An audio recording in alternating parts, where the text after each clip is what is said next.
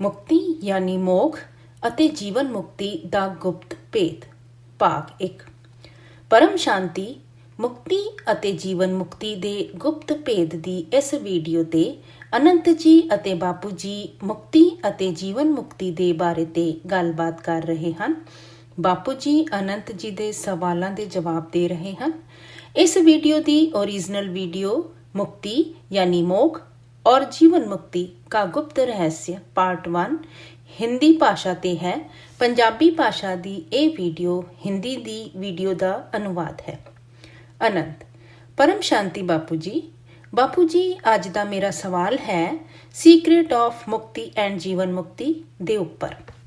आप जी ने सानू हमेशा ही मुक्ति ਅਤੇ ਜੀਵਨ ਮੁਕਤੀ ਦੇ ਬਾਰੇ ਤੇ ਬੜੀਆਂ ਡੂੰਘੀਆਂ ਗੱਲਾਂ ਸਮਝਾਈਆਂ ਹਨ, ਪਰ ਮੈਂ ਇਹ ਚਾਹੁੰਦਾ ਸੀ ਕਿ ਅੱਜ ਅਸੀਂ ਐਸੀ ਵਿਸ਼ਾ ਦੇ ਉੱਪਰ ਥੋੜੇ ਵੇਰਵੇ ਅਤੇ ਗਹਿਰਾਈ ਨਾਲ ਗੱਲ ਕਰੀਏ ਕਿ ਮੋਖ ਅਤੇ ਮੁਕਤੀ ਕੀ ਇੱਕੋ ਹੀ ਚੀਜ਼ ਹੈ। ਆਪ ਜੀ ਦੱਸੋ। ਬਾਪੂ ਜੀ, ਭਗਤੀ ਮਾਰਗ ਯਾਨੀ ਭਗਤੀ ਦੇ ਰਸਤੇ ਤੇ ਲੋਕੀ ਮੋਖ ਅਤੇ ਮੁਕਤੀ ਨੂੰ ਇੱਕ ਹੀ ਸਮਝਦੇ ਹਨ, ਪਰ ਮੋਖ ਅਤੇ ਮੁਕਤੀ ਪ੍ਰਾਪਤ ਕਰਨ ਲਈ ਵੱਖ-ਵੱਖ ਸ਼ਾਸਤਰਾਂ ਦੇ ਹਿਸਾਬ ਨਾਲ ਜੋ ਵਿਧ ਜਾਂ ਤਰੀਕਾ ਹੈ ਉਸੇ ਹਿਸਾਬ ਨਾਲ ਉਹ ਕਰਦੇ ਰਹਿੰਦੇ ਹਨ ਕਿ ਇਸ ਦਾ ਮੋਖ ਹੋ ਗਿਆ, ਇਸ ਦੀ ਆਤਮਾ ਦੀ ਮੁਕਤੀ ਹੋ ਗਈ, ਤੇ ਜੋ ਮੋਖ ਹੁੰਦਾ ਹੈ ਉਸੇ ਨੂੰ ਇਹ ਭਗਤੀ ਮਾਰਗ ਵਾਲੇ ਮਤਲਬ ਭਗਤੀ ਕਰਨ ਵਾਲੇ ਮੁਕਤੀ ਸਮਝ ਲੈਂਦੇ ਹਨ। ਪਰ ਗਿਆਨ ਮਾਰਗ ਤੇ ਮੁਕਤੀ ਵੱਖਰੀ ਚੀਜ਼ ਹੈ। ਜੇਕਰ ਗਿਆਨ ਮਾਰਗ ਤੇ ਮੁਕਤੀ ਨੂੰ ਸਮਝਿਆ ਜਾਏ ਤੇ ਮੁਕਤੀ ਕਿਸ ਨੂੰ ਕਵਾਂਗੇ। ਅਨੰਤ ਬਾਪੂ ਜੀ, ਅਸੀਂ ਆਪ ਜੀ ਨੂੰ ਗਿਆਨ ਮਾਰਗ ਦੇ ਬਾਰੇ ਤੇ ਪੁੱਛਾਂਗੇ, ਪਰ ਪਹਿਲਾਂ ਆਪ ਜੀ ਇਹ ਕਲੀਅਰ ਜਾਂ ਸਪਸ਼ਟ ਕਰ ਦਿਓ ਕਿ ਮੋਖ ਅਤੇ ਮੁਕਤੀ ਇੱਕ ਹੀ ਚੀਜ਼ ਹੈ। ਬਾਪੂ ਜੀ, ਭਗਤੀ ਮਾਰਗ ਤੇ ਇੱਕੋ ਹੀ ਮੰਨਦੇ ਹਨ। ਅਨੰਤ ਅੱਛਾ, ਭਗਤੀ ਮਾਰਗ ਤੇ ਇੱਕੋ ਹੀ ਚੀਜ਼ ਹੈ ਅਤੇ ਗਿਆਨ ਮਾਰਗ ਤੇ। ਬਾਪੂ ਜੀ, ਗਿਆਨ ਮਾਰਗ ਤੇ ਮੁਕਤੀ ਵੱਖ ਹੈ ਅਤੇ ਮੋਖ ਵੱਖਰਾ ਹੈ। ਅਨੰਤ ਤੇ ਆਪ ਜੀ ਥੋੜਾ ਦੱਸੋ ਕਿ ਕਿਸ ਤਰ੍ਹਾਂ ਵੱਖਰੇ ਹਨ। ਬਾਪੂ ਜੀ, ਜਿਸ ਤਰ੍ਹਾਂ ਕਿਸੇ ਆਤਮਾ ਨੂੰ ਜੇਕਰ ਮੋਖ ਲੈਣਾ ਹੈ ਤੇ ਉਹ ਆਤਮਾ ਮੋਖ ਲੈਣ ਲਈ ਬਹੁਤ ਪੁਰਸ਼ਾਰਥ ਯਾਨੀ ਤਿਆਗ ਤਪੱਸਿਆ ਕਰਦੀ ਹੈ।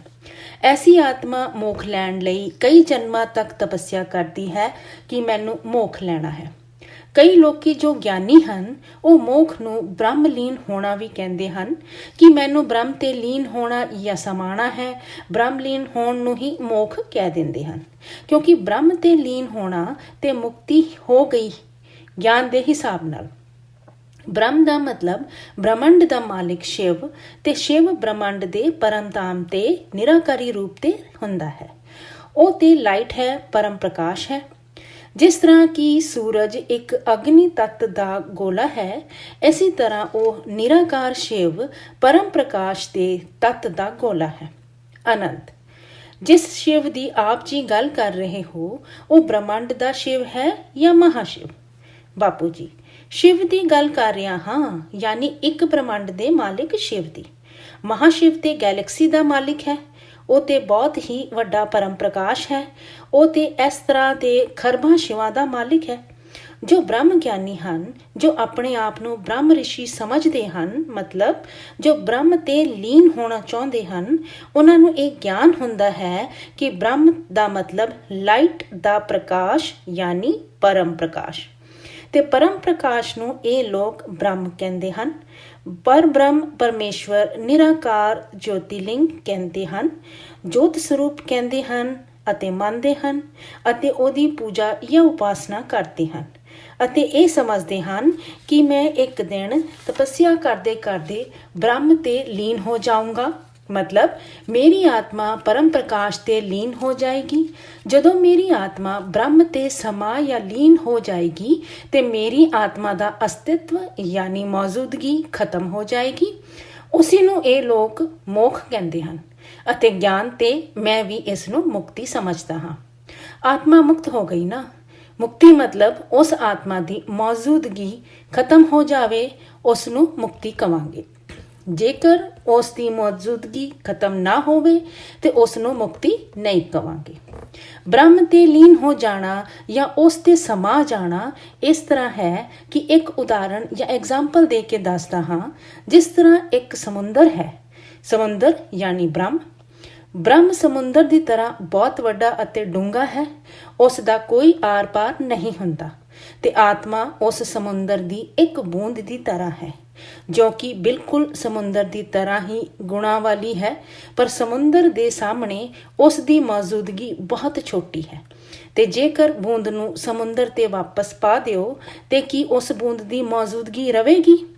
ਉਸੇ ਤਰ੍ਹਾਂ ਜੋ ਪਰਮ ਧਾਮ ਤੇ ਸ਼ਿਵ ਨਿਰਾਕਾਰ ਹੈ, ਜੋ ਪਰਮ ਪ੍ਰਕਾਸ਼ ਹੈ, ਜੋਤ ਸਰੂਪ ਜੋਤਿਰਲਿੰਗ ਸਰੂਪ ਹੈ, ਉਸ ਦੀ ਉਪਾਸਨਾ ਜਾਂ ਭਗਤੀ ਕਰਨ ਵਾਲੇ ਉਸ ਦੇ ਸਮਾਨ ਲਈ ਕਈ ਹਜ਼ਾਰਾਂ ਸਾਲਾਂ ਤੱਕ ਤਪੱਸਿਆ ਕਰਦੇ ਹਨ। ਕਿਸ ਤਰ੍ਹਾਂ ਭਗਤੀ ਕਰਦੇ ਹਨ? ਉਸ ਦੀ ਇੱਕ ਵਿਧ ਜਾਂ ਤਰੀਕਾ ਦੱਸਦਾ ਹਾਂ। ਕਿਉਂਕਿ ਵੇਖੋ, ਹਰ ਕਿਸੇ ਦੀ ਯਾਨੀ ਹਰ ਕਿਸੇ ਦੇਵੀ ਦੇਵਤਾ ਜਾਂ ਪਰਮਾਤਮਾ ਦੀ ਭਗਤੀ ਕਰਨ ਦਾ ਵੱਖਰਾ ਵੱਖਰਾ ਤਰੀਕਾ ਹੁੰਦਾ ਹੈ। ਕੋਈ ਨਿਰਾਕਾਰ ਪਰਮਾਤਮਾ ਦੀ ਭਗਤੀ ਕਰਦਾ ਹੈ ਅਤੇ ਕੋਈ ਸਾਕਾਰ ਯਾਨੀ ਵੇਖੇ ਜਾ ਸਕਣ ਵਾਲੇ ਮਤਲਬ ਮੂਰਤੀ ਜਾਂ ਚਿੱਤਰ ਦੇ ਰਾਹੀਂ ਵੇਖੇ ਜਾ ਸਕਣ ਵਾਲੇ ਪਰਮਾਤਮਾ ਦੀ ਭਗਤੀ ਕਰਦਾ ਹੈ ਅਤੇ ਕੋਈ ਦੇਵੀ ਦੇਵਤਿਆਂ ਦੀ ਭਗਤੀ ਕਰਦਾ ਹੈ। ਹਰ ਕਿਸੇ ਦੀ ਤਪੱਸਿਆ ਅਤੇ ਧਿਆਨ ਕਰਨ ਦਾ ਤਰੀਕਾ ਵੱਖਰਾ ਵੱਖਰਾ ਹੈ। ਅਨੰਤ ਬਾਪੂ ਜੀ, ਆਪ ਜੀ ਨੂੰ ਮੈਂ ਵਿਚਕਾਰ ਹੀ ਰੋਕਣਾ ਚਾਹਾਂਗਾ ਕਿ ਦੇਵੀ ਦੇਵਤੇ ਵੀ ਮੁਕਤੀ ਦੇ ਸਕਦੇ ਹਨ।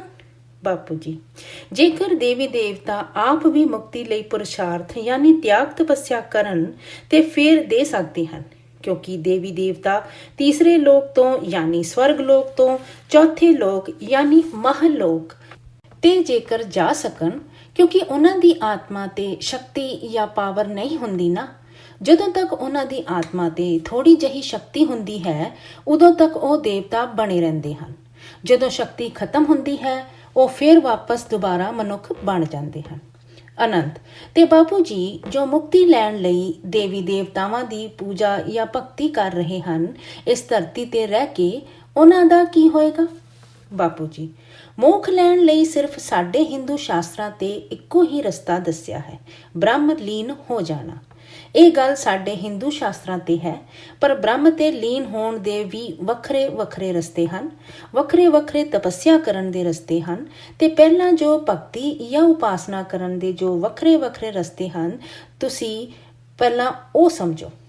ਮੋਖ ਤਾਂ ਸਾਰੇ ਹੀ ਚਾਹੁੰਦੇ ਹਨ, ਮੈਨੂੰ ਜੰਮਣ ਮਰਨ ਤੇ ਚੱਕਰਾਂ ਤੇ ਜਾਂ ਨਹੀਂ ਆਉਣਾ ਹੈ, ਮੈਨੂੰ 84 ਲੱਖ ਜੋਨੀਆਂ ਤੇ ਨਹੀਂ ਆਉਣਾ ਹੈ। ਤੇ ਇਸ ਕਰਕੇ ਮਨੁੱਖ ਆਤਮਾ ਮੋਖ ਲੈਣ ਲਈ ਵੱਖਰੇ ਵੱਖਰੇ ਰਸਤੇ ਅਪਣਾਉਂਦੀ ਹਨ। ਮਨੁੱਖ ਵੱਖਰੇ ਵੱਖਰੇ ਰਸਤਿਆਂ ਤੇ ਕਿਸ ਤਰ੍ਹਾਂ ਜਾ ਸਕਦਾ ਹੈ? ਜਿਸ ਤਰ੍ਹਾਂ ਕੋਈ ਆਤਮਾ ਅਨੇਕਾਂ ਜਨਮਾਂ ਤੋਂ ਮੋਖ ਦਾ ਸੰਕਲਪ ਜਾਂ ਨਿਸ਼ਚਾ ਲੈ ਕੇ ਜੰਮਣ ਮਰਨ ਦੇ ਚੱਕਰਾਂ ਤੇ ਆ ਕੇ ਮਨੁੱਖ ਬਣਦੀ ਹੈ ਤੇ ਅਨੇਕਾਂ ਜਨਮਾਂ ਦੇ ਅੰਤ ਤੇ ਉਸ ਨੂੰ ਮੋਖ ਲੈਣ ਲਈ ਥੋੜਾ ਜਿਹਾ ਚਾਂਸ ਜਾਂ ਮੌਕਾ ਮਿਲਦਾ ਹੈ। ਪਰ ਬਾਕੀ ਧਰਤੀ ਤੇ ਇੰਨੀ ਮਾਇਆ ਹੈ ਕਿ ਉਹ ਮਾਇਆ ਦੇ ਚੱਕਰਾਂ ਤੇ ਫਸ ਜਾਂਦੀ ਹੈ। ਜੋ ਵੀ ਮਨੁੱਖ ਆਤਮਾ ਇਸ ਧਰਤੀ ਤੇ ਜਨਮ ਲੈਂਦੀ ਹੈ ਤੇ ਮਾਇਆ ਕਰਕੇ ਕੀ ਬਣ ਜਾਂਦੀ ਹੈ? ਇੱਕ ਸੋਸ਼ਲ ਐਨੀਮਲ ਯਾਨੀ ਇੱਕ ਸਮਾਜਿਕ ਪ੍ਰਾਣੀ, ਯਾਨੀ ਇੱਕ ਸਮਾਜਿਕ ਪ੍ਰਾਣੀ ਦੀ ਤਰ੍ਹਾਂ ਸਮਾਜ ਤੇ ਰਹਿੰਦੇ ਰਹਿੰਦੇ ਸਮਾਜ ਦੇ ਜਾਂ ਫਿਰ ਆਪਣੇ ਜਾਂ ਆਪਣੇ ਪਰਿਵਾਰ ਦੇ ਮੋਹ ਮਾਇਆ ਕਰਕੇ ਉਹ ਜਾਨਵਰ ਮਿਸਲ ਯਾਨੀ ਜਾਨਵਰ ਦੀ ਤਰ੍ਹਾਂ, ਸਰਪ ਮਿਸਲ ਯਾਨੀ ਸੱਪ ਦੀ ਤਰ੍ਹਾਂ, ਕੋੜੀ ਮਿਸਲ ਯਾਨੀ ਇੱਕ ਕੌੜੀ ਦੀ ਕੀਮਤ ਵਾਲੀ ਤਰ੍ਹਾਂ ਦੀ ਆਤਮਾ ਬਣ ਜਾਂਦੀ ਹੈ। ਪਰ ਅਨੇਕਾਂ ਜਨਮਾਂ ਦਾ ਨਿਸ਼ਚਾ ਲੈ ਕੇ ਕਿ ਮੈਨੂੰ ਮੋਖ ਲੈਣਾ ਹੈ, ਮੈਨੂੰ ਤਪੱਸਿਆ ਕਰਨੀ ਹੈ, ਐਸੇ ਪੱਕੇ ਨਿਸ਼ਚਾ ਦੇ ਨਾਲ ਆਤਮਾਵਾਂ ਜਨਮ ਲੈਂਦੀਆਂ ਹਨ। ਤੇ ਇਸ ਤਰ੍ਹਾਂ ਦੀ ਪੱਕੇ ਨਿਸ਼ਚਾ ਵਾਲੀਆਂ ਕਈ ਆਤਮਾਵਾਂ ਹੁੰਦੀਆਂ ਹਨ ਅਤੇ ਉਹਨਾਂ ਨੂੰ ਪਤਾ ਹੁੰਦਾ ਹੈ ਕਿ ਇਹ ਤੇ ਮਾਇਆ ਹੈ, ਮੋਹ ਹੈ। ਉਹਨਾਂ ਨੂੰ ਪਿਛਲੇ ਜਨਮਾਂ ਦੇ ਗਿਆਨ ਦੀ ਯਾਦ ਹੁੰਦੀ ਹੈ। ਬਚਪਨ ਤੋਂ ਹੀ ਥੋੜਾ ਥੋੜਾ ਗਿਆਨ ਇਮਰਜ ਯਾਨੀ ਉਭਰਨ ਲੱਗ ਪੈਂਦਾ ਹੈ, ਯਾਨੀ ਬਾਹਰ ਆਉਣ ਲੱਗ ਪੈਂਦਾ ਹੈ। ਤੇ ਉਹ ਬਚਪਨ ਤੋਂ ਹੀ ਘਰੋਂ ਭੱਜ ਕੇ ਜੰਗਲਾਂ ਤੇ ਚਲੇ ਜਾਂਦੀਆਂ ਹਨ ਅਤੇ ਜੰਗਲਾਂ ਤੇ ਜੋ ਰਿਸ਼ੀ ਮੁਨੀ ਬੈਠੇ ਹਨ ਉਹਨਾਂ ਦੇ ਆਸ਼ਰਮਾਂ ਤੇ ਚਲੇ ਜਾਂਦੀਆਂ ਹਨ ਅਤੇ ਉਹਨਾਂ ਨੂੰ ਕਹਿੰਦੀਆਂ ਹਨ ਕਿ ਮੈਨੂੰ ਮੁਕਤੀ ਲੈਣ ਦਾ ਗਿਆਨ ਦਿਓ। ਉੱਥੇ ਮੁਕਤੀ ਲੈਣ ਦਾ ਗਿਆਨ ਉਹ ਇਮਰਜ ਜਾਂ ਪ੍ਰਾਪਤ ਕਰ ਲੈਂਦੀਆਂ ਹਨ, ਕਿਉਂਕਿ ਉਹ ਆਤਮਾਵਾਂ ਬਹੁਤ ਪਾਵਰਫੁਲ ਯਾਨੀ ਸ਼ਕਤੀ ਨਾਲ ਭਰੀਆਂ ਹੁੰਦੀਆਂ ਹਨ। ਕਿਉਂਕਿ ਕਈ ਜਨਮਾਂ ਦਾ ਸੰਕਲਪ ਜਾਂ ਨਿਸ਼ਚਾ ਹੁੰਦਾ ਹੈ ਕਿ ਮੈਨੂੰ ਮੋਖ ਚਾਹੀਦਾ ਹੈ, ਮੋਖ ਚਾਹੀਦਾ ਹੈ, ਤੇ ਹਰ ਜਨਮ ਤੇ ਮੋਖ ਲਈ ਨਿਸ਼ਚਾ ਹੋਣ ਕਰਕੇ ਅਨੇਕਾਂ ਜਨਮਾਂ ਤੋਂ ਬਾਅਦ ਉਸ ਨੂੰ ਮੋਖ ਲੈਣ ਦਾ ਮੌਕਾ ਮਿਲ ਜਾਂਦਾ ਹੈ। ਤੇ ਮੋਖ ਮਿਲਣ ਦਾ ਜਦੋਂ ਮੌਕਾ ਮਿਲਦਾ ਹੈ ਤਾਂ ਉਸ ਨੂੰ ਪਤਾ ਲੱਗਦਾ ਹੈ ਕਿ ਹੁਣ ਮੈਂ ਘਰ ਗ੍ਰਸਤੀ ਤੇ ਰਵਾਂਗਾ, ਮਾਇਆ ਤੇ ਰਵਾਂਗਾ, ਇਸ ਸੰਸਾਰ ਤੇ ਰਵਾਂਗਾ ਤੇ ਫਿਰ ਮਾਇਆ ਤੇ ਫਸ ਜਾਵਾਂਗਾ ਤੇ ਫਿਰ ਦੁਬਾਰਾ ਜਨਮ ਲੈਣਾ ਪਵੇਗਾ। ਫਿਰ ਕਰਮਾਂ ਦੇ ਹਿਸਾਬ ਕਿਤਾਬ ਤੇ ਆਵਾਂਗਾ ਤੇ ਕਰਮਾਂ ਦੇ ਹਿਸਾਬ ਕਿਤਾਬ ਤੋਂ ਮੁਕਤ ਹੋਣ ਲਈ ਐਸੀ ਆਤਮਾਵਾਂ ਬਹੁਤ ਗਿਆਨੀਆਂ ਹੁੰਦੀਆਂ ਹਨ ਤੇ ਫਿਰ ਅਨੇਕਾਂ ਜਨਮਾਂ ਤੇ ਉਹ ਘਰ ਗ੍ਰਸਤੀ ਤੇ ਰਹਿ ਕੇ ਵੀ ਮੋਖ ਲੈਣ ਲਈ ਥੋੜੇ ਥੋੜੇ ਗਿਆਨ ਦੇ ਮਾਰਗ ਤੇ ਤੁਰਦੀਆਂ ਰਹਿੰਦੀਆਂ ਹਨ। ਅਨੰਤ। ਪਰ ਬਾਪੂ ਜੀ, ਇੱਥੇ ਮੈਨੂੰ ਇਹ ਗੱਲ ਸਮਝਣੀ ਜ਼ਰੂਰੀ ਲੱਗ ਰਹੀ ਹੈ ਕਿ ਜੇਕਰ ਸਪੋਜ਼ 5 ਜਨਮ ਮੈਂ ਬਹੁਤ ਤਪ ਕੀਤਾ ਤੇ ਉਸ ਤੋਂ ਬਾਅਦ ਮੋਖ ਹੋਏਗਾ ਜਾਂ ਕਲਪ ਪ੍ਰਲਯ ਹੋਏਗਾ, ਜਾਂ ਜਦੋਂ ਸ਼ਿਵ ਯਾਨੀ ਇੱਕ ਬ੍ਰਹਮੰਡ ਦਾ ਮਾਲਿਕ ਕਾਲ ਲਗਨ ਪੈਦਾ ਕਰਕੇ ਸਾਰੀਆਂ ਆਤਮਾਵਾਂ ਨੂੰ ਆਪਣੇ ਅੰਦਰ ਸਮਾ ਲਵੇਗਾ, ਉਦੋਂ ਮੋਖ ਹੋਏਗਾ? ਇਹ ਬਹੁਤ ਇੰਪੋਰਟੈਂਟ ਸਵਾਲ ਹੈ ਮੇਰੇ ਲਈ। ਬਾਪੂ ਜੀ, ਹਾਂ, ਪਰ ਹਲੇ ਤੇ ਅਸੀਂ ਭਗਤੀ ਮਾਰਗ ਦੇ ਮੋਖ ਦੀ ਗੱਲ ਕਰ ਰਹੇ ਹਾਂ। ਜੋ ਤੁਸੀਂ ਪੁੱਛ ਰਹੇ ਹੋ ਉਹ ਤੇ ਆਤਮਾ ਦੀ ਲਾਸਟ ਜਾਂ ਆਖਰੀ ਮੋਮੈਂਟ ਜਾਂ ਘੜੀ ਹੈ ਨਾ। ਉਹ ਤੇ ਜਦੋਂ ਅਰਧ ਪ੍ਰਲਯ ਕਲਪ ਪ੍ਰਲਯ ਹੁੰਦੀ ਹੈ ਤੇ ਮਹਾਕਾਲ ਪ੍ਰਲਯ ਤੇ ਸ਼ਿਵ ਕਾਲ ਲਗਨ ਪੈਦਾ ਕਰਕੇ ਪੂਰੇ ਬ੍ਰਹਮੰਡ ਨੂੰ ਜਲਾ ਕੇ ਭਸਮ ਕਰ ਦਿੰਦਾ ਹੈ। ਜਦੋਂ ਬ੍ਰਹਮਾ ਦੇ 100 ਸਾਲ ਪੂਰੇ ਹੁੰਦੇ ਹਨ ਤੇ ਬ੍ਰਹਮੰਡ ਦਾ ਵਕਤ ਪੂਰਾ ਹੋ ਜਾਂਦਾ ਹੈ, ਉਸ ਵੇਲੇ ਸ਼ਿਵ ਸੂਰਜ ਤੇ ਪ੍ਰਵੇਸ਼ ਕਰਕੇ ਕਾਲ ਲਗਨ ਪੈਦਾ ਕਰਕੇ ਪੂਰਾ ਬ੍ਰਹਮੰਡ ਜਲਾ ਦਿੰਦਾ ਹੈ ਤੇ ਉਸ ਤੇ ਆਤਮਾ ਵੀ ਸੜ ਕੇ ਭਸਮ ਜਾਂ ਸਵਾਹ ਬਣ ਜਾਂਦੀ ਹੈ। ਕਾਲ ਅਗਨੀ ਤੇ, ਕਾਲ ਦਾ ਮਤਲਬ ਸਮੇਂ ਜਾਂ ਵਕਤ, ਤੇ ਵਕਤ ਵੀ ਅਗਨੀ ਤੇ ਖਤਮ ਹੋ ਗਿਆ। ਇਹ ਤੇ ਬਹੁਤ ਆਖਰੀ ਵਕਤ ਦੀ ਗੱਲ ਹੈ। ਪਰ ਬ੍ਰਹਮੰਡ ਤੇ ਬ੍ਰਹਮਾਂਡਾ 100 ਸਾਲ ਹੈ। ਜੇਕਰ ਕੋਈ ਗਿਆਨੀ ਹੈ ਤੇ ਉਸ ਨੂੰ ਪਤਾ ਹੈ ਕਿ ਬ੍ਰਹਮਾ ਦਾ ਦੂਸਰਾ ਪਰਾਧ ਚੱਲ ਰਿਹਾ ਹੈ, ਯਾਨੀ ਬ੍ਰਹਮਾ ਦੇ ਸਾਲ ਵਿੱਚੋਂ 50 ਸਾਲ ਬੀਤ ਗਏ ਹਨ ਅਤੇ ਹੁਣ ਬ੍ਰਹਮਾ ਦਾ ਦੂਸਰਾ ਪਰਾਧ ਯਾਨੀ ਬਾਕੀ ਦੇ 50 ਸਾਲ ਦਾ ਵਕਤ ਚੱਲ ਰਿਹਾ ਹੈ ਨਾ। ਹੁਣ ਉਸ ਗਿਆਨੀ ਆਤਮਾ ਨੂੰ ਇਹ ਪਤਾ ਹੈ ਕਿ ਮਹਾਕਲਪ ਪ੍ਰਲਯ ਤੇ ਬਹੁਤ ਟਾਈਮ ਜਾਂ ਵਕਤ ਹੈ। ਹੁਣ ਤੇ ਮਹਾਕਲਪ ਪ੍ਰਲਯ ਤੇ ਹੀ ਆਤਮਾ ਨੂੰ ਮੁਕਤੀ ਮਿਲਦੀ ਹੈ ਤੇ ਉਹ ਉਡੀਕ ਜਾਂ ਇੰਤਜ਼ਾਰ ਨਹੀਂ ਕਰੇਗਾ ਨਾ। ਜਿਸ ਨੂੰ ਮੋਖ ਲੈਣਾ ਹੈ ਉਹ 84 ਲੱਖ ਜੋਨੀਆਂ ਜਾਂ ਚੱਕਰਾਂ ਤੋਂ ਛੁਟਕਾਰਾ ਚਾਹੁੰਦਾ ਹੈ, ਕਿਉਂਕਿ ਉਹ ਜਾਣਦਾ ਹੈ ਕਿ ਬਾਰ-ਬਾਰ ਜੰਮਣ ਮਰਨ ਦੇ ਚੱਕਰਾਂ ਤੇ ਆਉਣ ਦੀ ਬਜਾਏ ਅਸੀਂ ਪੁਰਸ਼ਾਰਥ ਯਾਨੀ ਤਪੱਸਿਆ ਕਰੀਏ। ਉਸ ਆਤਮਾ ਦੇ ਕਿੰਨੇ ਵੀ ਜਨਮ ਹੋਣ ਯਾਨੀ ਅਨੇਕਾਂ ਜਨਮਾਂ ਤੇ ਹਰੇਕ ਜਨਮ ਤੇ ਉਸ ਦੀ ਬੁੱਧ ਤੇ ਇੱਕੋ ਹੀ ਪੱਕਾ ਸੰਕਲਪ ਜਾਂ ਪੱਕਾ ਨਿਸ਼ਚੈ ਹੁੰਦਾ ਹੈ ਕਿ ਮੈਨੂੰ ਮੋਖ ਚਾਹੀਦਾ, ਮੈਨੂੰ ਮੋਖ ਚਾਹੀਦਾ, ਮੈਨੂੰ ਮੋਖ ਚਾਹੀਦਾ। ਹਰ ਵਾਰ ਹਰ ਜਨਮ ਤੇ ਉਹ ਆਤਮਾ ਮੋਖ ਲੈਣ ਲਈ ਬਹੁਤ ਤਿਆਗ ਤਪੱਸਿਆ ਕਰਦੀ ਹੈ। ਫਿਰ ਉਸ ਆਤਮਾ ਦੇ ਆਖਰੀ ਜਨਮ ਤੇ ਉਸ ਨੂੰ ਮੋਖ ਮਿਲਦਾ ਹੈ। ਇਸ ਤਰ੍ਹਾਂ ਦੀਆਂ ਆਤਮਾਵਾਂ ਜੰਗਲਾਂ ਤੇ ਜਾ ਕੇ ਬ੍ਰਹਮਲੀਨ ਦੀ ਤਪੱਸਿਆ ਕਰਦੀਆਂ ਹਨ, ਪਰ ਫਿਰ ਵੀ 1 ਸਾਲ ਤੱਕ ਵੀ ਬ੍ਰਹਮਲੀਨ ਨਹੀਂ ਹੁੰਦੀਆਂ। ਅਸਲ ਤੇ ਬ੍ਰਹਮਲੀਨ ਹੋਣ ਦਾ ਪ੍ਰੋਸੈਸ ਕੀ ਹੈ? ਜਦੋਂ ਉਹ ਆਤਮਾ ਬ੍ਰਹਮ ਤੇ ਲੀਨ ਹੁੰਦੀ ਹੈ ਜਾਂ ਬ੍ਰਹਮ ਤੇ ਸਮਾਂਦੀ ਹੈ ਤੇ ਉਹ ਨਿਰਾਕਾਰ ਜੋਤ ਸਰੂਪ ਬ੍ਰਹਮ ਦੀ ਭਗਤੀ ਕਰਦੀ ਹੈ, ਪਰ ਬ੍ਰਹਮ ਪਰਮੇਸ਼ਵਰ ਨੂੰ ਮੰਨਦੀ ਹੈ। ਪਰ ਬ੍ਰਹਮ ਪਰਮੇਸ਼ਵਰ ਨੂੰ ਸ਼ਿਵ ਵੀ ਨਹੀਂ ਕਹਿੰਦੇ, ਕਿਉਂਕਿ ਸ਼ਿਵ ਜੋ ਆਕਾਰੀ ਯਾਨੀ 3 ਤੱਤਾਂ ਵਾਲਾ ਹੈ ਨਾ, ਉਹ ਸ਼ਿਵਪੁਰੀ ਤੇ ਰਹਿੰਦਾ ਹੈ। ਉਸ ਨੂੰ ਸ਼ਿਵ ਸ਼ਕਤੀ ਮੰਨਦੇ ਹਨ। ਸ਼ਿਵ ਸ਼ਕਤੀ ਅਤੇ ਸ਼ੰਕਰ ਸਾਕਾਰ ਰੂਪ ਅਵਤਾਰ ਹਨ। ਇਹਨਾਂ ਨੇ ਸ਼ਿਵ ਅਤੇ ਸ਼ੰਕਰ ਨੂੰ ਮਿਲਾ ਕੇ ਇੱਕ ਹੀ ਰੂਪ ਕਰ ਦਿੱਤਾ ਹੈ, ਕਿਉਂਕਿ ਇਹ ਗਿਆਨੀ ਹੁੰਦੇ ਹਨ ਤੇ ਇਹ ਸ਼ੰਕਰ ਦੀ ਵੀ ਭਗਤੀ ਜਾਂ ਉਪਾਸਨਾ ਨਹੀਂ ਕਰਦੇ। ਇਹ ਮੰਨਦੇ ਹਨ ਕਿ ਸ਼ੰਕਰ ਸ਼ਿਵ ਦਾ ਅਵਤਾਰ ਹੈ, ਸਾਕਾਰੀ ਰੂਪ ਹੈ, ਯਾਨੀ ਵੇਖਿਆ ਜਾ ਸਕਣ ਵਾਲਾ ਰੂਪ ਹੈ। ਸ਼ਿਵ ਸ਼ਕਤੀ ਸ਼ਿਵਪੁਰੀ ਤੇ ਰਹਿੰਦੇ ਹਨ ਤੇ ਉਹਨਾਂ ਦਾ ਅਵਤਾਰ ਹੈ ਸ਼ੰਕਰ। ਅਸਲ ਤੇ ਜੋ ਬ੍ਰਹਮ ਗਿਆਨੀ ਹਨ ਉਹ ਸ਼ੰਕਰ ਦੀ ਉਪਾਸਨਾ ਜਾਂ ਭਗਤੀ ਨਹੀਂ ਕਰਦੇ, ਉਹ ਤੇ ਨਿਰਾਕਾਰੀ ਬ੍ਰਹਮ ਦੀ ਉਪਾਸਨਾ ਕਰਦੇ ਹਨ, ਜੋਤ ਸਰੂਪ ਦੀ ਭਗਤੀ ਕਰਦੇ ਹਨ। ਉਹ ਪਰਮ ਧਾਮ ਤੇ ਜਾਣ ਲਈ ਪਰਮ ਧਾਮ ਦੀ ਤਪੱਸਿਆ ਕਰਦੇ ਹਨ। ਪਰਮ ਧਾਮ ਜਾਣ ਦਾ ਕੀ ਗਿਆਨ ਹੈ ਤੇ ਉਹ ਪਰਮ ਧਾਮ ਜਾਣ ਦਾ ਗਿਆਨ ਲੈਂਦੇ ਹਨ। ਅਨੰਤ।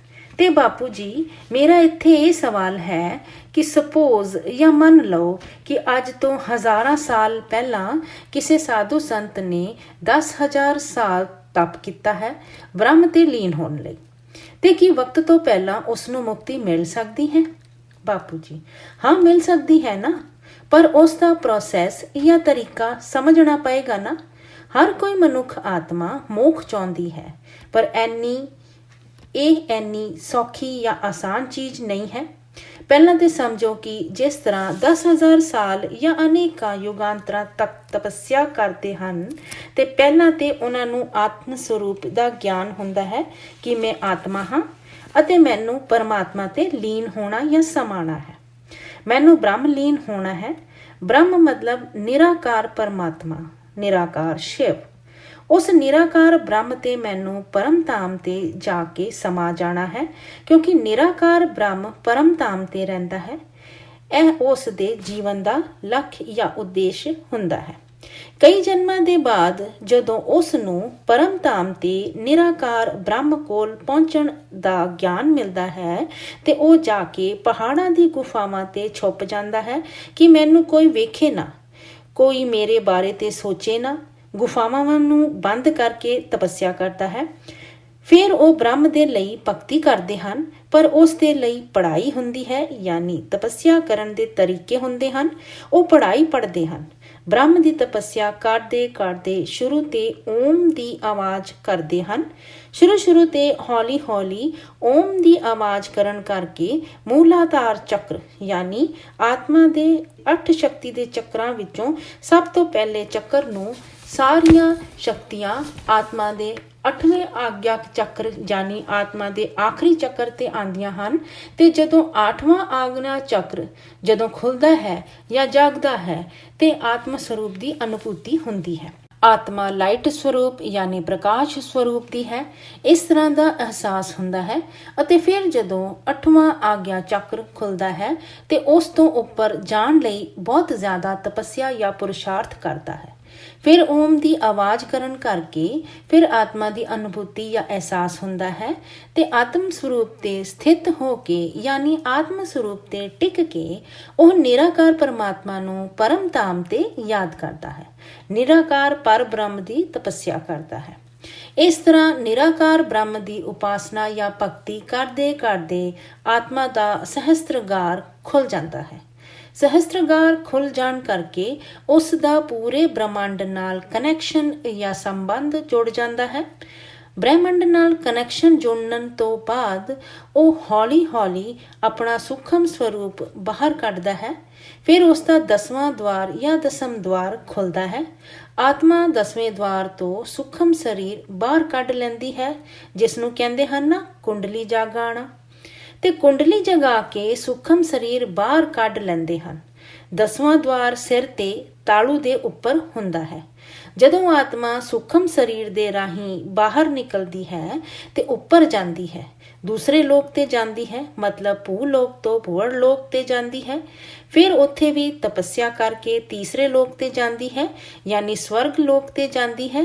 ਪਰ ਉਸ ਨੂੰ ਪਤਾ ਹੈ ਕਿ ਸਵਰਗ ਲੋਕ ਤੇ ਮੈਂ ਫਸ ਜਾਵਾਂਗੀ ਅਤੇ ਫਿਰ ਨੀਚੇ ਡਿੱਗ ਕੇ ਮਨੁੱਖ ਬਣ ਜਾਵਾਂਗੀ। ਇਸ ਲਈ ਸਵਰਗ ਲੋਕ ਤੇ ਇਸ ਤਰ੍ਹਾਂ ਦੀ ਆਤਮਾਵਾਂ ਟਿਕਦੀਆਂ ਨਹੀਂ ਹੈ। ਫਿਰ ਉਹ ਮਹਿਰ ਲੋਕ ਤੇ ਜਾਂਦੀ ਹੈ, ਫਿਰ ਹੋਰ ਤਪੱਸਿਆ ਕਰਦੀ ਹੈ, ਫਿਰ ਜਨ ਲੋਕ ਤੇ ਜਾਂਦੀ ਹੈ। ਅਨੰਤ ਤੇ ਬਾਪੂ ਜੀ, ਆਪ ਜੀ ਨੂੰ ਵਿਚਕਾਰ ਹੀ ਰੋਕਾਂਗਾ ਕਿ ਮੋਖ ਮਿਲਣ ਤੋਂ ਬਾਅਦ ਇਹ ਸਾਰੇ ਲੋਕ ਕ੍ਰੋਸ ਜਾਂ ਪਾਰ ਕਰਨੇ ਹੋਣਗੇ ਜਾਂ ਨਹੀਂ? ਬਾਪੂ ਜੀ, ਮੋਖ ਕਿੱਥੇ ਹੋਇਆ? ਮੋਖ ਤੇ ਹਲੇ ਹੋਇਆ ਹੀ ਨਹੀਂ ਉਸਦਾ। ਹਲੇ ਤੇ ਪ੍ਰੋਸੈਸ ਚੱਲ ਰਿਹਾ ਹੈ ਉਸਦਾ। ਹਲੇ ਤੇ ਮੋਖ ਦੀ ਪ੍ਰੋਸੈਸ ਤੇ ਹੈ ਆਤਮਾ। ਅਨੰਤ, ਫਿਰ ਉਸਦਾ ਸਰੀਰ ਤੇ ਨਹੀਂ ਹੋਏਗਾ ਨਾ। ਫਿਰ ਜਦੋਂ ਉਹ ਉੱਪਰ ਦੇ ਲੋਕ ਤੇ ਜਾਏਗਾ ਤਾਂ ਸਰੀਰ ਖਤਮ ਹੋ ਜਾਏਗਾ। ਬਾਪੂ ਜੀ, ਪਰ ਸੂਖਮ ਸਰੀਰ ਤੇ ਹੈ ਨਾ। ਅਨੰਤ, ਅੱਛਾ, ਪਰ ਨਹੀਂ, ਅਸੀਂ ਇੱਥੇ ਗੱਲ ਕਰ ਰਹੇ ਸੀ ਮਨੁੱਖ ਸਥੂਲ ਸਰੀਰ ਦੇ ਨਾਲ ਯੋਗ ਕਰਦਾ ਹੈ, 10ਮ ਦੁਆਰ ਖੋਲਦਾ ਹੈ, ਉਸ ਦਾ ਸੂਖਮ ਸਰੀਰ ਬਾਹਰ ਨਿਕਲਦਾ ਹੈ। ਬਾਪੂ ਜੀ, ਇਹ ਸਥੂਲ ਸਰੀਰ ਯਾਨੀ 5 ਤੱਤਾਂ ਦਾ ਸਰੀਰ ਉੱਥੇ ਹੀ ਰਹਿ ਜਾਂਦਾ ਹੈ ਜਿੱਥੇ ਗੁਫਾ ਤੇ ਤਪੱਸਿਆ ਕਰਦਾ ਹੈ ਨਾ। ਪਰ ਇੰਨੀ ਘੋਰ ਤਪੱਸਿਆ ਕਰਦੇ ਹਨ, ਖਾਣਾ ਪੀਣਾ ਛੱਡ ਦਿੰਦੇ ਹਨ। ਤਪੱਸਿਆ ਦੇ ਅੰਦਰ ਬਹੁਤ ਵੱਖਰੇ ਵੱਖਰੇ ਤਰੀਕੇ ਹੁੰਦੇ ਹਨ ਤੇ ਉਹ ਖਾਣਾ ਪੀਣਾ ਛੱਡ ਕੇ ਹਵਾ ਤੇ ਜੀਂਦੇ ਹਨ। ਸਾਡੇ ਹਿੰਦੂ ਸ਼ਾਸਤਰਾਂ ਤੇ ਕਈ ਤਰ੍ਹਾਂ ਦੇ ਵੱਖਰੇ ਵੱਖਰੇ ਤਰੀਕੇ ਹਨ ਤਪੱਸਿਆ ਕਰਨ ਦੇ। ਤੇ ਬ੍ਰਹਮ ਗਿਆਨੀ ਵੱਖਰੇ ਵੱਖਰੇ ਤਰੀਕੇ ਨਾਲ ਤਪੱਸਿਆ ਕਰਦੇ ਹਨ ਤੇ ਫਿਰ ਸਥੂਲ ਸਰੀਰ ਤੋਂ ਉਹਨੂੰ ਖਾਣ ਪੀਣ ਦੀ ਲੋੜ ਨਹੀਂ ਪੈਂਦੀ। ਜਿਸ ਤਰ੍ਹਾਂ ਸਾਡੇ ਗੁਜਰਾਤ ਤੇ ਨਹੀਂ ਹੈ ਇੱਕ ਪ੍ਰਹਲਾਦ ਜਾਨੀ, ਜਿਸ ਨੂੰ ਬਚਪਨ ਤੋਂ ਹੀ ਯਾਨੀ ਕਈ ਸਾਲਾਂ ਤੋਂ ਹੀ ਅੰਨ ਪਾਣੀ ਨਹੀਂ ਖਾਂਦਾ ਨਾ ਪੀਂਦਾ ਹੈ, ਤਾਂ ਵੀ ਜੀ ਰਿਹਾ ਹੈ ਨਾ ਮਨੁੱਖਾਂ ਦੀ ਤਰ੍ਹਾਂ। ਪਰ ਉਹ ਤਪੱਸਿਆ ਨਹੀਂ ਕਰਦਾ, ਪਰ ਉਹ ਜੀ ਸਕਦਾ ਹੈ। ਵਾਤਾਵਰਣ ਤੇ ਵੀ ਸਭ ਕੁਝ ਹੈ ਅਤੇ ਇਸ ਕਰਕੇ ਉਹ ਹਵਾ ਤੋਂ ਹੀ ਪਾਣੀ ਅਤੇ ਖੁਰਾਕ ਲੈ ਸਕਦਾ ਹੈ। ਤੇ ਜੋ ਮਨੁੱਖ ਆਤਮਾ ਬ੍ਰਹਮਲੀਨ ਹੋਣ ਲਈ ਬ੍ਰਹਮ ਦੀ ਉਪਾਸਨਾ ਕਰ ਰਹੀ ਹੈ, ਉਹ ਆਤਮਾ ਦੀ ਅਨੁਭੂਤੀ ਕਰਨ ਲਈ ਜਾਂ ਆਤਮ ਸਰੂਪ ਦੀ ਅਨੁਭੂਤੀ ਕਰਨ ਲਈ ਓਮ ਦੀ ਧਵਨੀ ਜਾਂ ਆਵਾਜ਼ ਕਰਦੀ ਹੈ। ਓਮ ਦੀ ਆਵਾਜ਼ ਕਰਨ ਕਰਕੇ ਉਸ ਦੀ ਕੁੰਡਲਨੀ ਜਾਗ ਜਾਂਦੀ ਹੈ, ਪਰ ਉਸ ਤੇ ਵੀ ਉਹਨੂੰ ਬਹੁਤ ਵਕਤ ਲੱਗਦਾ ਹੈ। ਇਸ ਤਰ੍ਹਾਂ ਨਹੀਂ ਹੈ ਕਿ 10-15 ਦਿਨ ਤੇ ਹੀ ਕੁੰਡਲਨੀ ਜਾਗ ਜਾਏਗੀ। ਘੱਟ ਤੋਂ ਘੱਟ 12 ਸਾਲ ਦਾ ਬ੍ਰਹਮਚਰਯ ਯਾਨੀ ਸੱਚਾ ਸੁੱਚਾ ਅਤੇ ਪਵਿੱਤਰ ਜੀਵਨ ਹੋਵੇ, ਉਦੋਂ ਉਸ ਦੇ ਅੰਦਰ ਦੀ ਮੂਲਾਧਾਰ ਚੱਕਰ ਤੇ ਪਈਆਂ ਹੋਈਆਂ ਸ਼ਕਤੀਆਂ ਉੱਪਰ ਉੱਠਦੀਆਂ ਹਨ ਅਤੇ ਉੱਪਰ ਦੀ ਤਰਫ ਯਾਨੀ ਮੱਥੇ ਦੀ ਤਰਫ ਆਉਣਾ ਸ਼ੁਰੂ ਕਰਦੀਆਂ ਹਨ ਅਤੇ ਹੌਲੀ ਹੌਲੀ 8ਵਾਂ ਆਗਿਆ ਚੱਕਰ ਯਾਨੀ ਆਤਮਾ ਤੇ ਆਉਂਦੀਆਂ ਹਨ। 12 ਸਾਲ ਜਾਂ ਕਈ ਸਾਲ ਐਸੀਆਂ ਆਤਮਾਵਾਂ ਤਪੱਸਿਆ ਕਰਦੀਆਂ ਹਨ ਤੇ ਫਿਰ ਜਾ ਕੇ ਆਤਮ ਸਰੂਪ ਦੀ ਅਨੁਭੂਤੀ ਹੁੰਦੀ ਹੈ। ਆਤਮ ਸਰੂਪ ਦੀ ਅਨੁਭੂਤੀ ਕਰਨ ਲਈ ਘੱਟ ਤੋਂ ਘੱਟ 12 ਸਾਲ ਦਾ ਸੰਪੂਰਨ ਸੱਚਾ ਸੁੱਚਾ ਅਤੇ ਪਵਿੱਤਰ ਜੀਵਨ ਯਾਨੀ ਟੋਟਲ ਬ੍ਰਹਮਚਰਯ ਚਾਹੀਦਾ। ਫਿਰ ਬਾਅਦ 'ਚ ਆਤਮ ਸਰੂਪ ਦੀ ਅਨੁਭੂਤੀ ਹੁੰਦੀ ਹੈ ਅਤੇ ਇਸ ਦਸਮ ਦਵਾਰ ਤੇ ਖੁੱਲ੍ਹਦੇ ਖੁੱਲ੍ਹਦੇ ਉਸ ਨੂੰ ਬਹੁਤ ਵਕਤ ਲੱਗ ਜਾਂਦਾ ਹੈ। ਉਸੇ ਵਕਤ ਯਾਨੀ ਉਸ ਦੀ ਬ੍ਰਹਮ ਦੀ ਤਪੱਸਿਆ ਦੇ ਦੌਰਾਨ ਜੇਕਰ ਉਸ ਦੇ ਜੰਮਣ ਮਰਨ ਦੇ ਚੱਕਰ ਦੇ ਹਿਸਾਬ ਨਾਲ ਉਸ ਦੀ ਮੌਤ ਵੀ ਆ ਜਾਵੇ ਤੇ ਜਮਰਾਜ ਵੀ ਉਸ ਨੂੰ ਵਿਚਕਾਰ ਡਿਸਟਰਬ ਜਾਂ ਵਿਘਨ ਨਹੀਂ ਪਾ ਸਕਦਾ। ਉੱਪਰ ਐਸਾ ਨਿਯਮ ਹੈ, ਸ਼ਾਇਦ ਇਹ ਨਿਯਮ ਨੂੰ ਕੋਈ ਜਾਣਦਾ ਹੋਵੇ ਜਾਂ ਨਹੀਂ ਜਾਣਦਾ ਹੋਵੇ। ਅੱਗੇ ਬਾਪੂ ਜੀ ਦੱਸਦੇ ਹੋਏ ਕਹਿੰਦੇ ਹਨ ਕਿ ਮੈਂ ਇਸ ਗੱਲ ਨੂੰ ਆਪਣੀ ਸਮਾਧੀ ਅਵਸਥਾ ਤੇ ਵੇਖਿਆ ਹੈ ਕਿ ਜਦੋਂ ਕੋਈ ਬ੍ਰਹਮ ਦੀ ਉਪਾਸਨਾ ਜਾਂ ਭਗਤੀ ਕਰਦਾ ਹੈ ਤੇ ਇਹ ਨਿਰਾਕਾਰ ਬ੍ਰਹਮ ਦੀ ਉਪਾਸਨਾ ਹੈ ਜੋ ਕਿ ਇਸ ਬ੍ਰਹਮੰਡ ਦਾ ਮਾਲਿਕ ਜਾਂ ਆਲਮਾਈਟੀ ਅਥਾਰਟੀ ਹੈ, ਸ਼ਿਵ ਹੈ। ਤੇ ਜਦੋਂ ਬ੍ਰਹਮ ਗਿਆਨੀ ਨਿਰਾਕਾਰ ਬ੍ਰਹਮ ਦੀ ਭਗਤੀ ਕਰਦਾ ਹੈ ਤੇ ਉਸ ਦੀ ਯਾਨੀ ਨਿਰਾਕਾਰ ਸ਼ਿਵ ਦੇ ਅਤੇ ਬ੍ਰਹਮ ਗਿਆਨੀ ਦੇ ਵਿਚਕਾਰ ਭਾਵੇਂ ਬ੍ਰਹਮ ਗਿਆਨੀ ਦੇ ਕਰਮਾਂ ਦੇ ਹਿਸਾਬ ਕਿਤਾਬ ਦੇ ਕਰਕੇ ਉਸ ਦੀ ਮੌਤ ਹੋਣ ਦਾ ਵੀ ਵਕਤ ਆ ਗਿਆ ਹੋਵੇ ਤੇ ਯਮਰਾਜ ਵੇਖਦਾ ਹੈ ਕਿ ਉਸ ਬ੍ਰਹਮ ਗਿਆਨੀ ਨੂੰ ਮੌਤ ਦੇਵਾਂ ਕਿ ਨਾ ਦੇਵਾਂ, ਤੇ ਬ੍ਰਹਮ ਗਿਆਨੀ ਨੂੰ ਯਮਰਾਜ ਮੌਤ ਨਹੀਂ ਦੇਵੇਗਾ। ਅਨੰਤ, ਇਹ ਤੇ ਬਹੁਤ ਹੈਰਾਨ ਕਰਨ ਵਾਲੀ ਗੱਲ ਹੈ ਬਾਪੂ ਜੀ।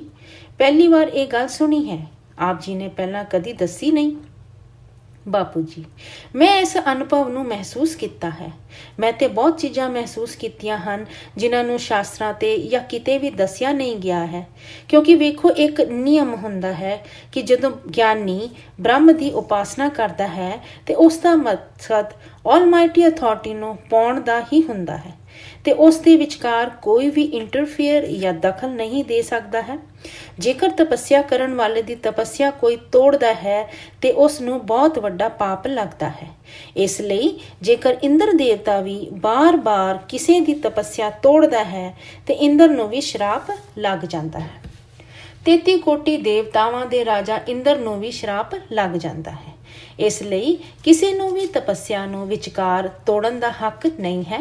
ਜਦੋਂ ਇੰਦਰ ਹੀ ਤਪੱਸਿਆ ਨਹੀਂ ਭੰਗ ਕਰ ਸਕਦਾ ਤੇ ਇਹ ਤੇ ਯਮਰਾਜ ਹੈ। ਯਮਰਾਜ ਨੂੰ ਇੰਨੀ ਅਥਾਰਟੀ ਜਾਂ ਖੁੱਲ੍ਹ ਨਹੀਂ ਹੈ, ਉਹ ਵਾਪਿਸ ਚਲਾ ਜਾਏਗਾ ਉੱਥੋਂ ਦੀ।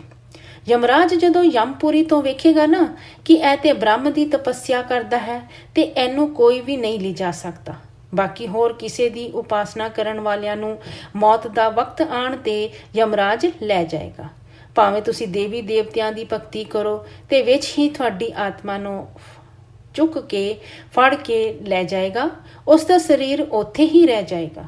ਇਸ ਲਈ ਜੇਕਰ ਕੋਈ ਆਤਮਾ ਮ੍ਰਿਤਯੁੰਜੇ ਮੰਤਰ ਦਾ ਜਾਪ ਕਰਦੀ ਹੈ ਤੇ ਉਸ ਨੂੰ ਵੀ ਯਮਰਾਜ ਮੌਤ ਨਹੀਂ ਦੇ ਸਕਦਾ। ਅਨੰਤ ਬਾਪੂ ਜੀ, ਪਰ ਅੱਜ ਦੀ ਤਰੀਕ ਤੇ ਇਸ ਤਰ੍ਹਾਂ ਦੀ ਤਪੱਸਿਆ ਕਰਨ ਤੇ ਪੋਸੀਬਲ ਜਾਂ ਸੰਭਵ ਨਹੀਂ ਹੈ, ਕਿਉਂਕਿ ਉਸ ਤਪੱਸਿਆ ਨੂੰ ਸੱਚੇ ਦਿਲ ਨਾਲ ਕਰਨਾ ਤੇ ਅੱਜ ਕੱਲ੍ਹ ਬਹੁਤ ਮੁਸ਼ਕਿਲ ਹੈ। ਅੱਜ ਕੱਲ੍ਹ ਕਿੰਨੇ ਲੋਕ ਹਨ ਜੋ ਇਸ ਤਰ੍ਹਾਂ ਦੀ ਤਪੱਸਿਆ ਕਰਦੇ ਹਨ? ਬਾਪੂ ਜੀ, ਅੱਜ ਵੀ ਹਿਮਾਲय ਦੇ ਪਹਾੜਾਂ ਤੇ ਚਲੇ ਜਾਓ, ਬਹੁਤ ਹੀ ਬ੍ਰਹਮ ਰਿਸ਼ੀ ਬੈਠੇ ਹਨ, ਤਪੱਸਿਆ ਕਰ ਰਹੇ ਹਨ, ਕਿਸੇ ਨੂੰ ਵੀ ਮਿਲਦੇ ਨਹੀਂ ਹਨ, ਨਾ ਖਾਂਦੇ ਨਾ ਪੀਂਦੇ ਹਨ। ਆਪਣੀ ਗੁਫਾ ਦਾ ਦਰਵਾਜ਼ਾ ਬੰਦ ਕਰਕੇ ਅੰਦਰ ਆਪਣੀ ਤਪੱਸਿਆ ਕਰਦੇ ਹਨ। ਜੇਕਰ ਉਸਨੂੰ ਕੋਈ ਮਿਲਣ ਜਾਵੇ ਤਾਂ ਗੁੱਸਾ ਹੋ ਕੇ ਉਸਨੂੰ ਕੱਢ ਦਿੰਦੇ ਹਨ, ਕਿਉਂਕਿ ਉਹਨੂੰ ਪਤਾ ਹੈ ਕਿ ਮੇਰੀ ਤਪੱਸਿਆ ਭਰਮ ਕਰਨਗੇ। ਜੇਕਰ ਮੈਂ ਉਸਨੂੰ ਵੇਖਾਂਗਾ ਤੇ ਮੇਰੀ ਅੱਖਾਂ ਦੇ ਰਾਹੀਂ ਮੇਰੀ ਸਾਰੀ ਪਾਵਰ ਖਤਮ ਹੋ ਜਾਏਗੀ ਅਤੇ ਉਸ ਮਿਲਣ ਆਉਣ ਵਾਲੇ ਕੋਲ ਚਲੀ ਜਾਏਗੀ। ਇਸ ਲਈ ਇਸ ਤਰ੍ਹਾਂ ਦੇ ਲੋਕ ਜੋ ਯੋਗੀ ਹਨ ਕਿਸੇ ਨੂੰ ਨਹੀਂ ਮਿਲਣਗੇ, ਗੁੱਸਾ ਹੋ ਕੇ ਬਾਹਰ ਕੱਢ ਦੇਣਗੇ। ਉਸ ਦੀ ਗੁਫਾ ਦੇ ਬਾਹਰ ਬੈਠੇ ਲੋਕਾਂ ਨੂੰ ਪਤਾ ਹੁੰਦਾ ਹੈ ਕਿ ਇਹ ਯੋਗੀ ਹਨ, ਕਿਸੇ ਨੂੰ ਨਹੀਂ ਮਿਲਣਗੇ। ਇਸ ਤਰ੍ਹਾਂ ਦੇ ਯੋਗੀ ਅੱਜ ਵੀ ਹਨ ਅਤੇ ਉਹ ਆਪਣੀ ਤਪੱਸਿਆ ਕਰ ਰਹੇ ਹਨ। ਇਸ ਤਰ੍ਹਾਂ ਦੀ ਕੋਈ ਗੱਲ ਨਹੀਂ ਹੈ ਕਿ ਕੋਈ ਵੀ ਅੱਜ ਕੱਲ੍ਹ ਸੱਚੇ ਦਿਲ ਨਾਲ ਤਪੱਸਿਆ ਨਹੀਂ ਕਰ ਰਿਹਾ ਹੈ। ਮੋਖ ਅਤੇ ਮੁਕਤੀ ਲੈਣ ਲਈ ਬ੍ਰਹਮ ਗਿਆਨੀ ਬਹੁਤ ਤਪੱਸਿਆ ਕਰ ਰਹੇ ਹਨ। ਫਿਰ ਉਹ ਤਪੱਸਿਆ ਕਰਦੇ ਕਰਦੇ ਹੌਲੀ ਹੌਲੀ ਮਹਲੋਕ, ਜਨ ਲੋਕ, ਤਪ ਲੋਕ, ਫਿਰ ਬ੍ਰਹਮਾਪੁਰੀ ਜਾਂਦੀ ਹੈ ਅਤੇ ਫਿਰ ਵਿਸ਼ਨੂਪੁਰੀ ਜਾਂਦੀ ਹੈ। ਵਿਸ਼ਨੂਪੁਰੀ ਨੂੰ ਵੈਕੁੰਠ ਵੀ ਕਹਿੰਦੇ ਹਨ ਤੇ ਵੈਕੁੰਠ ਤੇ ਵੀ ਤਪੱਸਿਆ ਕਰਦੀ ਹੈ। ਜਿਨ੍ਹਾਂ ਆਤਮਾਵਾਂ ਦਾ ਮਕਸਦ ਬ੍ਰਹਮ ਤੇ ਲੀਨ ਹੋਣਾ ਹੁੰਦਾ ਹੈ ਅਤੇ ਉਹ ਬ੍ਰਹਮ ਲੀਨ ਹੋਣ ਲਈ ਜੇਕਰ ਤਪੱਸਿਆ ਕਰ ਰਹੀ ਹੈ ਤੇ ਉਹ ਵੈਕੁੰਠ ਤੇ ਵੀ ਤਪੱਸਿਆ ਕਰਦੀ ਹੈ। ਇਹ ਗੱਲ ਧਿਆਨ ਦੇਣ ਯੋਗ ਹੈ। ਕਈ ਆਤਮਾਵਾਂ ਤੇ ਸਵਰਗ ਲੋਕ ਤੱਕ ਜਾਂਦੀਆਂ ਹਨ ਤੇ ਉਹ ਉੱਥੇ ਹੀ ਫਸ ਜਾਂਦੀਆਂ ਹਨ। ਉਹ ਸੋਚਦੀਆਂ ਹਨ ਕਿ ਅਰੇ ਮੈਂ ਤੇ ਬਹੁਤ ਤਪੱਸਿਆ ਕੀਤੀ, ਚਲੋ ਹੁਣ ਮੈਂ ਸਵਰਗ ਲੋਕ ਤੱਕ ਆ ਗਈ ਤੇ ਹੁਣ ਸਵਰਗ ਦਾ ਭੋਗ ਲਵਾਂ, ਪਹਿਲਾਂ ਇੱਕ ਵਾਰ ਸਵਰਗ ਦਾ ਸੁੱਖ ਭੋਗ ਲਵਾਂ। ਬਸ ਇਸ ਤਰ੍ਹਾਂ ਉਹ ਆਤਮਾ ਮਾਇਆ ਤੇ ਫਸ ਜਾਂਦੀ ਹੈ। ਸਵਰਗ ਤੇ ਜ਼ਬਰਦਸਤ ਮਾਇਆ ਹੈ। ਜਿਸ ਤਰ੍ਹਾਂ ਧਰਤੀ ਤੇ ਮਾਇਆ ਹੈ ਤੇ ਸਵਰਗ ਤੇ ਕਿੰਨੀ ਮਾਇਆ ਹੋਏਗੀ, ਤੇ ਸਵਰਗ ਤੇ ਜ਼ਿਆਦਾਤਰ ਆਤਮਾਵਾਂ ਮਾਇਆ ਤੇ ਫਸ ਜਾਂਦੀਆਂ ਹਨ। ਪਰ ਜੇਕਰ ਆਤਮਾ ਗਿਆਨੀ ਹੈ ਤੇ ਉਸਨੂੰ ਪਤਾ ਹੈ ਕਿ ਸਵਰਗ ਮਾਇਆ ਹੈ ਅਤੇ ਮੈਂ ਇਸ ਵਿੱਚ ਫਸ ਜਾਵਾਂਗੀ ਤੇ ਮੇਰੀ ਸ਼ਕਤੀਆਂ ਜਦੋਂ ਘੱਟ ਹੋ ਜਾਣਗੀਆਂ ਤੇ ਮੈਨੂੰ ਫਿਰ ਦੁਬਾਰਾ ਮਨੁੱਖ ਬਣਨਾ ਪਵੇਗਾ। ਫਿਰ ਦੁਬਾਰਾ ਤੋਂ ਪੁਰਸ਼ਾਰਥ ਯਾਨੀ ਤਿਆਗ ਤਪੱਸਿਆ ਕਰਨੀ ਪਏਗੀ। ਇਸ ਲਈ ਉਹ ਫਸਦੇ ਨਹੀਂ ਹਨ ਅਤੇ ਉਹ ਸਵਰਗ ਲੋਕ ਤੇ ਰੁਕਦੇ ਨਹੀਂ ਹਨ। ਸਿੱਧਾ ਸਵਰਗ ਲੋਕ ਤੋਂ ਮਹਲੋਕ ਜਾਂਦੇ ਹਨ। ਫਿਰ ਉੱਥੇ ਵੀ ਉਹਨੂੰ ਵੱਡੇ ਵੱਡੇ ਬ੍ਰਹਮ ਰਿਸ਼ੀ, ਮਹਰਸ਼ੀ ਉਹਨੂੰ ਤਪੱਸਿਆ ਸਿਖਾਉਂਦੇ ਹਨ। ਜ਼ਿਆਦਾਤਰ ਬ੍ਰਹਮ ਰਿਸ਼ੀ ਅਤੇ ਮਹਰਸ਼ੀ ਇੱਕੋ ਹੀ ਹੁੰਦੇ ਹਨ। ਬ੍ਰਹਮ ਰਿਸ਼ੀ ਨੂੰ ਹੀ ਮਹਰਸ਼ੀ ਕਹਿੰਦੇ ਹਨ। ਮਹਰਸ਼ੀ ਮਤਲਬ ਮਹਾਰਿਸ਼ੀ ਅਤੇ ਬ੍ਰਹਮ ਰਿਸ਼ੀ ਮਤਲਬ ਜੋ ਗਿਆਨੀ ਹੁੰਦਾ ਹੈ, ਨਿਰਾਕਾਰ ਨੂੰ ਮੰਨਦੇ ਹਨ, ਜੋਤੀ ਸਰੂਪ ਦੀ ਉਪਾਸਨਾ ਕਰਦੇ ਹਨ, ਉਹ ਬ੍ਰਹਮ ਗਿਆਨੀ ਹੁੰਦੇ ਹਨ। ਫਿਰ ਉਹ ਆਤਮਾ ਮਹਲੋਕ ਤੋਂ ਜਨ ਲੋਕ, ਤਪ ਲੋਕ ਵੀ ਜਾਂਦੀ ਹੈ। ਬ੍ਰਹਮਪੁਰੀ ਤੋਂ ਉੱਪਰ ਵਿਸ਼ਨੂਪੁਰੀ ਜਾਂਦੀ ਹੈ। ਵੈਕੁੰਠ ਤੇ ਜਦੋਂ ਕੋਈ ਵੀ ਆਤਮਾ ਜਾਂਦੀ ਹੈ ਤੇ ਥੋੜਾ ਆਰਾਮ ਕਰਦੀ ਹੈ। ਉਹ ਸੋਚਦੀ ਹੈ ਕਿ ਚਲੋ ਮੈਨੂੰ ਸ਼ਿਵਪੁਰੀ ਹੋ ਕੇ ਪਰਮਧਾਮ ਜਾਣਾ ਹੈ। ਉਸ ਨੂੰ ਗਿਆਨ ਤੇ ਹੁੰਦਾ ਹੈ, ਪਰ ਫਿਰ ਮਨ ਤੇ ਆਉਂਦਾ ਹੈ ਕਿ ਵਿਸ਼ਨੂੰ ਨੂੰ ਮਿਲ ਲਵਾਂ ਤੇ ਵਿਸ਼ਨੂੰ ਦੇ ਦਰਸ਼ਨ ਦੇ ਲਈ ਥੋੜੀ ਤਪੱਸਿਆ ਉੱਥੇ ਵੀ ਕਰਦੀ ਹੈ, ਉਪਾਸਨਾ ਕਰਦੀ ਹੈ ਤੇ ਵਿਸ਼ਨੂੰ ਲੋਕ ਜਾਂ ਵੈਕੁੰਠ ਤੇ ਕਾਫੀ ਸਮਾਂ ਰੁਕਦੀ ਹੈ। ਆਤਮਾ ਫਿਰ ਉੱਥੇ ਸਾਰੇ ਘੁੰਮਦੀ ਫਿਰਦੀ ਹੈ। ਵਿਸ਼ਨੂੰ ਲੋਕ ਬਹੁਤ ਵੱਡਾ ਹੈ। ਜਿਸ ਤਰ੍ਹਾਂ ਕਿ 7 ਲੋਕਾਂ ਨੂੰ ਇਕੱਠਾ ਕਰੋ ਤੇ ਜਿੰਨੀ ਸਪੇਸ ਜਾਂ ਸਥਾਨ ਬਣਦਾ ਹੈ ਨਾ, ਉਨਾ ਵੱਡਾ ਇੱਕ ਵਿਸ਼ਨੂੰ ਲੋਕ ਹੁੰਦਾ ਹੈ। ਜਿਸ ਤਰ੍ਹਾਂ ਨੀਚੇ 7 ਲੋਕਾਂ ਦੇ ਸਪੇਸ ਦਾ ਕੁੱਲ ਜਾਂ ਟੋਟਲ ਲਗਾਓ, ਜਿੰਨੀ ਸਾਰੀ ਜਗ੍ਹਾ ਬਣਦੀ ਹੈ ਐਨੀ ਵਿਸ਼ਨੂੰ ਲੋਕ ਦੀ ਜਗ੍ਹਾ ਹੁੰਦੀ ਹੈ। ਫਿਰ ਜਦੋਂ ਉਸ ਦੀ ਇੱਛਾ ਪੂਰੀ ਹੋ ਜਾਂਦੀ ਹੈ, ਵਿਸ਼ਨੂੰ ਦੇ ਦਰਸ਼ਨ ਹੋ ਜਾਂਦੇ ਹਨ, ਫਿਰ ਉੱਥੇ ਉਹ ਪਰਮ ਸੁੱਖ ਨੂੰ ਪ੍ਰਾਪਤ ਕਰਦੀ ਹੈ। ਵੈਕੁੰਠ ਲੋਕ ਤੇ ਪਰਮ ਸੁੱਖ ਹੁੰਦਾ ਹੈ। ਆਤਮਾ ਪਰਮ ਸੁੱਖ ਬਹੁਤ ਪ੍ਰਾਪਤ ਕਰਦੀ ਹੈ। ਫਿਰ ਪਰਮ ਸੁੱਖ ਤੋਂ ਵੀ ਆਤਮਾ ਥੱਕ ਜਾਂਦੀ ਹੈ। ਰੋਜ਼ ਇੱਕੋ ਹੀ ਤਰ੍ਹਾਂ ਦਾ ਸੁੱਖ ਮਿਲੇਗਾ। ਉਸ ਤਰ੍ਹਾਂ ਤੇ ਉੱਥੇ ਪਰਮ ਸੁੱਖ ਦੀ ਵੀ ਬਹੁਤ ਵੈਰਾਈਟੀ ਯਾਨੀ ਕਿਸਮਾਂ ਹੁੰਦੀਆਂ ਹਨ। ਉੱਥੇ ਵੈਰਾਈਟੀ ਆਫ ਸੁੱਖ ਹਨ। ਉੱਥੇ ਪਰਮ ਤੱਤ ਦਾ ਸਰੀਰ ਹੁੰਦਾ ਹੈ। ਉੱਥੇ 50% ਪਰਮ ਤੱਤ ਅਤੇ 50% ਤਿੰਨ ਤੱਤ ਹਨ। ਇਸ ਤਰ੍ਹਾਂ ਦਾ ਵਿਸ਼ਨੂੰ ਲੋਕ ਹੈ। ਫਿਰ ਉੱਪਰ ਸ਼ਿਵਪੁਰੀ ਤੇ ਜਾਂਦੀ ਹੈ ਤੇ ਸ਼ਿਵਪੁਰੀ ਵੀ ਪੂਰਾ ਪਰਮ ਤੱਤ ਦੀ ਦੁਨੀਆ ਹੈ। ਉੱਥੇ ਸ਼ਿਵ ਸ਼ਕਤੀ ਰਹਿੰਦੇ ਹਨ। ਫਿਰ ਉੱਥੇ ਸ਼ਿਵ ਸ਼ਕਤੀ ਨੂੰ ਮਿਲ ਕੇ ਉਪਾਸਨਾ ਕਰਦਾ ਹੈ। ਫਿਰ ਉੱਪਰ ਜਾਣ ਦੇ ਲਈ ਪੁਰਸ਼ਾਰਥ ਕਰਨਾ ਪੈਂਦਾ ਹੈ। ਉੱਥੇ ਸ਼ਿਵ ਸ਼ਕਤੀ ਦੇ ਕੋਲ ਆਕਾਰੀ ਰੂਪ ਤੇ ਆਤਮਾ ਰਹਿੰਦੀ ਹੈ ਅਤੇ ਉੱਥੇ ਉਪਾਸਨਾ ਕਰਕੇ ਨਿਰਾਕਾਰੀ ਸਰੂਪ ਤੇ ਪਰਮ ਧਾਮ ਤੇ ਚਲੀ ਜਾਂਦੀ ਹੈ। ਨਿਰਾਕਾਰੀ ਸਰੂਪ ਮਤਲਬ ਕੈਵल्य ਅਵਸਥਾ, ਯਾਨੀ ਆਤਮਾ ਦੀ ਨਿਰਾਕਾਰੀ ਅਵਸਥਾ। ਕਿਸੇ ਵੀ ਤਰ੍ਹਾਂ ਦਾ ਕੋਈ ਵੀ ਸਰੀਰ ਹੋਵੇ, ਭਾਵੇਂ ਸਥੂਲ ਸਰੀਰ ਹੋਵੇ, ਭਾਵੇਂ ਸੂਖਮ ਸਰੀਰ ਹੋਵੇ, ਭਾਵੇਂ ਕਾਰਨ ਸਰੀਰ ਹੋਵੇ, ਭਾਵੇਂ ਮਹਾਕਾਰਨ ਸਰੀਰ ਹੋਵੇ, ਪਰ ਇਹ ਸਰੀਰ ਕਰਮਾਂ ਦਾ ਬੰਧਨ ਹੈ। ਜਦੋਂ ਆਤਮਾ ਦੀ ਕਰਮਾਤੀਤ ਅਵਸਥਾ ਹੋ ਜਾਂਦੀ ਹੈ, ਆਤਮਾ ਕਰਮ ਬੰਧਨ ਤੋਂ ਮੁਕਤ ਹੋ ਜਾਂਦੀ ਹੈ, ਉਦੋਂ ਉਹ ਨਿਰਾਕਾਰ ਬਣ ਜਾਂਦੀ ਹੈ ਅਤੇ ਨਿਰਾਕਾਰ ਨੂੰ ਪਰਮ ਧਾਮ ਤੇ ਐਂਟਰੀ ਯਾਨੀ ਪ੍ਰਵੇਸ਼ ਮਿਲਦਾ ਹੈ। ਪਰਮ ਧਾਮ ਤੇ ਉਸ ਦੇ ਕੋਲ ਕਿਸੇ ਵੀ ਤਰ੍ਹਾਂ ਦਾ ਸਰੀਰ ਨਹੀਂ ਹੁੰਦਾ। ਆਤਮਾ ਨਿਰਾਕਾਰ ਹੋ ਜਾਂਦੀ ਹੈ, ਅਨੰਤ, ਤੇ ਇਸ ਬ੍ਰਹਮੰਡ ਦੇ ਪਰਮ ਧਾਮ ਤੇ ਪਹੁੰਚਦੀ ਹੈ। ਬਾਪੂ ਜੀ, ਇਸ ਬ੍ਰਹਮੰਡ ਦੇ ਪਰਮ ਧਾਮ ਤੇ ਸ਼ਿਵਪੁਰੀ ਤੇ ਪਹੁੰਚ ਜਾਂਦੀ ਹੈ। ਉੱਥੇ ਸ਼ਿਵ ਨਿਰਾਕਾਰ ਰੂਪ ਤੇ ਬ੍ਰਹਮਲੀਨ ਅਵਸਥਾ ਤੇ ਹੁੰਦਾ ਹੈ। ਪਰਮ ਧਾਮ ਤੇ ਆਤਮਾ ਦੀ ਆਸ ਕਰਨ ਦੀ ਬਹੁਤ ਜ਼ਿਆਦਾ ਸਪੀਡ ਹੋ ਜਾਂਦੀ ਹੈ। ਜੇਕਰ ਉਸ ਆਤਮਾ ਦੀ ਆਸ ਬ੍ਰਹਮ ਤੇ ਸਮਾਨ ਦੀ ਹੈ ਤੇ ਕਈ ਵਾਰੀ ਆਤਮਾ ਉਸ ਪਰਮ ਪ੍ਰਕਾਸ਼ ਤੇ ਪਰਮ ਤੇਜ ਤੇ ਜਾ ਕੇ ਸਮਾ ਜਾਂਦੀ ਹੈ ਤੇ ਉਸ ਦੀ ਮੌਜੂਦਗੀ ਖਤਮ ਹੋ ਜਾਂਦੀ ਹੈ ਤੇ ਆਤਮਾ ਦੀ ਮੁਕਤੀ ਹੋ ਜਾਂਦੀ ਹੈ। ਪਰ ਜਦੋਂ ਆਤਮਾ ਪਰਮ ਧਾਮ ਤੇ ਪਹੁੰਚਦੀ ਹੈ ਤੇ ਆਤਮਾ ਨਿਰਾਕਾਰ ਅਵਸਥਾ ਤੇ ਪਰਮ ਗਿਆਨੀ ਹੋ ਜਾਂਦੀ ਹੈ। ਉਹਨੂੰ ਇਹ ਗਿਆਨ ਹੋ ਜਾਂਦਾ ਹੈ ਕਿ ਮੇਰੇ ਕੋਲ ਇੰਨਾ ਗਿਆਨ ਹੈ ਕਿ ਮੈਂ ਜੀਵ ਤੋਂ ਸ਼ਿਵ ਬਣ ਗਈ ਹਾਂ, ਤੇ ਉਹਨੂੰ ਇਹ ਗਿਆਨ ਹੁੰਦਾ ਹੈ ਕਿ ਮੈਂ ਇਸ ਪਰਮ ਧਾਮ ਤੋਂ ਮਹਾਪਰਮ ਧਾਮ ਤੇ ਜਾ ਕੇ ਮਹਾਸ਼ਿਵ ਨੂੰ ਪ੍ਰਾਪਤ ਕਰ ਸਕਦੀ ਹਾਂ। ਉਹਨੂੰ ਗਿਆਨ ਹੁੰਦਾ ਹੈ ਕਿਉਂਕਿ ਉਹ ਸ਼ਿਵ ਦੀ ਤਰ੍ਹਾਂ ਬਣ ਕੇ ਸ਼ਿਵਤਵ ਨੂੰ ਪ੍ਰਾਪਤ ਕਰ ਲੈਂਦੀ ਹੈ। ਕਿਉਂਕਿ ਸ਼ਿਵਤਵ ਆ ਗਿਆ ਹੈ ਤੇ ਉਸ ਦੀ ਆਤਮਾ ਤੇ ਥੋੜਾ ਪਰਮ ਤੱਤ ਆ ਗਿਆ। ਪਰਮ ਤੱਤ ਦੇ ਆਉਣ ਕਰਕੇ ਸ਼ਿਵਤਵ ਨੂੰ ਪਾ ਲੈਂਦਾ ਹੈ। ਸ਼ਿਵਤਵ ਨੂੰ ਪ੍ਰਾਪਤ ਕਰਨ ਕਰਕੇ ਉਸ ਦੇ ਅੰਦਰ ਮਹਾਸ਼ਿਵ ਦੀ ਤਰਫ ਜਾਣ ਦੀ ਅੰਦਰ ਵ੍ਰਿਤੀ ਹੁੰਦੀ ਹੈ, ਯਾਨੀ ਉਸ ਤਰ੍ਹਾਂ ਦਾ ਉਸ ਦਾ ਰਵੱਈਆ ਹੁੰਦਾ ਹੈ। ਉਸ ਦੀ ਵ੍ਰਿਤੀ ਮਹਾਸ਼ਿਵ ਨੂੰ ਪਾਉਣ ਦੀ ਹੁੰਦੀ ਹੈ। ਫਿਰ ਉੱਥੇ ਵੀ ਹੌਲੀ ਹੌਲੀ ਪਾਵਰ ਭਰ ਕੇ ਉੱਥੇ ਕਈ ਨਿਰਾਕਾਰੀ ਆਤਮਾਵਾਂ ਦਾ ਗਰੁੱਪ ਹੁੰਦਾ ਹੈ ਤੇ ਉਹਨਾਂ ਨਾਲ ਮਹਾਪਰਮ ਧਾਮ ਦੀ ਤਰਫ ਜਾਣ ਦੀ ਯਾਤਰਾ ਕਰਦਾ ਹੈ। ਅਨੰਤ ਤੇ ਬਾਪੂ ਜੀ, ਉਸ ਵਕਤ ਜੋ ਉਸ ਦਾ ਸਥੂਲ ਸਰੀਰ ਜੋ ਧਰਤੀ ਲੋਕ ਤੇ ਸੀ ਹੋਏਗਾ ਜਾਂ ਨਹੀਂ ਹੋਏਗਾ? ਬਾਪੂ ਜੀ, ਉਹ ਤੇ ਖਤਮ ਹੋ ਜਾਏਗਾ ਨਾ। ਉੱਥੇ ਜਿੱਥੇ ਪਿਆ ਹੈ ਪਿਆ ਰਹੇਗਾ। ਸਰੀਰ ਤੇ ਸੜ ਜਾਏਗਾ ਨਾ, ਗੁਫਾ ਤੇ ਹੈ ਤੇ ਪਿਆ ਪਿਆ ਸੜ ਜਾਏਗਾ ਨਾ। ਜਾਣ ਦਾ ਪ੍ਰੋਸੈਸ ਤੇ ਲੰਬਾ ਹੈ, ਵਕਤ ਚਾਹੀਦਾ। ਬ੍ਰਹਮਪੁਰੀ ਤੱਕ ਜਾਣ ਦੇ ਲਈ ਪ੍ਰੋਸੈਸ ਕਰਨ ਤੇ ਹੀ ਬਹੁਤ ਸਮਾਂ ਲੱਗ ਜਾਂਦਾ ਹੈ ਨਾ। ਵਿਸ਼ਨੂਪੁਰੀ ਤੇ ਰਵੇ ਤਾਂ ਵੀ ਬ੍ਰਹਮਾਪੁਰੀ ਦੀ 1 ਸੈਕਿੰਡ ਬਰਾਬਰ ਧਰਤੀ ਤੇ 1 ਲੱਖ ਸਾਲ ਦਾ ਸਮਾਂ ਹੋ ਜਾਂਦਾ ਹੈ। ਅਨੰਤ ਤੇ ਬਾਪੂ ਜੀ, ਇਸ ਗੱਲ ਦਾ ਮਤਲਬ ਇਹ ਹੋਇਆ ਕਿ ਜੇਕਰ ਵਾਕਈ ਅੱਜ ਦੀ ਤਰੀਕ ਤੇ ਹਿਮਾਲਯ ਦੀ ਗੁਫਾ ਤੇ ਬੈਠ ਕੇ ਕੋਈ ਵੀ ਤਪੱਸਿਆ ਕਰ ਰਿਹਾ ਹੈ ਤੇ ਇਸ ਦਾ ਮਤਲਬ ਇਹ ਹੈ ਕਿ ਉਹ ਅਜੇ ਤੱਕ ਉੱਥੇ ਨਹੀਂ ਪਹੁੰਚਿਆ। ਬਾਪੂ ਜੀ, ਅੱਜ ਜੋ ਸਾਕਾਰ ਤੇ ਹੈ, ਯਾਨੀ 5 ਤੱਤਾਂ ਦੇ ਸਰੀਰ ਤੇ ਹੈ ਅਤੇ ਉਸ ਦੀ ਆਤਮਾ ਉਸ ਦੇ ਅੰਦਰ ਹੈ, ਤੇ ਸਮਝ ਲਓ ਕਿ ਉਹ ਆਤਮਾ ਅਜੇ ਪੁਰਸ਼ਾਰਥ ਯਾਨੀ ਤਿਆਗ ਤਪੱਸਿਆ ਕਰ ਰਹੀ ਹੈ। ਅੱਗੇ ਬਾਪੂ ਜੀ ਦੱਸਦੇ ਹਨ ਕਿ ਮੈਂ ਜੋ ਸ਼ਾਸਤਰਾਂ ਤੇ ਪੜ੍ਹਿਆ ਹੈ ਨਾ, ਉਸ ਦੇ ਹਿਸਾਬ ਨਾਲ ਕਿ ਮੋਖ ਲੈਣ ਲਈ ਇਹ ਰਿਸ਼ੀਆਂ ਮੁਨੀਆਂ ਦੀ ਆਤਮਾਵਾਂ 1000 ਸਾਲਾਂ ਤੱਕ ਤਪੱਸਿਆ ਕਰਦੀਆਂ ਹਨ। ਹਜ਼ਾਰਾਂ ਸਾਲ ਮਤਲਬ ਕਈ ਯੁਗਾਂਤਰਾਂ ਤੱਕ। ਯੁਗਾਂਤਰ ਦਾ ਮਤਲਬ 4 ਯੁਗ ਅਤੇ ਕਲਯੁਗ 4,32,000 ਸਾਲ ਦਾ ਹੁੰਦਾ ਹੈ। ਇਸ ਤੋਂ ਦੁੱਗਣਾ ਦੁਆਪਰ, ਇਸ ਤੋਂ 3 ਗੁਣਾ ਤ੍ਰੇਤਾ।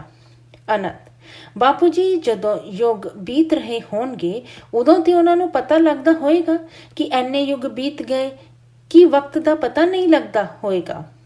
ਬਾਪੂ ਜੀ, ਉਹ ਤੇ ਕਈ ਯੁਗਾਂਤਰਾਂ ਤੇ ਬਾਅਦ ਸਭ ਕੁਝ ਪੁੱਛਦੇ ਹਨ, ਕਿਉਂਕਿ ਉਹਨਾਂ ਨੂੰ ਪਤਾ ਹੈ ਕਿ 4 ਯੁੱਗ ਪੂਰੇ ਹੋਣ ਤੇ ਅਰਧ ਪਰਲੇ ਹੋਏਗਾ, ਪਰਲੇ ਵੀ ਹੋ ਜਾਏਗਾ।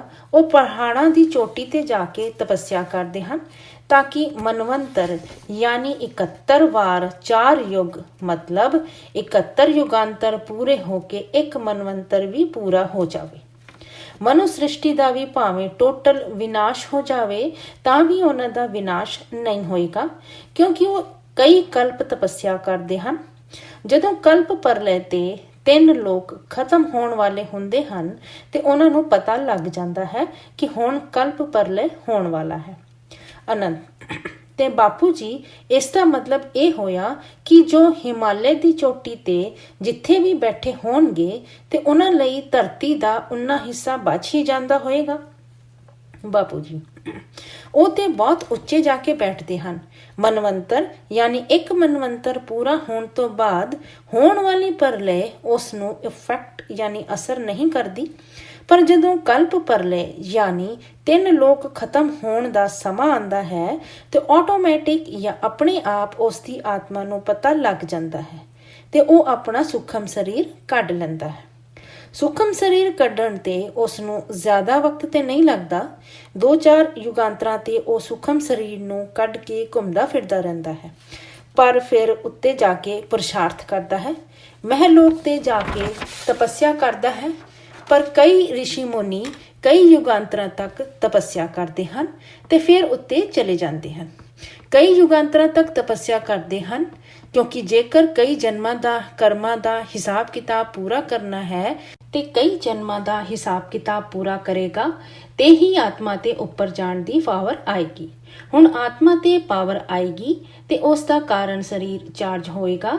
ਜਦੋਂ ਕਾਰਨ ਸਰੀਰ ਚਾਰਜ ਹੋਏਗਾ ਤੇ ਫਿਰ ਉਸ ਦੀ ਕਰਮਾਤੀਤ ਅਵਸਥਾ ਯਾਨੀ ਕਰਮਾਂ ਦੇ ਭਾਵਾਂ ਤੋਂ ਰਹਿਤ ਦੀ ਅਵਸਥਾ ਆਏਗੀ।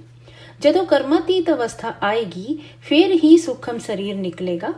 ਅੱਗੇ ਬਾਪੂ ਜੀ ਦੱਸਦੇ ਹਨ ਕਿ ਵੇਖੋ 5 ਤੱਤ, 3 ਤੱਤ, ਪਰਮ ਤੱਤ, ਇਹਨਾਂ ਸਾਰੇ ਸਰੀਰਾਂ ਦਾ ਹਿਸਾਬ ਕਿਤਾਬ ਵੱਖਰਾ ਵੱਖਰਾ ਹੁੰਦਾ ਹੈ। ਵੇਖੋ ਤੁਹਾਨੂੰ ਕਰਮਾਂ ਦੀ ਡੂੰਘੀ ਗਤੀ ਦਾ ਰਾਜ ਦੱਸਦਾ ਹਾਂ। ਜਿਸ ਤਰ੍ਹਾਂ ਕਿ 5 ਤੱਤ ਯਾਨੀ ਸਥੂਲ ਸਰੀਰ ਦੇ ਕਰਮਾਂ ਦਾ ਹਿਸਾਬ ਕਿਤਾਬ ਪੂਰਾ ਹੋ ਗਿਆ ਤੇ ਆਤਮਾ ਤੇ ਬਹੁਤ ਪਾਵਰ ਆ ਗਈ। ਆਤਮਾ ਤੇ ਪਾਵਰ ਆਈ ਤਪੱਸਿਆ ਤੋਂ ਤੇ ਆਤਮ ਸਰੂਪ ਦੀ ਅਨੁਭੂਤੀ ਜਾਂ ਅਹਿਸਾਸ ਹੁੰਦਾ ਹੈ ਤੇ ਸੂਖਮ ਸਰੀਰ ਬਾਹਰ ਨਿਕਲ ਜਾਂਦਾ ਹੈ। ਦਸਮ ਦਵਾਰ ਖੁੱਲ ਜਾਂਦਾ ਹੈ ਤੇ 5 ਤੱਤ ਦੇ ਕਰਮਾਂ ਦਾ ਹਿਸਾਬ ਕਿਤਾਬ ਪੂਰਾ ਹੋ ਗਿਆ। ਉਸ ਦਾ ਹੁਣ ਇਹ ਮਾਤ ਲੋਕ ਖਤਮ ਹੋ ਗਿਆ। ਹੁਣ ਉਹ ਸੂਖਮ ਲੋਕ ਯਾਨੀ 3 ਤੱਤਾਂ ਦੇ ਸਰੀਰ ਤੇ ਜਾਏਗੀ ਤੇ ਦੂਸਰੇ ਲੋਕ ਤੇ ਜਾ ਕੇ ਤਪੱਸਿਆ ਕਰੇਗੀ।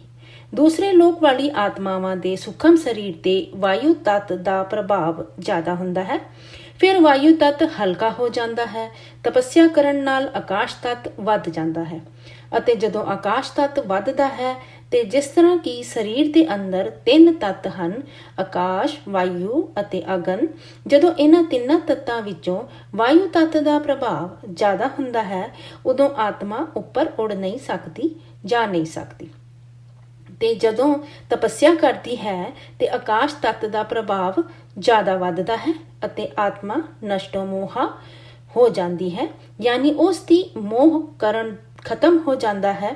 ਇੱਛਾ ਮਾਤਰ ਅਵਿਦਿਆ ਯਾਨੀ ਸਭ ਇੱਛਾਵਾਂ ਖਤਮ ਹੋ ਜਾਂਦੀਆਂ ਹਨ ਤੇ ਆਕਾਸ਼ ਤੱਤ ਦਾ ਪ੍ਰਭਾਵ ਜ਼ਿਆਦਾ ਹੁੰਦਾ ਹੈ ਅਤੇ ਆਤਮਾ ਤੱਤ ਦਾ ਪ੍ਰਭਾਵ ਜ਼ਿਆਦਾ ਹੋ ਜਾਂਦਾ ਹੈ ਅਤੇ ਵਾਯੂ ਤੱਤ ਘੱਟ ਹੋ ਜਾਂਦਾ ਹੈ ਤੇ ਆਤਮਾ ਤੇ ਉੱਪਰ ਜਾਣ ਦੀ ਸ਼ਕਤੀ ਆ ਜਾਂਦੀ ਹੈ ਅਤੇ ਹੌਲੀ ਹੌਲੀ ਜਦੋਂ ਵਾਯੂ ਤੱਤ ਦਾ ਪ੍ਰਭਾਵ ਛੁੱਟ ਜਾਂਦਾ ਹੈ ਫਿਰ ਉਸ ਦਾ ਸਰੀਰ ਆਕਾਸ਼ ਤੱਤ ਦਾ ਹੋ ਜਾਂਦਾ ਹੈ ਅਤੇ ਉਹ ਬ੍ਰਹਮਾਪੁਰੀ ਤੱਕ ਪਹੁੰਚ ਜਾਂਦਾ ਹੈ। ਸਪੀਡ ਵੱਧ ਜਾਂਦੀ ਹੈ। ਫਿਰ ਹੌਲੀ ਹੌਲੀ ਉੱਪਰ ਜਾਣ ਦੀ ਸਪੀਡ ਵੱਧ ਜਾਂਦੀ ਹੈ। ਫਿਰ ਉਹ ਬ੍ਰਹਮਾ ਨੂੰ ਮਿਲ ਕੇ ਹੌਲੀ ਹੌਲੀ ਉੱਪਰ ਜਾਣ ਦੀ ਪ੍ਰੋਸੈਸ ਤੇ ਆਉਂਦੀ ਹੈ। ਪਰ ਇਹ ਸਭ ਕੁਝ ਬਹੁਤ ਲੰਬੀ ਯਾਨੀ ਵਕਤ ਲੈਣ ਵਾਲੀ ਪ੍ਰੋਸੈਸ ਹੈ। ਕੋਈ ਇਹਨੂੰ ਇੰਨੀ ਆਸਾਨ ਚੀਜ਼ ਨਾ ਸਮਝੇ ਕਿ 1 ਸੈਕਿੰਡ ਤੇ ਬ੍ਰਹਮਲੀਨ ਹੋ ਗਿਆ। ਫਿਰ ਜੰਮਣ ਮਰਨ ਦੇ ਚੱਕਰਾਂ ਤੇ ਆਣ ਕਰਕੇ ਜੋ ਉਸ ਦੇ ਸੂਖਮ ਸਰੀਰ ਦੇ ਕਰਮਾਂ ਦਾ ਹਿਸਾਬ ਕਿਤਾਬ ਹੈ ਅਤੇ ਉਸ ਦੇ 3 ਤੱਤਾਂ ਦੇ ਸਰੀਰ ਦਾ ਹਿਸਾਬ ਕਿਤਾਬ ਜਦੋਂ ਪੂਰਾ ਹੋ ਜਾਏਗਾ ਤੇ ਫਿਰ ਉਹ ਵਿਸ਼ਨੂੰ ਲੋਕ ਪਹੁੰਚੇਗੀ। ਉੱਥੇ ਉਸ ਦਾ ਪਰਮ ਤੱਤਾਂ ਦਾ ਸਰੀਰ ਕਾਰਨ ਸਰੀਰ ਦਾ ਹਿਸਾਬ ਕਿਤਾਬ ਰਹਿੰਦਾ ਹੈ, ਉਹ ਉੱਥੇ ਪੂਰਾ ਕਰੇਗੀ। ਹੁਣ ਉਹ ਮਹਾਕਾਰਨ ਸਰੀਰ ਯਾਨੀ ਸ਼ਿਵਪੁਰੀ ਤੇ ਜਾਏਗੀ। ਸ਼ਿਵਪੁਰੀ ਤੇ ਮਹਾਕਾਰਨ ਸਰੀਰ ਨੂੰ ਮੁਕਤ ਕਰਨਾ ਹੈ ਯਾਨੀ ਹਿਸਾਬ ਕਿਤਾਬ ਖਤਮ ਕਰਨਾ ਹੈ।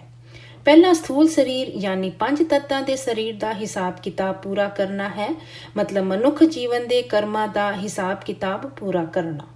ਕਿਉਂਕਿ ਉਹ ਕਈ ਮਨੁੱਖ ਜਨਮ ਲੈਂਦਾ ਆਇਆ ਹੈ ਤਾਂ ਅਨੇਕਾਂ ਸਾਲਾਂ ਦਾ ਕਰਮ ਬੰਨਣ ਆਇਆ ਹੈ ਤੇ ਅਨੇਕਾਂ ਸਾਲਾਂ ਦਾ ਕਰਮ ਬੰਨਣ ਉਸ ਦੀ ਆਤਮਾ ਤੇ ਯਾਨੀ ਕਾਰਨ ਸਰੀਰ ਤੇ ਰਿਕਾਰਡਿੰਗ ਪਈ ਹੈ ਤੇ ਉਹ ਕਰਮਾਂ ਦਾ ਹਿਸਾਬ ਕਿਤਾਬ ਕਿਸ ਤਰ੍ਹਾਂ ਪੂਰਾ ਕਰੇਗਾ। ਹੁਣ ਉਹ ਤਪੱਸਿਆ ਕਰੇਗਾ, ਯੋਗ ਸ਼ਕਤੀ ਦੇ ਰਾਹੀਂ ਕਰਮਾਂ ਦਾ ਹਿਸਾਬ ਕਿਤਾਬ ਚੁਕਾਏਗਾ। ਯੋਗ ਦੇ ਰਾਹੀਂ ਉਸ ਦੀ ਆਤਮਾ ਤੇ ਪਾਵਰ ਆਏਗੀ ਅਤੇ ਪਾਵਰ ਆਉਣ ਕਰਕੇ ਉਸ ਦਾ ਕਾਰਨ ਸਰੀਰ ਚਾਰਜ ਹੋ ਜਾਏਗਾ। ਮਤਲਬ ਸਥੂਲ ਸਰੀਰ ਦਾ ਕਾਰਨ ਸਰੀਰ ਚਾਰਜ ਹੋ ਜਾਏਗਾ। ਯਾਨੀ ਸਥੂਲ ਸਰੀਰ ਦਾ ਕਾਰਨ ਸਰੀਰ ਹੈ ਆਕਾਸ਼ ਸਰੀਰ ਯਾਨੀ ਆਕਾਸ਼ ਤੱਤ। ਹੁਣ ਆਕਾਸ਼ ਤੱਤ ਤਿਆਰ ਹੋ ਗਿਆ ਤੇ ਫਿਰ ਹੁਣ ਆਤਮ ਸਰੂਪ ਦੀ ਅਨੁਭੂਤੀ ਮਤਲਬ ਅਹਿਸਾਸ ਹੋਏਗਾ। ਦਸਮ ਦੁਆਰ ਖੁੱਲ ਜਾਏਗਾ। ਹੁਣ ਸੂਖਮ ਸਰੀਰ ਦੀ ਵਾਰੀ ਆਏਗੀ। ਹੁਣ ਸੂਖਮ ਸਰੀਰ ਤੇ ਕਰਮਾਂ ਦਾ ਬੰਨਣ ਹੈ ਤੇ ਇਹ ਆਤਮਾ ਹੁਣ ਦੂਸਰੇ ਲੋਕ ਤੇ ਯਾਨੀ ਭੂ ਲੋਕ ਤੋਂ ਭੁਵ ਲੋਕ ਤੇ ਆਏਗੀ। ਭੁਵ ਲੋਕ ਤੇ ਯਾਨੀ ਸੂਖਮ ਲੋਕ ਤੇ ਤਪੱਸਿਆ ਕਰੇਗੀ ਤੇ ਸਵਰਗ ਲੋਕ ਤੇ ਜਾਏਗੀ। ਜਿਸ ਤਰ੍ਹਾਂ ਸੂਖਮ ਸਰੀਰ ਹਲਕਾ ਹੁੰਦਾ ਜਾਏਗਾ ਉਸ ਤੇ ਵਾਯੂ ਤੱਤ ਘੱਟ ਹੁੰਦਾ ਜਾਏਗਾ ਅਤੇ ਆਕਾਸ਼ ਤੱਤ ਵੱਧਦਾ ਜਾਏਗਾ। ਫਿਰ ਅੰਤ ਤੇ ਆਕਾਸ਼ ਤੱਤ ਦਾ ਹੀ ਸਰੀਰ ਰਹਿੰਦਾ ਹੈ। ਬ੍ਰਹਮਾਪੁਰੀ ਤੇ ਆਕਾਸ਼ ਤੱਤ ਜ਼ਿਆਦਾ ਹੁੰਦਾ ਹੈ ਤੇ ਬ੍ਰਹਮਾਪੁਰੀ ਤੇ ਪਹੁੰਚ ਜਾਂਦੀ ਹੈ। ਇਸ ਤਰ੍ਹਾਂ ਫਿਰ ਵਿਸ਼ਨੂਪੁਰੀ, ਸ਼ਿਵਪੁਰੀ, ਪਰਮ ਧਾਮ ਤੇ ਆਤਮਾ ਪਹੁੰਚ ਜਾਂਦੀ ਹੈ। ਪਰ ਜਦੋਂ ਉਸ ਤੇ ਸ਼ਿਵਤਵ ਆ ਜਾਂਦਾ ਹੈ ਯਾਨੀ ਜਦੋਂ ਸ਼ਿਵ ਬਣ ਜਾਂਦੀ ਹੈ ਤੇ ਉਸ ਦੀ ਇੱਛਾ ਹੋ ਜਾਂਦੀ ਹੈ ਕਿ ਮੈਂ ਮਹਾਸ਼ਿਵ ਦੇ ਕੋਲ ਗੈਲੈਕਸੀ ਦੇ ਵਿੱਚ ਮਤਲਬ ਮਹਾਬ੍ਰਹਮੰਡ ਤੇ ਜਾਵਾਂ, ਗੈਲੈਕਸੀ ਤੇ ਮਾਲਿਕ ਦੇ ਕੋਲ ਜਾਵਾਂ। ਜਿਸ ਤਰ੍ਹਾਂ ਅੱਜ ਅਰਬਾਂ ਸੋਲਰ ਸਿਸਟਮ ਮਤਲਬ ਅਰਬਾਂ ਬ੍ਰਹਮੰਡ ਇੱਕ ਗੈਲੈਕਸੀ ਤੇ ਘੁੰਮਦੇ ਰਹਿੰਦੇ ਹਨ ਤੇ ਫਿਰ ਉਹ ਆਤਮਾ ਹੌਲੀ ਹੌਲੀ ਮਹਾਸ਼ਿਵ ਦੇ ਕੋਲ ਜਾਣ ਲਈ ਪੁਰਸ਼ਾਰਥ ਕਰਦੀ ਹੈ। ਪਰ ਮਹਾਸ਼ਿਵ ਨੂੰ ਮਿਲਣ ਲਈ ਡਾਇਰੈਕਟ ਨਹੀਂ ਜਾ ਸਕਦੇ ਤੇ ਮਹਾਸ਼ਿਵ ਦੇ ਬਾਹਰ ਦੀ ਲੇਅਰ ਤੇ ਮਹਾਵਿਸ਼ਨੂੰ ਹੁੰਦਾ ਹੈ। ਇਸ ਤਰ੍ਹਾਂ ਮਹਾਲਕਸ਼ਮੀ ਫਿਰ ਮਹਾਬ੍ਰਹਮਾ ਮਹਾਇੰਦਰ ਹੁੰਦਾ ਹੈ ਤੇ ਉਹ ਆਤਮਾ ਮਹਾਇੰਦਰ ਤੱਕ ਜਾਂਦੀ ਹੈ। ਉੱਥੇ ਵੀ ਉਸ ਨੂੰ ਪੁਰਸ਼ਾਰਥ ਕਰਨਾ ਪੈਂਦਾ ਹੈ। ਹੁਣ ਮਹਾਇੰਦਰ ਦੇ ਬਾਹਰ ਵੀ 6 ਲੇਅਰਸ ਹੁੰਦੀਆਂ ਹਨ। ਪਹਿਲੀ 6ਵੀਂ ਲੇਅਰ ਤੇ ਐਂਟਰੀ ਮਿਲੇਗੀ। ਫਿਰ ਪੁਰਸ਼ਾਰਥ ਜਾਂ ਤਪੱਸਿਆ ਕਰਕੇ ਮਹਾਇੰਦਰ ਦੀ ਪਰਮਿਸ਼ਨ ਜਾਂ ਸਹਿਮਤੀ ਤੋਂ ਮਹਾਬ੍ਰਹਮਾ ਦੇ ਕੋਲ ਜਾਏਗੀ। ਮਹਾਬ੍ਰਹਮਾ ਦੀ ਪਰਮਿਸ਼ਨ ਤੋਂ ਮਹਾਵਿਸ਼ਨੂੰ ਦੇ ਕੋਲ ਜਾਏਗੀ। ਉੱਥੇ ਮਹਾਵਿਸ਼ਨੂਪੁਰੀ ਹੁੰਦੀ ਹੈ ਤੇ ਮਹਾਵਿਸ਼ਨੂਪੁਰੀ ਤੋਂ ਮਹਾਸ਼ਿਵਪੁਰੀ ਜਾਂਦੀ ਹੈ। ਮਹਾਸ਼ਿਵਪੁਰੀ ਜਾਣ ਤੋਂ ਬਾਅਦ ਮਹਾਸ਼ਕਤੀਆਂ ਮਿਲਦੀਆਂ ਹਨ। ਮਹਾਸ਼ਿਵ ਨਹੀਂ ਮਿਲਦਾ। ਉੱਥੇ 16,000 ਮਹਾਸ਼ਕਤੀਆਂ ਹੁੰਦੀਆਂ ਹਨ। ਉਹ ਸਾਰੀਆਂ ਗੈਲੈਕਸੀਆਂ ਨੂੰ ਚਲਾ ਰਹੀਆਂ ਹਨ। ਉਹ ਪੂਰੀ ਆਕਾਸ਼ ਗੰਗਾ ਨੂੰ ਚਲਾ ਰਹੀਆਂ ਹਨ। 16,000 ਚਾਰੋਂ ਪਾਸੇ ਰਾਉਂਡ ਯਾਨੀ ਗੋਲਾਈ ਤੇ ਮਹਾਸ਼ਕਤੀਆਂ ਹੁੰਦੀਆਂ ਹਨ। ਉਹ ਮਿਲਦੀਆਂ ਹਨ। ਮਹਾਸ਼ਕਤੀ ਮਤਲਬ ਉਸ ਆਤਮਾ ਆਪਣੀ ਮਹਾਮਾਂ ਨੂੰ ਮਿਲਦੀ ਹੈ। ਫਿਰ ਉਸ ਨੂੰ ਇਹ ਅਹਿਸਾਸ ਹੁੰਦਾ ਹੈ ਕਿ ਮੈਂ ਬਹੁਤ ਕੁਝ ਸਭ ਕੁਝ ਪ੍ਰਾਪਤ ਕਰ ਲਿਆ ਹੈ। ਹੁਣ ਕੁਝ ਹੋਰ ਲੈਣ ਦੀ ਕੋਈ ਇੱਛਾ ਨਹੀਂ ਹੈ ਅਤੇ ਮਹਾਸ਼ਕਤੀ ਉਸ ਨੂੰ ਪੁੱਛਦੀ ਹੈ ਕਿ ਤੈਨੂੰ ਕੀ ਚਾਹੀਦਾ, ਤੈਨੂੰ ਵਰਦਾਨ ਦੇ ਦੇਵਾਂ। ਪਰ ਜੇਕਰ ਆਤਮਾ ਚਾਹੁੰਦੀ ਹੈ ਕਿ ਮੈਨੂੰ ਬ੍ਰਹਮੰਡ ਬਣਾਉਣਾ ਹੈ ਤੇ ਉਸ ਤੇ ਇੰਨੀ ਪਾਵਰ ਭਰ ਦਿੰਦੀ ਹੈ ਕਿ ਵਾਪਸ ਜਾ ਕੇ ਉਹ ਬ੍ਰਹਮੰਡ ਦਾ ਸਿਰਜਣਾ ਕਰ ਸਕਦੀ ਹੈ। ਹੁਣ ਉਹ ਸ਼ਿਵ ਬਣ ਗਿਆ। ਸ਼ਿਵ ਤੇ ਦੁਬਾਰਾ ਇੰਨੀ ਪਾਵਰ ਆ ਜਾਂਦੀ ਹੈ ਕਿ ਉਹ ਬ੍ਰਹਮੰਡ ਬਣਾ ਸਕਦੀ ਹੈ। ਪਰ ਕਈ ਵਾਰ ਇਸ ਤਰ੍ਹਾਂ ਹੁੰਦਾ ਹੈ ਕਿ ਉਹ ਆਤਮਾ ਕਹਿੰਦੀ ਹੈ ਕਿ ਨਹੀਂ, ਮੈਨੂੰ ਮਹਾਸ਼ਿਵ ਤੇ, ਕਿਉਂਕਿ ਇਹ ਮਹਾਪਰਮ ਧਾਮ ਮਹਾਪਰਮ ਪ੍ਰਕਾਸ਼ ਹੈ, ਉੱਥੇ ਜਾ ਕੇ ਆਪਣੀ ਪਹਿਚਾਣ ਜਾਂ ਅਸਤਿਤਵ ਖਤਮ ਕਰ ਦੇਣਾ ਹੈ। ਮਤਲਬ ਉਸ ਨੂੰ ਮਹਾਮੁਕਤੀ ਚਾਹੀਦੀ ਯਾਨੀ ਮਹਾਸ਼ਿਵ ਮਹਾਬ੍ਰਹਮਾ ਮਹਾਪ੍ਰਕਾਸ਼ ਤੇ ਸਮਾ ਜਾਣਾ ਹੈ ਤੇ ਮਹਾਮੁਕਤੀ ਹੋ ਗਈ। ਪਰ ਕਈ ਲਾਲਚ ਤੇ ਆ ਜਾਂਦੇ ਹਨ ਕਿ ਚਲੋ ਮੈਂ ਬ੍ਰਹਮੰਡ ਬਣਾਉਣਾ ਹੈ, ਮੈਨੂੰ ਪਾਵਰ ਦੇ ਦਿਓ। ਫਿਰ ਉਹ ਬ੍ਰਹਮੰਡ ਬਣਾਉਂਦਾ ਹੈ। ਫਿਰ ਕਹਿੰਦਾ ਹੈ ਕਿ ਮੈਂ ਮਹਾਸ਼ਿਵ ਮਹਾਸ਼ਕਤੀ ਨੂੰ ਮਿਲ ਲਿਆ, ਹੁਣ ਮੈਨੂੰ ਅੱਗੇ ਪਰਮ ਮਹਾਸ਼ਿਵ ਦੇ ਕੋਲ ਜਾਣਾ ਹੈ। ਇਸ ਤਰ੍ਹਾਂ ਦੀ ਕਈ ਆਤਮਾਵਾਂ ਇੱਛਾ ਰੱਖਦੀਆਂ ਹਨ ਤੇ ਇਹ ਮਹਾਸ਼ਿਵ ਉਸ ਆਤਮਾ ਦਾ ਦਾਦਾ ਹੋ ਗਿਆ, ਸ਼ਿਵ ਉਸ ਦਾ ਬਾਪ ਹੋ ਗਿਆ ਤੇ ਫਿਰ ਉਹ ਕਹਿੰਦੀ ਹੈ ਕਿ ਚਲੋ ਹੁਣ ਮੈਂ ਆਪਣੇ ਪਰਦਾਦਿਆਂ ਨੂੰ ਮਿਲਾਂ। ਜੇਕਰ ਉਸ ਆਤਮਾ ਦੀ ਸ਼ਕਤੀ ਹਾਈ ਕੁਆਲਿਟੀ ਹੈ, ਬ੍ਰਹਮਾ ਦੇ ਸਿਰਜਣਾ ਦੇ ਸਮੇਂ ਦੀ ਹਾਈ ਕੁਆਲਿਟੀ ਫਰਿਸ਼ਤਾ ਆਤਮਾ ਹੈ ਤੇ ਯੂਨੀਵਰਸ ਤੱਕ ਜਾ ਸਕਦੀ ਹੈ, ਮਤਲਬ ਪਰਮ ਮਹਾਸ਼ਿਵ ਦੇ ਕੋਲ। ਤੇ ਫਿਰ ਉਹ ਟਰੈਵਲ ਜਾਂ ਯਾਤਰਾ ਕਰੇਗੀ। ਇਹੋ ਜਿਹੀਆਂ ਕਈ ਆਤਮਾਵਾਂ ਇਕੱਠੀਆਂ ਯਾਤਰਾ ਕਰਦੀਆਂ ਹਨ ਨਿਰਾਕਾਰੀ ਅਵਸਥਾ ਤੇ। ਜਿਸ ਤਰ੍ਹਾਂ ਕਿ 1000 2000 ਆਤਮਾਵਾਂ ਨਿਰਾਕਾਰੀ ਸਰੂਪ ਤੇ ਇੱਕ ਪਾਵਰ ਦਾ ਗੋਲਾ ਬਣਾ ਕੇ ਉਸ ਦੇ ਰਾਹੀਂ ਪਰਮ ਮਹਾਸ਼ਿਵ ਦੇ ਕੋਲ ਜਾ ਸਕਦੀਆਂ ਹਨ, ਗੈਲੈਕਸੀ ਦੇ ਵਿੱਚ ਜਾ ਸਕਦੀਆਂ ਹਨ। ਪਰ ਉੱਥੇ ਪਹੁੰਚਣ ਲਈ ਬਹੁਤ ਵੱਡਾ ਸੰਘਰਸ਼ ਹੈ। ਉੱਥੇ ਜਾਂਦੇ ਜਾਂਦੇ ਬੇਹਿਸਾਬ ਸਮਾਂ ਲੱਗਦਾ ਹੈ। ਪਰ ਇਸ ਤਰ੍ਹਾਂ ਨਹੀਂ ਹੈ ਕਿ ਜਾ ਨਹੀਂ ਸਕਦੇ, ਪਹੁੰਚ ਨਹੀਂ ਸਕਦੇ, ਪਹੁੰਚ ਸਕਦੇ ਹਨ। ਟਾਈਮ ਦੇ ਹਿਸਾਬ ਨਾਲ ਉਹਨਾਂ ਦੀ ਸਪੀਡ ਹੁੰਦੀ ਹੈ। ਜਿਸ ਤਰ੍ਹਾਂ ਪਰਮ ਪ੍ਰਕਾਸ਼ ਦੀ ਸਪੀਡ ਹੁੰਦੀ ਹੈ, ਅੰਦਾਜ਼ੇ ਨਾਲ ਪ੍ਰਕਾਸ਼ ਦੀ ਸਪੀਡ 3 ਲੱਖ ਪਰ ਸੈਕਿੰਡ ਹੁੰਦੀ ਹੈ ਤੇ ਪਰਮ ਪ੍ਰਕਾਸ਼ ਦੀ ਸਪੀਡ ਤੇ ਇਸ ਤੋਂ ਕਈ ਗੁਣਾ ਜ਼ਿਆਦਾ, ਲੱਖਾਂ ਕਰੋੜਾਂ ਗੁਣਾ ਜ਼ਿਆਦਾ ਸਪੀਡ ਹੁੰਦੀ ਹੈ। ਪ੍ਰਕਾਸ਼ ਦੀ ਸਪੀਡ ਤੋਂ ਪਰਮ ਪ੍ਰਕਾਸ਼ ਦੀ ਸਪੀਡ ਕਈ ਗੁਣਾ ਜ਼ਿਆਦਾ ਹੁੰਦੀ ਹੈ। ਇਸ ਲਈ ਉਹ ਟਰੈਵਲ ਕਰਦੀਆਂ ਰਹਿੰਦੀਆਂ ਹਨ। ਬਾਪੂ ਜੀ ਅੱਗੇ ਕਹਿੰਦੇ ਹਨ ਕਿ ਮੈਂ ਆਪਣੀ ਇੱਕ ਵੀਡੀਓ ਤੇ ਕਿਹਾ ਹੈ ਜਰਨੀ ਆਫ ਸੋਲ ਤੇ ਦੱਸਿਆ ਹੈ ਤੇ ਇਹ ਹੋ ਗਈ ਮੁਕਤੀ। ਆਤਮਾ ਅਜ਼ਰ ਅਮਰ ਅਤੇ ਅਵਿਨਾਸ਼ੀ ਹੁੰਦੀ ਹੈ ਤੇ ਇਹ ਹੋ ਗਈ ਜੀਵਨ ਮੁਕਤੀ। ਪਰਮ ਧਾਮ ਤੇ ਜਾ ਕੇ ਜੇਕਰ ਮੁਕਤੀ ਨਹੀਂ ਚਾਹੀਦੀ ਤੇ ਜੀਵਨ ਮੁਕਤੀ ਹੋ ਗਈ, ਮਹਾਸ਼ਿਵ ਮਹਾਸ਼ਕਤੀ ਦੇ ਕੋਲ ਗਈ ਤੇ ਉੱਥੇ ਤੇ ਜੀਵਨ ਮੁਕਤੀ ਹੈ। ਤੇ ਮੁਕਤੀ ਅਤੇ ਜੀਵਨ ਮੁਕਤੀ ਦੇ ਵੱਖਰੇ ਵੱਖਰੇ ਮਤਲਬ ਹੁੰਦੇ ਹਨ। ਜਿਸ ਤਰ੍ਹਾਂ ਵਿਸ਼ਨੂਪੁਰੀ ਤੇ ਗਈ ਤੇ ਉੱਥੇ ਜੀਵਨ ਮੁਕਤੀ ਹੋ ਗਈ। ਜੀਵਨ ਦੇ ਹੋ ਕੇ ਅਹਿਸਾਸ ਕਰਨਾ ਮੁਕਤੀ ਦਾ। ਜਿਸ ਤਰ੍ਹਾਂ ਵੈਕੁੰਠ ਤੇ ਹੈ, ਜੇਕਰ ਆਤਮਾ ਵੈਕੁੰਠ ਤੇ ਹੈ ਤੇ ਉੱਥੇ ਜੀਵਨ ਤੇ ਹੈ ਨਾ, ਪਰ ਕਰਮ ਬੰਨਣ ਤੋਂ ਆਜ਼ਾਦ ਹੈ ਨਾ, ਤੇ ਬੈਕੁੰਠ ਤੇ ਜੀਵਨ ਮੁਕਤੀ ਹੁੰਦੀ ਹੈ। ਕਰਮ ਸ਼ਿਵਪੁਰੀ ਤੇ ਵੀ ਪਰਮ ਧਾਮ ਤੇ ਵੀ ਜੀਵਨ ਮੁਕਤੀ ਹੈ। ਮਹਾਪਰਮ ਧਾਮ ਤੇ ਵੀ ਜੀਵਨ ਮੁਕਤੀ, ਪਰਮ ਮਹਾਪਰਮ ਧਾਮ ਤੇ ਵੀ ਜੀਵਨ ਮੁਕਤੀ ਹੈ ਤੇ ਇਸ ਨੂੰ ਜੀਵਨ ਮੁਕਤੀ ਕਵਾਂਗੇ। ਤੇ ਜਦੋਂ ਆਤਮਾ ਲਵਲੀਨ ਅਵਸਥਾ ਯਾਨੀ ਪਰਮਾਤਮਾ ਦੇ ਪਿਆਰ ਤੇ ਸਮਾ ਜਾਣ ਦੀ ਅਵਸਥਾ ਤੇ ਬ੍ਰਹਮਲੀਨ ਹੋ ਜਾਏ ਜਾਂ ਸਮਾ ਜਾਏ ਤੇ ਉਹ ਮੁਕਤੀ ਹੋ ਗਈ। ਤੇ ਉੱਥੇ ਯਾਨੀ ਇਸ ਮਾਤ ਲੋਕ ਤੇ ਵੱਖ-ਵੱਖ ਆਤਮਾਵਾਂ ਵੱਖਰੇ ਵੱਖਰੇ ਢੰਗ ਨਾਲ ਸ਼ਾਸਤਰਾਂ ਦੇ ਮੁਤਾਬਿਕ ਆਪਣੇ ਪੂਰਵਜਾਂ ਦੀ ਮੁਕਤੀ ਕਰਵਾਉਣ ਲਈ ਕਹਿੰਦੀਆਂ ਹਨ। ਸਾਡੇ ਪੂਰਵਜਾਂ ਦੀ ਮੁਕਤੀ ਕਰਵਾਓ ਤੇ ਉਸ ਦੇ ਲਈ ਨਾਰਾਇਣ ਬਲੀ ਕਰਵਾਉਂਦੀਆਂ ਹਨ। ਪਰ ਨਾਰਾਇਣ ਕੀ ਕਿਸੇ ਨੂੰ ਮੁਕਤੀ ਦੇ ਸਕਦਾ ਹੈ? ਮੁਕਤੀ ਤੇ ਅੰਤ ਸਮੇਂ ਤੇ ਮਿਲਦੀ ਹੈ। ਸ਼ਾਸਤਰਾਂ ਤੇ ਮੁਕਤੀ ਕਰਵਾਉਣ ਦੇ ਵੱਖਰੇ ਵੱਖਰੇ ਤਰੀਕੇ ਹਨ। ਹਰ ਕੋਈ ਆਪਣੇ ਆਪਣੇ ਧਰਮ ਸਥਾਨਾਂ ਤੇ ਜਾ ਕੇ ਆਪਣੇ ਪਿਤਰਾਂ ਦਾ ਤਰਪਣ ਕਰਾਉਂਦੇ ਹਨ। ਆਤਮਾਵਾਂ ਮੁਕਤੀ ਲੈਣ ਲਈ ਬਹੁਤ ਪੁਰਸ਼ਾਰਥ ਕਰਦੀਆਂ ਹਨ, ਪਰ ਇਹਨਾਂ ਸਭ ਚੀਜ਼ਾਂ ਦੀ ਪ੍ਰਾਪਤੀ ਲਈ ਬਹੁਤ ਵੱਡਾ ਪੁਰਸ਼ਾਰਥ ਚਾਹੀਦਾ, ਬਹੁਤ ਵੱਡੀ ਤਿਆਗ ਤਪੱਸਿਆ ਚਾਹੀਦੀ। ਅਨੇਕਾਂ ਜਨਮਾਂ ਦੇ ਸੰਕਲਪ ਜਾਂ ਪੱਕੇ ਨਿਸ਼ਚੇ ਦਾ ਫਲ ਮਿਲਦਾ ਹੈ। ਜੇਕਰ ਉਸ ਆਤਮਾ ਨੂੰ ਮੁਕਤੀ ਜਾਂ ਜੀਵਨ ਮੁਕਤੀ ਮਿਲਦੀ ਹੈ, ਪਰ ਐਸੀਆਂ ਆਤਮਾਵਾਂ ਬਹੁਤ ਘੱਟ ਹਨ ਜੋ ਇੰਨੀ ਉੱਪਰ ਤੱਕ ਜਾ ਸਕਣ। ਬਾਕੀ ਆਤਮਾਵਾਂ ਤੇ ਜੰਮਣ ਮਰਨ ਦੇ ਚੱਕਰਾਂ ਤੇ ਆਉਂਦੀਆਂ ਰਹਿੰਦੀਆਂ ਹਨ। ਅਨੰਤ ਬਾਪੂ ਜੀ ਆਪ ਜੀ ਨੇ ਬਹੁਤ ਸਾਰੀਆਂ ਗੱਲਾਂ ਦੱਸ ਦਿੱਤੀਆਂ ਹਨ ਜੋ ਹਲੇ ਮੈਂ ਆਪ ਜੀ ਨੂੰ ਪੁੱਛਿਆ ਹੀ ਨਹੀਂ ਸੀ, ਪਰ ਮੈਂ ਕੁਝ ਸਵਾਲ ਲਿਖੇ ਹਨ। ਜੇਕਰ ਆਪ ਜੀ ਉਹਨਾਂ ਦੇ ਬਾਰੇ ਤੇ ਵੀ ਦੱਸੋ ਤੇ ਬੜੀ ਕਿਰਪਾਲਤਾ ਹੋਏਗੀ। ਜਿਸ ਤਰ੍ਹਾਂ ਮੈਂ ਲਿਖਿਆ ਹੈ ਕਿ ਜੀਵਨ ਅਤੇ ਮਰਨ ਤੋਂ ਉੱਪਰ ਜਾਣਾ ਮੁਕਤੀ ਕਿਹਾ ਜਾਏਗਾ ਇੱਕ ਸਧਾਰਨ ਆਤਮਾ ਦੇ ਲਈ, ਕਿਉਂਕਿ ਹਾਲੇ ਤੱਕ ਆਪ ਜੀ ਨੇ ਜੋ ਗੱਲ ਕੀਤੀ ਜਾਂ ਦੱਸੀ ਉਹ ਤੇ ਬਹੁਤ ਉੱਚੀਆਂ ਆਤਮਾਵਾਂ ਦੇ ਲਈ ਸੀ। ਬਾਪੂ ਜੀ ਵੇਖੋ, ਜੰਮਣ ਮਰਨ ਦੇ ਚੱਕਰਾਂ ਤੋਂ ਛੁਟਕਾਰਾ ਲੈ ਕੇ ਜੋ ਉੱਪਰ ਜਾਏ, ਸਵਰਗ ਲੋਕ ਤੇ ਜਾਵੇ, ਇਹ ਗੱਲ ਬਹੁਤ ਹਾਈ ਕੁਆਲਿਟੀ ਆਤਮਾਵਾਂ ਦੀ ਹੈ। ਜਿਸ ਤਰ੍ਹਾਂ ਕਹਿੰਦੇ ਹਨ ਨਾ ਕਿ ਉਹ ਆਤਮਾ ਮਰਨ ਤੋਂ ਬਾਅਦ ਸਵਰਗ ਲੋਕ ਤੇ ਗਈ, ਪਰ ਉਸ ਆਤਮਾ ਦੀ ਮੁਕਤੀ ਨਹੀਂ ਹੋਏਗੀ ਨਾ, ਉਹਨੂੰ ਤੇ ਟੈਂਪਰੇਰੀ ਤੌਰ ਤੇ ਜੀਵਨ ਮੁਕਤੀ ਕਵਾਂਗੇ।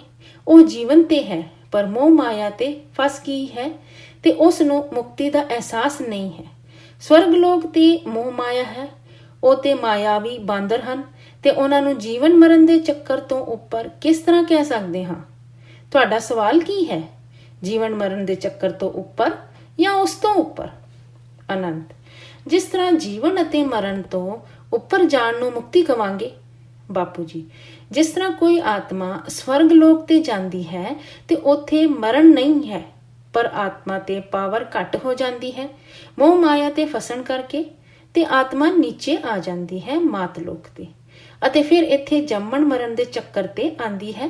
ਤੇ ਜੇਕਰ ਕੋਈ ਆਤਮਾ ਸਵਰਗ ਲੋਕ ਤੋਂ ਪੁਰਸ਼ਾਰਥ ਕਰਕੇ ਉੱਪਰ ਮਹਿ ਲੋਕ ਤੇ ਜਾਂਦੀ ਹੈ ਤੇ ਉੱਥੇ ਜੰਮਣ ਮਰਨ ਦੇ ਚੱਕਰ ਤੋਂ ਹੁਣ ਮੁਕਤ ਹੋ ਗਈ, ਕਿਉਂਕਿ ਮਹਿ ਲੋਕ ਤੇ ਜੰਮਣ ਮਰਨ ਨਹੀਂ ਹੁੰਦਾ।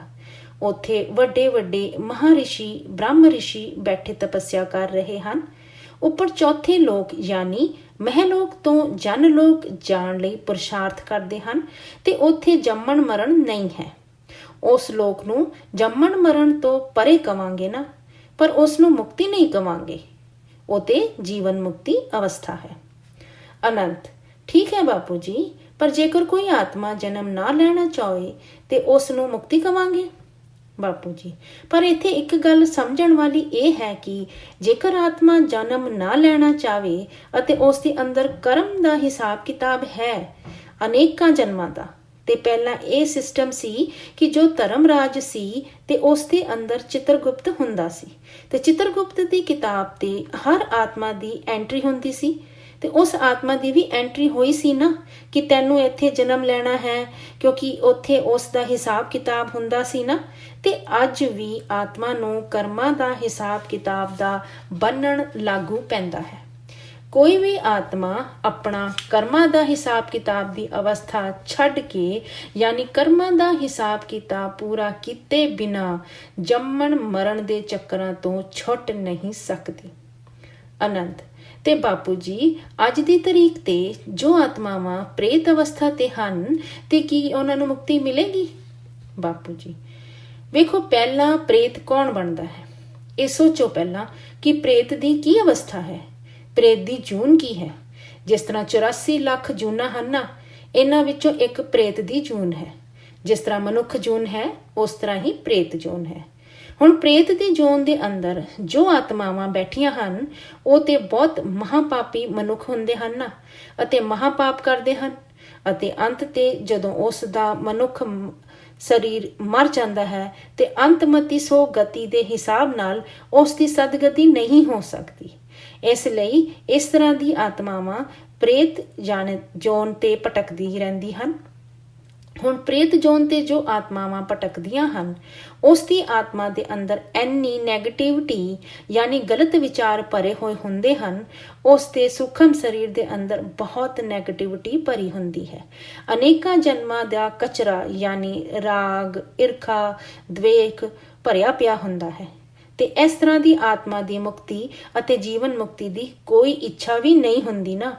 ਪ੍ਰੇਤ ਜੋਨ ਤੇ ਜਾਣ ਵਾਲੀਆਂ ਆਤਮਾਵਾਂ ਇੰਨੀਆਂ ਬੁਰੀਆਂ ਆਤਮਾਵਾਂ ਹੁੰਦੀਆਂ ਹਨ ਕਿ ਮਰਨ ਤੋਂ ਬਾਅਦ ਕਿਸੇ ਤੋਂ ਬਦਲਾ ਲੈਣਾ ਹੈ ਤੇ ਕਿਸੇ ਦੇ ਸਰੀਰ ਤੇ ਪ੍ਰਵੇਸ਼ ਕਰਕੇ ਬਦਲਾ ਲਵੇਗੀ, ਕਿਸੇ ਦੇ ਘਰ ਤੇ ਬੈਠੀ ਰਹੇਗੀ, ਮੰਦਿਰਾਂ ਤੇ ਬੈਠੀ ਰਹੇਗੀ, ਫਿਰ ਕੋਈ ਦਿਸੇਗਾ ਤੇ ਉਸ ਦੇ ਘਰ ਚਲੇ ਜਾਏਗੀ। ਤੇ ਜਿਸ ਤਰ੍ਹਾਂ ਮਨੁੱਖ ਦੇ ਅੰਦਰ ਰਾਗ ਦਵੇਖ ਯਾਨੀ ਦੂਸਰਿਆਂ ਦੇ ਨੁਕਸਾਨ ਦੇ ਬਾਰੇ ਤੇ ਸੋਚਣਾ ਜਾਂ ਵਾਸ਼ਨਾਵਾਂ ਹਨ, ਤੇ ਐਸੇ ਮਨੁੱਖ ਹੀ ਮਰਨ ਤੋਂ ਬਾਅਦ ਪ੍ਰੇਤ ਬਣ ਕੇ ਪ੍ਰੇਤ ਜੋਨ ਤੇ ਜਾਂਦੇ ਹਨ। ਤੇ ਪ੍ਰੇਤ ਜੋਨੀ ਵਾਲੀ ਆਤਮਾਵਾਂ ਕਦੀ ਵੀ ਜੰਮਣ ਮਰਨ ਦੇ ਚੱਕਰ ਤੋਂ ਛੁੱਟਣ ਲਈ ਜਾਂ ਬਾਹਰ ਨਿਕਲਣ ਦਾ ਪੁਰਸ਼ਾਰਥ ਨਹੀਂ ਕਰਦੀਆਂ, ਅਤੇ ਨਾ ਹੀ ਐਸੀ ਆਤਮਾਵਾਂ ਵੀ ਕਰ ਸਕਦੀਆਂ ਹਨ। ਜਦੋਂ ਉਹ ਐਸੀ ਇੱਛਾ ਹੀ ਨਹੀਂ ਕਰ ਸਕਦੀਆਂ ਤੇ ਪੁਰਸ਼ਾਰਥ ਕਰਨਾ ਤੇ ਬਹੁਤ ਦੂਰ ਦੀ ਗੱਲ ਹੈ। ਬਾਪੂ ਜੀ ਅੱਗੇ ਦੱਸਦੇ ਹਨ ਕਿ ਜਿਸ ਤਰ੍ਹਾਂ ਕਿ ਕੋਈ ਤਲਾਬ ਪੂਰਾ ਚਿੱਕੜ ਨਾਲ ਭਰਿਆ ਹੋਇਆ ਹੈ ਤਾਂ ਕੋਈ ਮਨੁੱਖ ਉਸ ਤਲਾਬ ਤੇ ਨਹਾਉਣ ਲਈ ਅੰਦਰ ਚਲਾ ਜਾਵੇ ਤੇ ਉਹ ਪੂਰਾ ਚਿੱਕੜ ਵਾਲਾ ਹੋ ਗਿਆ ਨਾ। ਐਸੀ ਤਰ੍ਹਾਂ ਪ੍ਰੇਤ ਜੋਨ ਤੇ ਰਹਿਣ ਵਾਲੀਆਂ ਆਤਮਾਵਾਂ ਚਿੱਕੜ ਨਾਲ ਭਰੀਆਂ ਹੋਈਆਂ ਆਤਮਾਵਾਂ ਹਨ। ਜੇਕਰ ਉਸ ਨੂੰ ਵੇਖੋ ਤੇ ਕਾਲਾ ਪਰਛਾਵਾਂ ਦਿਸਦਾ ਹੈ, ਉਸ ਦੇ ਅੰਦਰ ਕੁਝ ਵੀ ਚੰਗਾ ਨਹੀਂ ਹੈ। ਆਤਮਾ ਦੇ ਅੰਦਰ ਪ੍ਰਕਾਸ਼ ਹੈ ਹੀ ਨਹੀਂ। ਜੇਕਰ ਪ੍ਰਕਾਸ਼ ਹੋਵੇ ਤੇ ਉਸ ਦੀ ਬੋਡੀ ਚਿੱਟੀ ਦਿਖੇਗੀ ਨਾ। ਜੇਕਰ ਉਸ ਦੀ ਬੋਡੀ ਚਿੱਟੀ ਹੋਵੇ ਤੇ ਉਹ ਦੇਵਤਾ ਬਣ ਜਾਏਗੀ ਅਤੇ ਉੱਪਰ ਚਲੇ ਜਾਏਗੀ। ਦੇਵਤਾ ਲੋਕ, ਦਿਵ ਲੋਕ, ਤੀਸਰੇ ਲੋਕ ਯਾਨੀ ਸਵਰਗ ਲੋਕ ਤੇ ਚਲੀ ਜਾਏਗੀ। ਇੱਕ ਗੱਲ ਹਮੇਸ਼ਾ ਯਾਦ ਰੱਖੋ ਕਿ ਪ੍ਰੇਤ ਜੋਨ ਤੇ ਜਾਣ ਵਾਲੀਆਂ ਆਤਮਾਵਾਂ ਦੀ ਬਹੁਤ ਦੁਰਗਤ ਹੁੰਦੀ ਹੈ। ਫਿਰ ਬਹੁਤ ਹਜ਼ਾਰਾਂ ਸਾਲ ਭਟਕਣ ਤੋਂ ਬਾਅਦ ਫਿਰ ਦੁਬਾਰਾ ਮਨੁੱਖ ਅਵਤਾਰ ਲੈ ਕੇ ਆਉਂਦੀਆਂ ਹਨ ਜਾਂ ਕਿਸੇ ਐਸੀ ਜੋਨ ਤੇ ਚਲੀਆਂ ਜਾਂਦੀਆਂ ਹਨ। ਆਨੰਦ। ਬਾਪੂ ਜੀ, ਕੀ ਇਹ ਗੱਲ ਸੱਚ ਹੈ ਕਿ ਪ੍ਰੇਤ ਜੋਨ ਵਾਲੇ ਚਾਹੁੰਦੇ ਹਨ ਕਿ ਅਸੀਂ ਮਨੁੱਖ ਜਨਮ ਫੇਰ ਦੁਬਾਰਾ ਨਾ ਲਈਏ ਤੇ ਕਿ ਉਹਨਾਂ ਨੂੰ ਪ੍ਰੇਤ ਜੋਨ ਤੇ ਵੀ ਕਰਮਾਂ ਦਾ ਹਿਸਾਬ ਕਿਤਾਬ ਚੁਕਾਉਣਾ ਪਏਗਾ, ਪ੍ਰੇਤ ਲੋਕ ਤੇ ਵੀ? ਬਾਪੂ ਜੀ, ਵੇਖੋ, ਕਰਮ ਬੰਨਣ ਤੇ ਉਸਦੇ ਕਾਰਨ ਸਰੀਰ ਦੇ ਰਿਕਾਰਡ ਯਾਨੀ ਜਮਾ ਖਾਤੇ ਤੇ ਪਿਆ ਹੈ। ਕਰਮਾਂ ਦੇ ਕਾਰਨ ਕਰਕੇ ਕਾਰਨ ਸਰੀਰ ਬਣਦਾ ਹੈ। ਕਾਰਨ ਸਰੀਰ ਮਤਲਬ ਆਤਮਾ ਦਾ ਆਕਾਸ਼ ਤੱਤ ਦਾ ਸਰੀਰ, ਤੇ ਉਸ ਦੇ ਆਕਾਸ਼ ਤੱਤ ਤੇ ਸਰੀਰ ਤੇ ਪਰਮ ਆਕਾਸ਼ ਨਹੀਂ ਹੈ। ਅਤੇ ਫਿਰ ਐਸੀਆਂ ਆਤਮਾਵਾਂ ਇੰਨੀਆਂ ਹਾਈ ਕੁਆਲਿਟੀ ਦੀ ਨਹੀਂ ਹੁੰਦੀਆਂ ਕਿ ਚੰਗਾ ਸੋਚਣ, ਚੰਗੇ ਕਰਮ ਕਰਨ। ਇਸ ਕਰਕੇ ਉਹ ਚਾਹੁੰਦੀਆਂ ਹੀ ਨਹੀਂ ਹਨ ਕਿ ਮੈਂ ਜੰਮਣ ਮਰਨ ਦੇ ਚੱਕਰ ਤੋਂ ਉੱਪਰ ਜਾਵਾਂ। ਇਹ ਸਭ ਕੌਣ ਸੋਚਣਗੀਆਂ? ਜੋ ਆਤਮਾਵਾਂ ਪਰਮ ਤੱਤ ਦੀਆਂ ਬਣੀਆਂ ਹਨ। ਜੋ ਆਤਮਾ ਪਰਮ ਆਕਾਸ਼ ਤੱਤ ਦੀ ਬਣੀ ਹੈ, ਐਸੀ ਹਾਈ ਕੁਆਲਿਟੀ ਆਤਮਾ ਹੀ ਉੱਪਰ ਜਾਣ ਦੀ ਕੋਸ਼ਿਸ਼ ਕਰੇਗੀ, ਜੰਮਣ ਮਰਨ ਦੇ ਚੱਕਰ ਤੋਂ ਛੁਟਕਾਰਾ ਪਾਉਣ ਦੀ ਕੋਸ਼ਿਸ਼ ਕਰੇਗੀ। ਬਾਕੀ ਜਿਨ੍ਹਾਂ ਦੀ ਆਤਮਾ ਆਕਾਸ਼ ਤੱਤ ਦੀ ਬਣੀ ਹੈ, ਆਕਾਸ਼ ਤੱਤ ਦੀ ਹੈ, ਤੇ ਉਹ ਆਤਮਾ ਵੀ ਇੱਥੇ ਜੰਮਣ ਮਰਨ ਦੇ ਚੱਕਰ ਤੇ ਭਟਕਦੀ ਰਹੇਗੀ। ਅਨੰਤ। ਤੇ ਉਹ ਮਨੁੱਖ ਜਿਸ ਦੇ ਕੋਲ ਗਿਆਨ ਸਮਝਣ ਦੀ ਸ਼ਕਤੀ ਜਾਂ ਪਾਵਰ ਨਹੀਂ ਹੈ, ਭਾਵੇਂ ਉਹ ਜਿੰਦਾ ਮਨੁੱਖ ਹੋਵੇ ਜਾਂ ਪ੍ਰੇਤ ਜੋਨ ਵਾਲਾ ਹੈ, ਪਰ ਉਸ ਦੇ ਕੋਲ ਗਿਆਨ ਨੂੰ ਸਮਝਣ ਦੀ ਬੁੱਧ ਹੀ ਨਹੀਂ ਹੈ, ਮਤਲਬ ਇੰਟੈਲੈਕਚੁਅਲ ਜਾਂ ਬੌਧਿਕ ਪਾਵਰ ਨਹੀਂ ਹੈ, ਤੇ ਉਹਨਾਂ ਦਾ ਕੀ ਹੋਏਗਾ? ਕਿ ਉਹਨਾਂ ਨੂੰ ਮੁਕਤੀ ਮਿਲੇਗੀ ਜਾਂ ਨਹੀਂ ਮਿਲੇਗੀ? ਬਾਪੂ ਜੀ, ਇਹਨਾਂ ਆਤਮਾਵਾਂ ਦੇ ਬਾਰੇ ਤੇ ਸਾਡੇ ਹਿੰਦੂ ਸ਼ਾਸਤਰਾਂ ਤੇ ਵੀ ਹਿਸਾਬ ਕਿਤਾਬ ਦੱਸਿਆ ਗਿਆ ਹੈ ਕਿ ਐਸੀਆਂ ਆਤਮਾਵਾਂ ਜੰਮਣ ਮਰਨ ਦੇ ਚੱਕਰ ਤੇ ਆਉਂਦੀਆਂ ਰਹਿਣਗੀਆਂ, ਭਟਕਦੀਆਂ ਰਹਿਣਗੀਆਂ। ਹੋਰ ਉਹਨਾਂ ਦਾ ਕੁਝ ਹੋ ਹੀ ਨਹੀਂ ਸਕਦਾ, ਉੱਪਰ ਜਾ ਨਹੀਂ ਸਕਦੀਆਂ ਨਾ। ਉਹ ਤੇ ਦੂਸਰੇ ਲੋਕ ਯਾਨੀ ਸੂਖਮ ਲੋਕ ਤੇ ਵੀ ਨਹੀਂ ਜਾ ਸਕਣਦੀਆਂ, ਕਿਉਂਕਿ ਧਰਤੀ ਦੀ ਗ੍ਰੈਵਿਟੀ ਨੂੰ ਕ੍ਰਾਸ ਨਹੀਂ ਕਰ ਸਕਦੀਆਂ। ਧਰਤੀ ਦੀ ਗ੍ਰੈਵਿਟੀ 200 ਕਿਲੋਮੀਟਰ ਤੱਕ ਹੈ ਨਾ।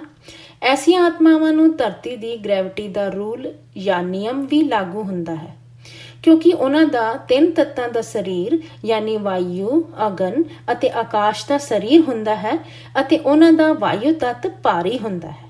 ਤੇ ਜਿਸ ਤਰ੍ਹਾਂ ਧਰਤੀ ਵਾਯੂ ਤੱਤ ਨੂੰ ਖਿੱਚਦੀ ਹੈ ਨਾ, ਇਸੇ ਤਰ੍ਹਾਂ ਉਸ ਦੇ ਵਾਯੂ ਤੱਤ ਦੇ ਭਾਰੀ ਸਰੀਰ ਨੂੰ ਧਰਤੀ ਦੀ ਗ੍ਰੈਵਿਟੀ ਖਿੱਚੇਗੀ। ਐਸੀਆਂ ਆਤਮਾਵਾਂ ਧਰਤੀ ਦੀ ਗ੍ਰੈਵਿਟੀ ਨੂੰ ਕ੍ਰਾਸ ਕਰਕੇ 200 ਕਿਲੋਮੀਟਰ ਉੱਪਰ ਤੱਕ ਵੀ ਨਹੀਂ ਜਾ ਸਕਦੀਆਂ। ਅਨੰਤ। ਤੇ ਬਾਪੂ ਜੀ, ਮੁਕਤੀ ਲੈਣ ਦਾ ਕੀ ਇੱਕੋ ਹੀ ਰਸਤਾ ਹੈ? ਗਿਆਨ, ਯੋਗ ਜਾਂ ਕੋਈ ਹੋਰ ਵੀ ਰਸਤਾ ਹੈ? ਬਾਪੂ ਜੀ, ਜਿਸ ਤਰ੍ਹਾਂ ਤੁਹਾਨੂੰ ਕੋਈ ਚੀਜ਼ ਚਾਹੀਦੀ ਹੈ, ਡਾਕਟਰ ਜਾਂ ਇੰਜੀਨੀਅਰ ਬਣਨਾ ਹੈ, ਤੇ ਉਸ ਦੇ ਲਈ ਤੁਸੀਂ ਪੜ੍ਹਾਈ ਪੜ੍ਹਦੇ ਹੋ ਨਾ, ਜਾਂ ਇਸ ਤਰ੍ਹਾਂ ਹੀ ਡਾਕਟਰ ਜਾਂ ਇੰਜੀਨੀਅਰ ਬਣ ਜਾਂਦੇ ਹੋ। ਕਿੰਨੇ ਸਾਲ ਪੜ੍ਹਦੇ ਹੋ? ਅਨੰਤ। ਅੱਧੀ ਜ਼ਿੰਦਗੀ। ਬਹੁਤ। ਬਾਪੂ ਜੀ, ਅੱਧੀ ਜ਼ਿੰਦਗੀ ਪੜ੍ਹਦੇ ਹੋ ਨਾ ਡਾਕਟਰ ਇੰਜੀਨੀਅਰ ਬਣਨ ਦੇ ਲਈ, ਪਰ ਜੇਕਰ ਪੜ੍ਹਨ ਤੋਂ ਬਾਅਦ ਉਹ ਮਰ ਗਿਆ ਤੇ ਡਿਗਰੀ ਕੰਮ ਤੇ ਆਏਗੀ? ਅਨੰਤ। ਨਹੀਂ ਆਏਗੀ। ਬਾਪੂ ਜੀ, ਇਸੇ ਤਰ੍ਹਾਂ ਸਾਡੇ ਸ਼ਾਸਤਰਾਂ ਤੇ, ਵੇਦਾਂ ਤੇ, ਉਪਨਿਸ਼ਦਾਂ ਤੇ ਇਹ ਮੁਕਤੀ ਲੈਣ ਦੀ ਪੜ੍ਹਾਈ ਹੈ। ਮੁਕਤੀ ਲੈਣ ਦੀ ਪੜ੍ਹਾਈ ਬ੍ਰਹਮ ਗਿਆਨ ਹੈ, ਤੇ ਬ੍ਰਹਮ ਗਿਆਨ ਤੇ ਲੈਣਾ ਅਤੇ ਪੜ੍ਹਨਾ ਪੈਂਦਾ ਹੈ। ਬਿਨਾਂ ਗਿਆਨ ਤੇ ਤੁਸੀਂ ਕੁਝ ਵੀ ਨਹੀਂ ਲੈ ਸਕਦੇ। ਅਨੰਤ। ਤੇ ਬਾਪੂ ਜੀ, ਜੋ ਨਾਸਤਿਕ ਹਨ ਯਾਨੀ ਪਰਮਾਤਮਾ ਨੂੰ ਨਹੀਂ ਮੰਨਦੇ, ਗਿਆਨ, ਭਗਤੀ, ਯੋਗ ਕੁਝ ਵੀ ਨਹੀਂ ਕਰਦੇ, ਤੇ ਉਹਨਾਂ ਨੂੰ ਕੀ ਭੂਤ ਪ੍ਰੇਤ ਜੋਨ ਮਿਲਦੀ ਹੈ? ਬਾਪੂ ਜੀ, ਉਹ ਭੂਤ ਪ੍ਰੇਤ ਜੋਨਾਂ ਤੇ ਜਾਣਗੇ, ਭੂਤ ਪ੍ਰੇਤ ਜੋਨ ਤੇ ਕਿਤੇ ਨਾ ਕਿਤੇ ਭਟਕਦੇ ਰਹਿਣਗੇ। ਫਿਰ ਜਾਨਵਰ ਵੀ ਬਣ ਸਕਦੇ ਹਨ ਦੂਸਰੀ ਜੂਨ ਤੇ। ਅਨੰਤ। ਬਾਪੂ ਜੀ, ਮੈਂ ਆਪ ਜੀ ਤੋਂ ਇਹ ਗੱਲ ਪੁੱਛਣਾ ਚਾਹੁੰਦਾ ਸੀ ਕਿ ਸਾਰੀਆਂ ਪ੍ਰੇਤ ਜੋਨਾਂ ਵਾਲੀਆਂ ਆਤਮਾਵਾਂ ਜੀਵ ਆਤਮਾ ਬਣ ਕੇ ਜੀਵ ਜੋਨ ਯਾਨੀ ਜਾਨਵਰਾਂ ਦੀ ਜੋਨਾਂ ਤੇ ਕਿਉਂ ਨਹੀਂ ਜਾਂਦੀਆਂ? ਬਾਪੂ ਜੀ, ਜਾਂਦੀਆਂ ਹਨ। ਉਹ 84 ਲੱਖ ਜੋਨਾਂ ਤੇ ਜਾਂਦੀਆਂ ਹਨ। ਇਹ ਗੱਲ ਗਲਤ ਨਹੀਂ ਹੈ ਕਿ ਹਲਕੀ ਜਾਂ ਨੈਗੇਟਿਵ ਆਤਮਾਵਾਂ 84 ਲੱਖ ਜੋਨਾਂ ਤੇ ਜਾਂਦੀਆਂ ਹਨ। ਆਤਮਾ ਤੇ ਅਨੇਕਾਂ ਜਨਮਾਂ ਤੇ ਪਾਪ ਕਰਨ ਕਰਕੇ ਸ਼ਕਤੀ ਬਹੁਤ ਘੱਟ ਰਹਿ ਜਾਂਦੀ ਹੈ। ਆਤਮਾ ਤੇ ਸ਼ਕਤੀ ਨਹੀਂ ਰਹਿੰਦੀ। ਜਿਸ ਤਰ੍ਹਾਂ ਕਿ ਉਸ ਆਤਮਾ ਦੇ ਸੰਸਕਾਰ ਕੁੱਤੇ ਦੀ ਤਰ੍ਹਾਂ ਦੇ ਬਣ ਗਏ ਹਨ, ਤੇ ਅਗਲੇ ਜਨਮ ਤੇ ਕੁੱਤਾ ਬਣੇਗੀ, ਅਤੇ ਜੇਕਰ ਸੰਸਕਾਰ ਜਾਨਵਰ ਦੀ ਤਰ੍ਹਾਂ ਦੇ ਬਣ ਗਏ ਹਨ ਤੇ ਜਾਨਵਰ ਬਣੇਗੀ। ਜਿਸ ਤਰ੍ਹਾਂ ਦਾ ਸੰਸਕਾਰ ਆਤਮਾ ਤੇ ਬਣ ਜਾਏਗਾ, ਆਤਮਾ ਉਸ ਤਰ੍ਹਾਂ ਦੀ ਜੂਨ ਤੇ ਜਾਏਗੀ। ਅਨੰਤ। ਤੇ ਬਾਪੂ ਜੀ, ਅੱਜ ਦੀ ਤਾਰੀਖ ਤੇ ਕਿਸੇ ਨੂੰ ਮੁਕਤੀ ਅਤੇ ਜੀਵਨ ਮੁਕਤੀ ਮਿਲੀ ਹੈ? ਬਾਪੂ ਜੀ, ਕਿਉਂ ਮਿਲਦੀ ਹੈ? ਬ੍ਰਹਮਲੀਨ ਅਵਸਥਾ ਵਾਲੇ ਉੱਪਰ ਜਾਂਦੇ ਰਹਿੰਦੇ ਹਨ, ਮੁਕਤੀ ਅਤੇ ਜੀਵਨ ਮੁਕਤੀ ਦੀ ਪੂਰੀ ਪ੍ਰੋਸੈਸ ਚੱਲਦੀ ਰਹਿੰਦੀ ਹੈ। ਬ੍ਰਹਮੰਡ ਤੇ ਇਹ ਸਭ ਹਮੇਸ਼ਾ ਚੱਲਦਾ ਰਹਿੰਦਾ ਹੈ। ਚੰਗੀਆਂ ਆਤਮਾਵਾਂ ਉੱਪਰ ਜਾਣ ਦੀ ਕੋਸ਼ਿਸ਼ ਕਰਦੀਆਂ ਰਹਿੰਦੀਆਂ ਹਨ ਅਤੇ ਉੱਪਰੋਂ ਚੰਗੀਆਂ ਆਤਮਾਵਾਂ ਨੀਚੇ ਧਰਤੀ ਤੇ ਜਨਮ ਲੈ ਕੇ ਚੰਗਾ ਪੁਰਸ਼ਾਰਥ ਕਰਦੀਆਂ ਹਨ। ਇਹ ਪ੍ਰੋਸੈਸ ਲਗਾਤਾਰ ਚੱਲਦੀ ਰਹਿੰਦੀ ਹੈ। ਪੂਰੇ ਜੋ 7 ਲੋਕ ਹਨ ਨਾ, ਉਹ ਭਰੇ ਹੋਏ ਹਨ। ਭੁਵਲੋਕ, ਸਵਰਗਲੋਕ, ਮਹਲੋਕ, ਜਨਲੋਕ, ਤਪਲੋਕ, ਬ੍ਰਹਮਾਪੁਰੀ, ਵਿਸ਼ਨੂਪੁਰੀ, ਸ਼ਿਵਪੁਰੀ ਭਰਿਆ ਪਿਆ ਹੈ ਪੂਰਾ। ਅਤੇ ਪਰਮਧਾਮ ਤੇ ਵੀ ਬੇਹਿਸਾਬ ਆਤਮਾਵਾਂ ਰਹਿੰਦੀਆਂ ਹਨ। ਪਰਮਧਾਮ ਤੇ ਨਿਰਾਕਾਰੀ ਅਵਸਥਾ ਵਿੱਚ ਕੈਵਲਯ ਗਿਆਨੀ ਰੂਪ ਤੇ ਆਤਮਾਵਾਂ ਰਹਿੰਦੀਆਂ ਹਨ, ਕਿਉਂਕਿ ਨਿਰਾਕਾਰੀ ਅਵਸਥਾ ਤੇ ਪੂਰਾ ਗਿਆਨ ਹੋ ਜਾਂਦਾ ਹੈ। ਉਸ ਅਵਸਥਾ ਨੂੰ ਗਿਆਨ ਸਵਰੂਪ ਕਹਿੰਦੇ ਹਨ। ਨਿਰਾਕਾਰੀ ਸਟੇਜ ਜਾਂ ਅਵਸਥਾ ਵਾਲੀ ਆਤਮਾਵਾਂ ਨਾਲ ਪੂਰਾ ਪਰਮਧਾਮ ਭਰਿਆ ਹੋਇਆ ਹੈ। ਬ੍ਰਹਮੰਡ ਭਰਿਆ ਰਹਿੰਦਾ ਹੈ। ਐਸੀ ਕੋਈ ਜਗ੍ਹਾ ਨਹੀਂ ਹੈ ਜਿੱਥੇ ਐਸੀਆਂ ਹਾਈ ਕੁਆਲਿਟੀ ਆਤਮਾਵਾਂ ਨਾ ਹੋਣ। ਇਸੇ ਤਰ੍ਹਾਂ ਦੂਸਰੇ ਬ੍ਰਹਮੰਡ ਵਾਲੇ ਵੀ ਸਾਡੇ ਬ੍ਰਹਮੰਡ ਤੇ ਆਉਂਦੇ ਜਾਂਦੇ ਰਹਿੰਦੇ ਹਨ। ਜਿਸ ਤਰ੍ਹਾਂ ਅਸੀਂ ਲੋਕ ਇੱਕ ਘਰ ਤੋਂ ਦੂਸਰੇ ਘਰ ਤੇ ਮਿਲਣ ਲਈ ਆਉਂਦੇ ਜਾਂਦੇ ਰਹਿੰਦੇ ਹਨ ਨਾ, ਉਸੇ ਤਰ੍ਹਾਂ ਬ੍ਰਹਮੰਡ ਵੀ ਇੱਕ ਘਰ ਹੈ। ਮਹਾਬ੍ਰਹਮੰਡ ਤੋਂ ਵੀ ਯਾਨੀ ਗੈਲੈਕਸੀਆਂ ਤੋਂ ਵੀ ਆਉਂਦੇ ਜਾਂਦੇ ਰਹਿੰਦੇ ਹਨ। ਯੂਨੀਵਰਸ ਤੋਂ ਵੀ ਆਉਂਦੇ ਜਾਂਦੇ ਰਹਿੰਦੇ ਹਨ। ਆਨੰਦ, ਇਹ ਤੇ ਬਹੁਤ ਅਮੇਜ਼ਿੰਗ ਯਾਨੀ ਹੈਰਾਨ ਕਰਨ ਵਾਲੀ ਗੱਲ ਆਪ ਜੀ ਨੇ ਦੱਸੀ। ਅੱਜ ਤੱਕ ਤੇ ਕਿਸੇ ਦੇ ਮੂੰਹ ਤੋਂ ਇਸ ਤਰ੍ਹਾਂ ਦੀ ਗੱਲ ਨਹੀਂ ਸੁਣੀ ਜੋ ਆਪ ਜੀ ਦੱਸ ਰਹੇ ਹੋ। ਬਾਪੂ ਜੀ, ਜਿਸ ਤਰ੍ਹਾਂ ਕਿ ਇੱਕ ਬ੍ਰਹਮੰਡ ਮਤਲਬ ਸ਼ਿਵ ਦਾ ਘਰ, ਗੈਲੈਕਸੀ ਮਹਾਸ਼ਿਵ ਦਾ ਇੱਕ ਮੁਹੱਲਾ ਜਾਂ ਪਿੰਡ ਹੋ ਗਿਆ, ਯੂਨੀਵਰਸ ਪਰਮ ਮਹਾਸ਼ਿਵ ਦਾ ਇੱਕ ਸ਼ਹਿਰ ਹੋ ਗਿਆ, ਯੂਨੀਵਰਸ ਪਰਮ ਮਹਾਸ਼ਿਵਾ ਦਾ ਇੱਕ ਸ਼ਹਿਰ ਹੋ ਗਿਆ, ਤੇ ਦੂਸਰੇ ਬ੍ਰਹਮੰਡ ਵਾਲੇ ਸਭ ਘੁੰਮਦੇ ਫਿਰਦੇ ਰਹਿੰਦੇ ਹਨ। ਆਨੰਦ, ਬਾਪੂ ਜੀ, ਜੇਕਰ ਕਿਸੇ ਆਤਮਾ ਨੂੰ ਮੁਕਤੀ ਦਿਵਾਣੀ ਹੈ ਤੇ ਕੀ ਕਰਨਾ ਹੋਏਗਾ? ਤੇ ਕੀ ਕੋਈ ਮਨੁੱਖ ਦੂਸਰੇ ਮਨੁੱਖ ਦੀ ਮਦਦ ਕਰ ਸਕਦਾ ਹੈ? ਜਿਸ ਤਰ੍ਹਾਂ ਕਿ ਯੋਗਦਾਨ ਦੇਣਾ ਮਤਲਬ ਮਦਦ ਤੇ ਹਿੱਸਾ ਪਾਉਣਾ। ਬਾਪੂ ਜੀ, ਵੇਖੋ, ਮਨੁੱਖ ਕਿਸੇ ਦੀ ਵੀ ਮਦਦ ਕਰ ਸਕਦਾ ਹੈ। ਮਨੁੱਖ ਆਤਮਾ ਦੀ ਕੀ ਕੈਪੈਸਿਟੀ ਯਾਨੀ ਯੋਗਤਾ ਹੈ? ਤੁਸੀਂ ਇੱਕ ਗੱਲ ਸੋਚੋ ਕਿ ਜੋ ਮਨੁੱਖ ਦੂਸਰਿਆਂ ਦੀ ਮਦਦ ਕਰਨਾ ਚਾਹੁੰਦਾ ਹੈ, ਪਰ ਕੀ ਉਹ ਆਪਣੀ ਖੁਦ ਦੀ ਮਦਦ ਕਰ ਸਕਦਾ ਹੈ? ਕਿ ਉਹ ਖੁਦ ਜਾ ਸਕਦਾ ਹੈ? ਆਨੰਦ, ਉਹ ਤੇ ਖੁਦ ਇਹ ਫੈਸਲਾ ਕਰੇਗਾ ਕਿ ਪਹਿਲਾਂ ਮੈਂ ਜਾਵਾਂ ਜਾਂ ਕਿਸੇ ਦੀ ਮਦਦ ਕਰਕੇ ਜਾਵਾਂ। ਬਾਪੂ ਜੀ, ਆਪ ਮਰੇ ਬਿਨਾਂ ਤੇ ਉਹ ਮਨੁੱਖ ਸਵਰਗ ਨਹੀਂ ਜਾ ਸਕਦਾ। ਜਾਂ ਜੀਂਦੇ ਜੀ ਸਵਰਗ ਜਾਣਾ ਹੈ, ਤ੍ਰਿਸ਼ੰਕੂ ਬਣਨਾ ਹੈ ਕਿ ਉਸਨੂੰ? ਤ੍ਰਿਸ਼ੰਕੂ ਦੀ ਕਹਾਣੀ ਸੁਣੀ ਹੈ ਨਾ? ਵਿਸ਼ਵਾਮਿਤਰ ਰਿਸ਼ੀ ਨੇ ਤ੍ਰਿਸ਼ੰਕੂ ਨੂੰ ਜੀਂਦੇ ਜੀ ਯਾਨੀ ਸਥੂਲ ਸਰੀਰ ਦੇ ਨਾਲ ਉੱਪਰ ਸਵਰਗ ਜਾਣ ਦਾ ਵਰਦਾਨ ਦਿੱਤਾ ਸੀ। ਤੇ ਜੋ ਵਿਸ਼ਵਾਮਿਤਰ ਸੀ, ਉਹਨਾਂ ਨੂੰ ਬ੍ਰਹਮ ਰਿਸ਼ੀ ਦਾ ਪਦ ਲੈਣ ਲਈ ਬਹੁਤ ਤਪੱਸਿਆ ਕਰਨ ਦੇ ਬਾਅਦ ਵੀ ਨਹੀਂ ਮਿਲਿਆ ਸੀ। ਬ੍ਰਹਮ ਰਿਸ਼ੀ ਦਾ ਪਦ ਲੈਣ ਲਈ ਕਈ ਯੁਗਾਂਤਰਾਂ ਤੱਕ ਜੰਮਣ ਮਰਨ ਦੇ ਚੱਕਰਾਂ ਤੇ ਆਉਂਦੇ ਹਨ, ਫਿਰ ਬ੍ਰਹਮ ਰਿਸ਼ੀ ਦਾ ਪਦ ਮਿਲਦਾ ਹੈ। ਤੇ ਇੱਥੇ ਵਿਸ਼ਵਾਮਿਤਰ ਸੀ, ਉਹਨਾਂ ਨੂੰ ਬਹੁਤ ਤਪੱਸਿਆ ਤੋਂ ਬਾਅਦ ਵੀ ਬ੍ਰਹਮ ਰਿਸ਼ੀ ਪਦ ਨਹੀਂ ਮਿਲਿਆ, ਕਿਉਂਕਿ ਉਹ ਇਸ ਤਰ੍ਹਾਂ ਦੇ ਕਈ ਉਲਟੇ ਪੁਲਟੇ ਕੰਮ ਕਰ ਰਹੇ ਸੀ। ਵਿਸ਼ਵਾਮਿਤਰ ਹੈ ਤੇ ਛਤਰੀਆ ਰਾਜਾ, ਉਹਨਾਂ ਦੀ ਪੂਰੀ ਕਹਾਣੀ ਹੈ। ਬ੍ਰਹਮ ਰਿਸ਼ੀ ਦਾ ਪਦ ਲੈਣਾ ਇਹ ਵੀ ਇੱਕ ਬਹੁਤ ਵੱਡੀ ਗੱਲ ਹੁੰਦੀ ਹੈ। ਆਨੰਦ, ਤੇ ਬਾਬੂ ਜੀ, ਇੱਥੇ ਧਰਤੀ ਵਾਲਾ ਮਨੁੱਖ ਕਿਸ ਤਰ੍ਹਾਂ ਕੀ? ਮੇਰਾ ਕਹਿਣ ਦਾ ਮਤਲਬ ਇਹ ਹੈ ਕਿ ਜੇਕਰ ਕੋਈ ਆਪਣੇ ਦਾਦਾ ਪੜਦਾਦਾ ਜੋ ਕਿ ਉੱਪਰ ਕਿਸੇ ਲੋਕ ਤੇ ਬੈਠੇ ਹਨ, ਉਹਨਾਂ ਨੂੰ ਕੋਈ ਮਦਦ ਦੇਣ ਲਈ ਇੱਥੋਂ ਕੁਝ ਯਾਨੀ ਧਰਤੀ ਲੋਕ ਤੋਂ ਕੋਈ ਪ੍ਰੈਸ਼ਰ ਜਾਂ ਦਬਾਅ ਪਾ ਸਕਦਾ ਹੈ ਉੱਪਰ? ਬਾਪੂ ਜੀ, ਜ਼ਿਆਦਾ ਤੋਂ ਜ਼ਿਆਦਾ ਪਿਤਰ ਤਰਪਣ ਯਾਨੀ ਇੱਕ ਤਰ੍ਹਾਂ ਦਾ ਸ਼ਰਾਧ ਕਰਦੇ ਹਨ। ਇੱਥੇ ਇਸ ਗੱਲ ਨੂੰ ਸਮਝਣ ਦੀ ਲੋੜ ਹੈ ਕਿ ਪਹਿਲਾਂ ਤੁਹਾਡੇ ਪੂਰਵਜ ਚੰਦ ਤੇ ਰਹਿੰਦੇ ਸੀ। ਜਿਸ ਤਰ੍ਹਾਂ ਰਾਵਣ ਸੀਰੀਅਲ ਤੇ ਵੀ ਇਸ ਗੱਲ ਦੱਸੀ ਸੀ ਅਤੇ ਸ਼ਾਸਤਰਾਂ ਤੇ ਵੀ ਦੱਸਿਆ ਹੈ। ਮਨੁਸਮ੍ਰਿਤੀਆਂ ਨਾਂ ਦੇ ਇੱਕ ਸ਼ਾਸਤਰ ਤੇ ਵੀ ਲਿਖਿਆ ਹੋਇਆ ਹੈ ਕਿ ਜਦੋਂ ਰਾਵਣ ਦੇ ਪਿਤਰਾਂ ਨੂੰ ਭੁੱਖ ਲੱਗ ਜਾਂਦੀ ਸੀ ਤੇ ਉਹ ਬਾਹਮਣਾਂ ਤੇ ਪ੍ਰਵੇਸ਼ ਕਰਦੇ ਸਨ। ਫਿਰ ਵੱਡੇ ਵੱਡੇ ਯੱਗ ਰਾਵਣ ਕਰਵਾਉਂਦਾ ਸੀ ਅਤੇ ਫਿਰ ਬਾਹਮਣਾਂ ਨੂੰ ਮਾਂਸ ਵਗੈਰਾ ਖਵਾਉਂਦੇ ਸਨ। ਬਾਹਮਣ ਵੀ ਮਾਂਸ ਖਾਂਦੇ ਸਨ। ਇਹ ਸਭ ਆਪਣੇ ਵੇਦਾਂ ਉਪਨਿਸ਼ਦਾਂ ਤੇ ਲਿਖਿਆ ਹੋਇਆ ਹੈ। ਰਾਵਣ ਤੇ ਉਸੇ ਚੀਜ਼ ਦਾ ਵਿਰੋਧ ਕੀਤਾ ਸੀ ਕਿ ਤੁਸੀਂ ਗੋ ਹੱਤਿਆ ਯਾਨੀ ਗਾਂ ਦੀ ਹੱਤਿਆ ਕਿਉਂ ਕਰਦੇ ਹੋ? ਤੇ ਉਸ ਨੇ ਦੱਸਿਆ ਕਿ ਜੇਕਰ ਕੋਈ ਪਿੱਤਰ ਗਾਂ ਦਾ ਮਾਂਸ ਖਾਂਦਾ ਹੈ ਤੇ 8 ਮਹੀਨੇ ਤੱਕ ਉਸ ਨੂੰ ਭੁੱਖ ਨਹੀਂ ਲੱਗਦੀ ਸੀ। ਅਨੰਤ, ਇਹ ਗੱਲ ਤੇ ਠੀਕ ਹੈ, ਕਿਉਂਕਿ ਮੈਂ ਵੀ ਕੁਝ ਪੜ੍ਹਿਆ ਸੀ। ਜੇਕਰ ਮੱਛੀ ਖਾਓ ਤੇ 1 ਸਾਲ ਤੱਕ ਭੁੱਖ ਨਹੀਂ ਲੱਗਦੀ ਸੀ। ਬਾਪੂ ਜੀ, ਗਾਂ ਦਾ ਮਾਂਸ ਖਾਣ ਵਾਲੇ ਨੂੰ ਜ਼ਿਆਦਾਤਰ ਭੁੱਖ ਨਹੀਂ ਲੱਗਦੀ। ਲੰਬੇ ਸਮੇਂ ਤੱਕ ਭੁੱਖ ਨਹੀਂ ਲੱਗਦੀ ਅਤੇ ਦੂਸਰੇ ਕੋਈ ਹੋਰ ਜਾਨਵਰ ਖਾਣ ਨਾਲ ਮਹੀਨਾ 2 ਮਹੀਨੇ 3 ਮਹੀਨੇ ਬਾਅਦ ਭੁੱਖ ਲੱਗਦੀ ਹੈ। ਫਿਰ ਉਹ ਪਿੱਤਰ ਬਾਹਮਣ ਤੇ ਪ੍ਰਵੇਸ਼ ਕਰ ਜਾਂਦੇ ਸਨ। ਬਾਹਮਣ ਜੋ ਖਾਂਦੇ ਸਨ ਕਿਉਂਕਿ ਉਹਨਾਂ ਦੇ ਪਿੱਤਰਾਂ ਦੀ ਆਤਮਾਵਾਂ ਪ੍ਰਵੇਸ਼ ਕਰ ਗਈ ਹੈ ਤੇ ਉਸ ਦੇ ਪਿੱਤਰਾਂ ਨੂੰ ਮਿਲ ਜਾਂਦੀ ਸੀ ਅਤੇ ਪਿੱਤਰ ਤਰਪਣ ਵੀ ਹੋ ਜਾਂਦਾ ਸੀ। ਇਹ ਸਭ ਮਨੁਸਮ੍ਰਿਤੀ ਸ਼ਾਸਤਰ ਤੇ ਲਿਖਿਆ ਹੋਇਆ ਹੈ। ਵੇਦਾਂ ਉਪਨਿਸ਼ਦਾਂ ਤੇ ਵੀ ਲਿਖਿਆ ਹੈ। ਰਾਵਣ ਸੀਰੀਅਲ ਆਈ ਸੀ, ਉਸ ਤੇ ਵੀ ਵਿਖਾਇਆ ਸੀ। ਰਾਵਣ ਨੇ ਵੀ ਅਪੋਜ਼ ਕੀਤਾ ਸੀ ਕਿਉਂਕਿ ਰਾਵਣ ਦਾ ਪਿਤਾ ਵੀ ਬਹੁਤ ਵੱਡਾ ਬ੍ਰਹਮ ਰਿਸ਼ੀ ਸੀ।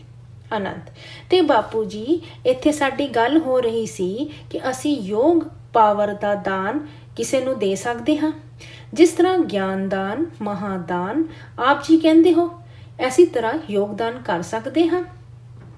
ਬਾਪੂ ਜੀ, ਸਿਰਫ ਗਿਆਨ ਦਾਨ ਕਰ ਸਕਦੇ ਹੋ। ਤੁਹਾਡੀ ਆਤਮਾ ਤੇ ਹੀ ਯੋਗ ਦੀ ਸ਼ਕਤੀ ਨਹੀਂ ਹੈ, ਯਾਨੀ ਜੋ ਸਧਾਰਨ ਮਨੁੱਖ ਹੈ ਉਸ ਦੀ ਆਤਮਾ ਤੇ ਯੋਗ ਦੀ ਸ਼ਕਤੀ ਨਹੀਂ ਹੁੰਦੀ ਤੇ ਉਹ ਯੋਗਦਾਨ ਕੀ ਕਰੇਗਾ। ਅੱਜ ਕੱਲ ਨਾ ਇੱਕ ਨਵਾਂ ਸਿਸਟਮ ਨਿਕਲਿਆ ਹੈ ਕਿ ਦੂਸਰਿਆਂ ਨੂੰ ਪਾਵਰ ਦੇਣ ਲਈ ਇੱਕ ਚੈਨਲ ਬਣਾ ਰਹੇ ਹਨ ਕਿ ਕੋਈ ਬਿਮਾਰ ਹੈ ਉਸ ਨੂੰ ਪਾਵਰ ਦਿਓ। ਅਨੰਤ ਅੱਜ ਕੱਲ ਇਹੀ ਚੱਲਦਾ ਹੈ WhatsApp ਤੇ ਗਰੁੱਪ ਤੇ ਕਿ ਕੋਈ ਮਨੁੱਖ ਬਿਮਾਰ ਹੈ, ਬਾਕੀ ਦੇ ਲੋਕੀ ਉਸ ਨੂੰ ਪਾਵਰ ਦੇਣ, ਸ਼ਕਤੀ ਦੇਣ, ਇਹ ਦਿਓ ਉਹ ਦਿਓ। ਪਰ ਅਸਲੀਅਤ ਤੇ ਇਹ ਸਭ ਹੁੰਦਾ ਹੈ ਕਿ ਨਹੀਂ, ਮਤਲਬ ਉਸ ਨੂੰ ਕੋਈ ਪਾਵਰ ਦਿੰਦਾ ਹੈ ਕਿ ਨਹੀਂ, ਜਾਂ ਉਸ ਨੂੰ ਪਾਵਰ ਰਿਸੀਵ ਹੁੰਦੀ ਹੈ ਕਿ ਨਹੀਂ, ਪਤਾ ਨਹੀਂ। ਬਾਪੂ ਜੀ ਕਹਿੰਦੇ ਹਨ ਕਿ ਅਸਲੀਅਤ ਤੇ ਕੀ ਹੁੰਦਾ ਹੈ ਇਹ ਦੱਸਦਾ ਹਾਂ ਕਿ ਮੈਂ ਆਪਣੀ ਇੱਕ ਵੀਡੀਓ ਤੇ ਦੱਸਿਆ ਸੀ ਨਾ ਪਾਵਰ ਟ੍ਰਾਂਸਫਰ ਦੇ ਬਾਰੇ ਤੇ। ਅਨੰਤ ਸੀਕ੍ਰੇਟ ਆਫ ਹੀਲਿੰਗ ਤੇ ਆਪ ਜੀ ਨੇ ਦੱਸਿਆ ਸੀ। ਬਾਪੂ ਜੀ, ਹੀਲਿੰਗ ਤੇ ਇੱਕ ਦੂਸਰੇ ਨੂੰ ਪਾਵਰ ਦੇ ਰਾਹੀਂ ਹੀਲਿੰਗ ਕਰਦੇ ਹਨ ਨਾ, ਜਿਸ ਤਰ੍ਹਾਂ ਕਿ ਹੀਲਿੰਗ ਜਾਂ ਰੇਖੀ ਦੀ ਵਿਧੀ ਕਰਨ ਵਾਲੇ ਦੇ ਅੰਦਰ ਜੇਕਰ ਗੁੱਸਾ ਭਰਿਆ ਹੋਇਆ ਹੈ, ਉਸ ਦੇ ਅੰਦਰ ਕੂੜਾ ਕਚਰਾ ਭਰਿਆ ਹੋਇਆ ਹੈ ਤੇ ਜਿਸ ਨੂੰ ਉਹ ਪਾਵਰ ਟ੍ਰਾਂਸਫਰ ਦੇ ਰਾਹੀਂ ਹੀਲਿੰਗ ਕਰ ਰਿਹਾ ਹੈ ਤੇ ਉਸ ਦੇ ਅੰਦਰ ਗੁੱਸਾ ਟ੍ਰਾਂਸਫਰ ਹੋਏਗਾ ਨਾ, ਉਸ ਦੇ ਅੰਦਰ ਹੈ ਹੀ ਕੀ, ਉਸ ਅੰਦਰ ਜੋ ਹੋਏਗਾ ਉਹੀ ਟ੍ਰਾਂਸਫਰ ਕਰੇਗਾ ਨਾ। ਉੱਪਰੋਂ ਦੀ ਜੋ ਬਿਮਾਰ ਹੈ ਉਸ ਦੀ ਹੀਲਿੰਗ ਕਰਨ ਜਾਏਗਾ ਤੇ ਹੀਲਰ ਦਾ ਕੂੜਾ ਕਚਰਾ ਉਸ ਬਿਮਾਰ ਮਨੁੱਖ ਦੇ ਅੰਦਰ ਚਲੇ ਜਾਏਗਾ ਤੇ ਉਹ ਬਿਮਾਰ ਮਨੁੱਖ ਹੋਰ ਬਿਮਾਰ ਹੋ ਜਾਏਗਾ, ਨਹੀਂ ਮਰਨਾ ਹੋਏਗਾ ਤੇ ਮਰ ਜਾਏਗਾ। ਇਹ ਸੋਚਣਾ ਚਾਹੀਦਾ ਹੀਲਰ ਨੂੰ ਕਿ ਉਸ ਦੇ ਕੋਲ ਹੈ ਹੀ ਕੀ ਜੋ ਹੀਲਿੰਗ ਉਹ ਕਰੇਗਾ। ਇੱਕ ਸਿੱਧੀ ਜਿਹੀ ਗੱਲ ਹੈ ਕਿ ਜੋ ਤੁਹਾਡੇ ਕੋਲ ਹੈ ਤੁਸੀਂ ਉਹੀ ਦੂਸਰੇ ਨੂੰ ਹੀ ਦਿਓਗੇ।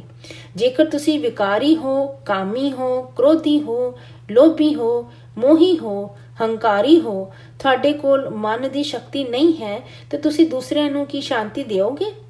ਅਨੰਤ ਬਾਪੂ ਜੀ, ਜਦੋਂ ਸ਼ਿਵ ਕਾਲ ਅਗਨ ਪੈਦਾ ਕਰਕੇ ਆਤਮਾਵਾਂ ਨੂੰ ਆਪਣੇ ਰੋਮ ਰੋਮ ਤੇ ਸਮਾ ਲੈਂਦਾ ਹੈ ਤੇ ਉਸ ਨੂੰ ਮੁਕਤੀ ਕਵਾਂਗੇ ਜਾਂ ਜੀਵਨ ਮੁਕਤੀ। ਬਾਪੂ ਜੀ, ਜਿਹੜੀ ਰੋਮ ਰੋਮ ਤੇ ਸਮਾ ਜਾਣ ਵਾਲੀ ਗੱਲ ਹੈ ਉਹ ਮਹਾਸ਼ਿਵ ਕਰਦਾ ਹੈ। ਮਹਾਸ਼ਿਵ ਮਹਾਕਾਲ ਪਰਲੇ ਤੇ ਮਹਾਕਾਲ ਅਗਨ ਪੈਦਾ ਕਰਕੇ ਅਨੰਤ ਕੋਟੀ ਮਤਲਬ ਕਈ ਤਰ੍ਹਾਂ ਦੇ ਬ੍ਰਹਮੰਡਾਂ ਨੂੰ ਆਪਣੇ ਰੋਮ ਰੋਮ ਤੇ ਸਮਾ ਲੈਂਦਾ ਹੈ।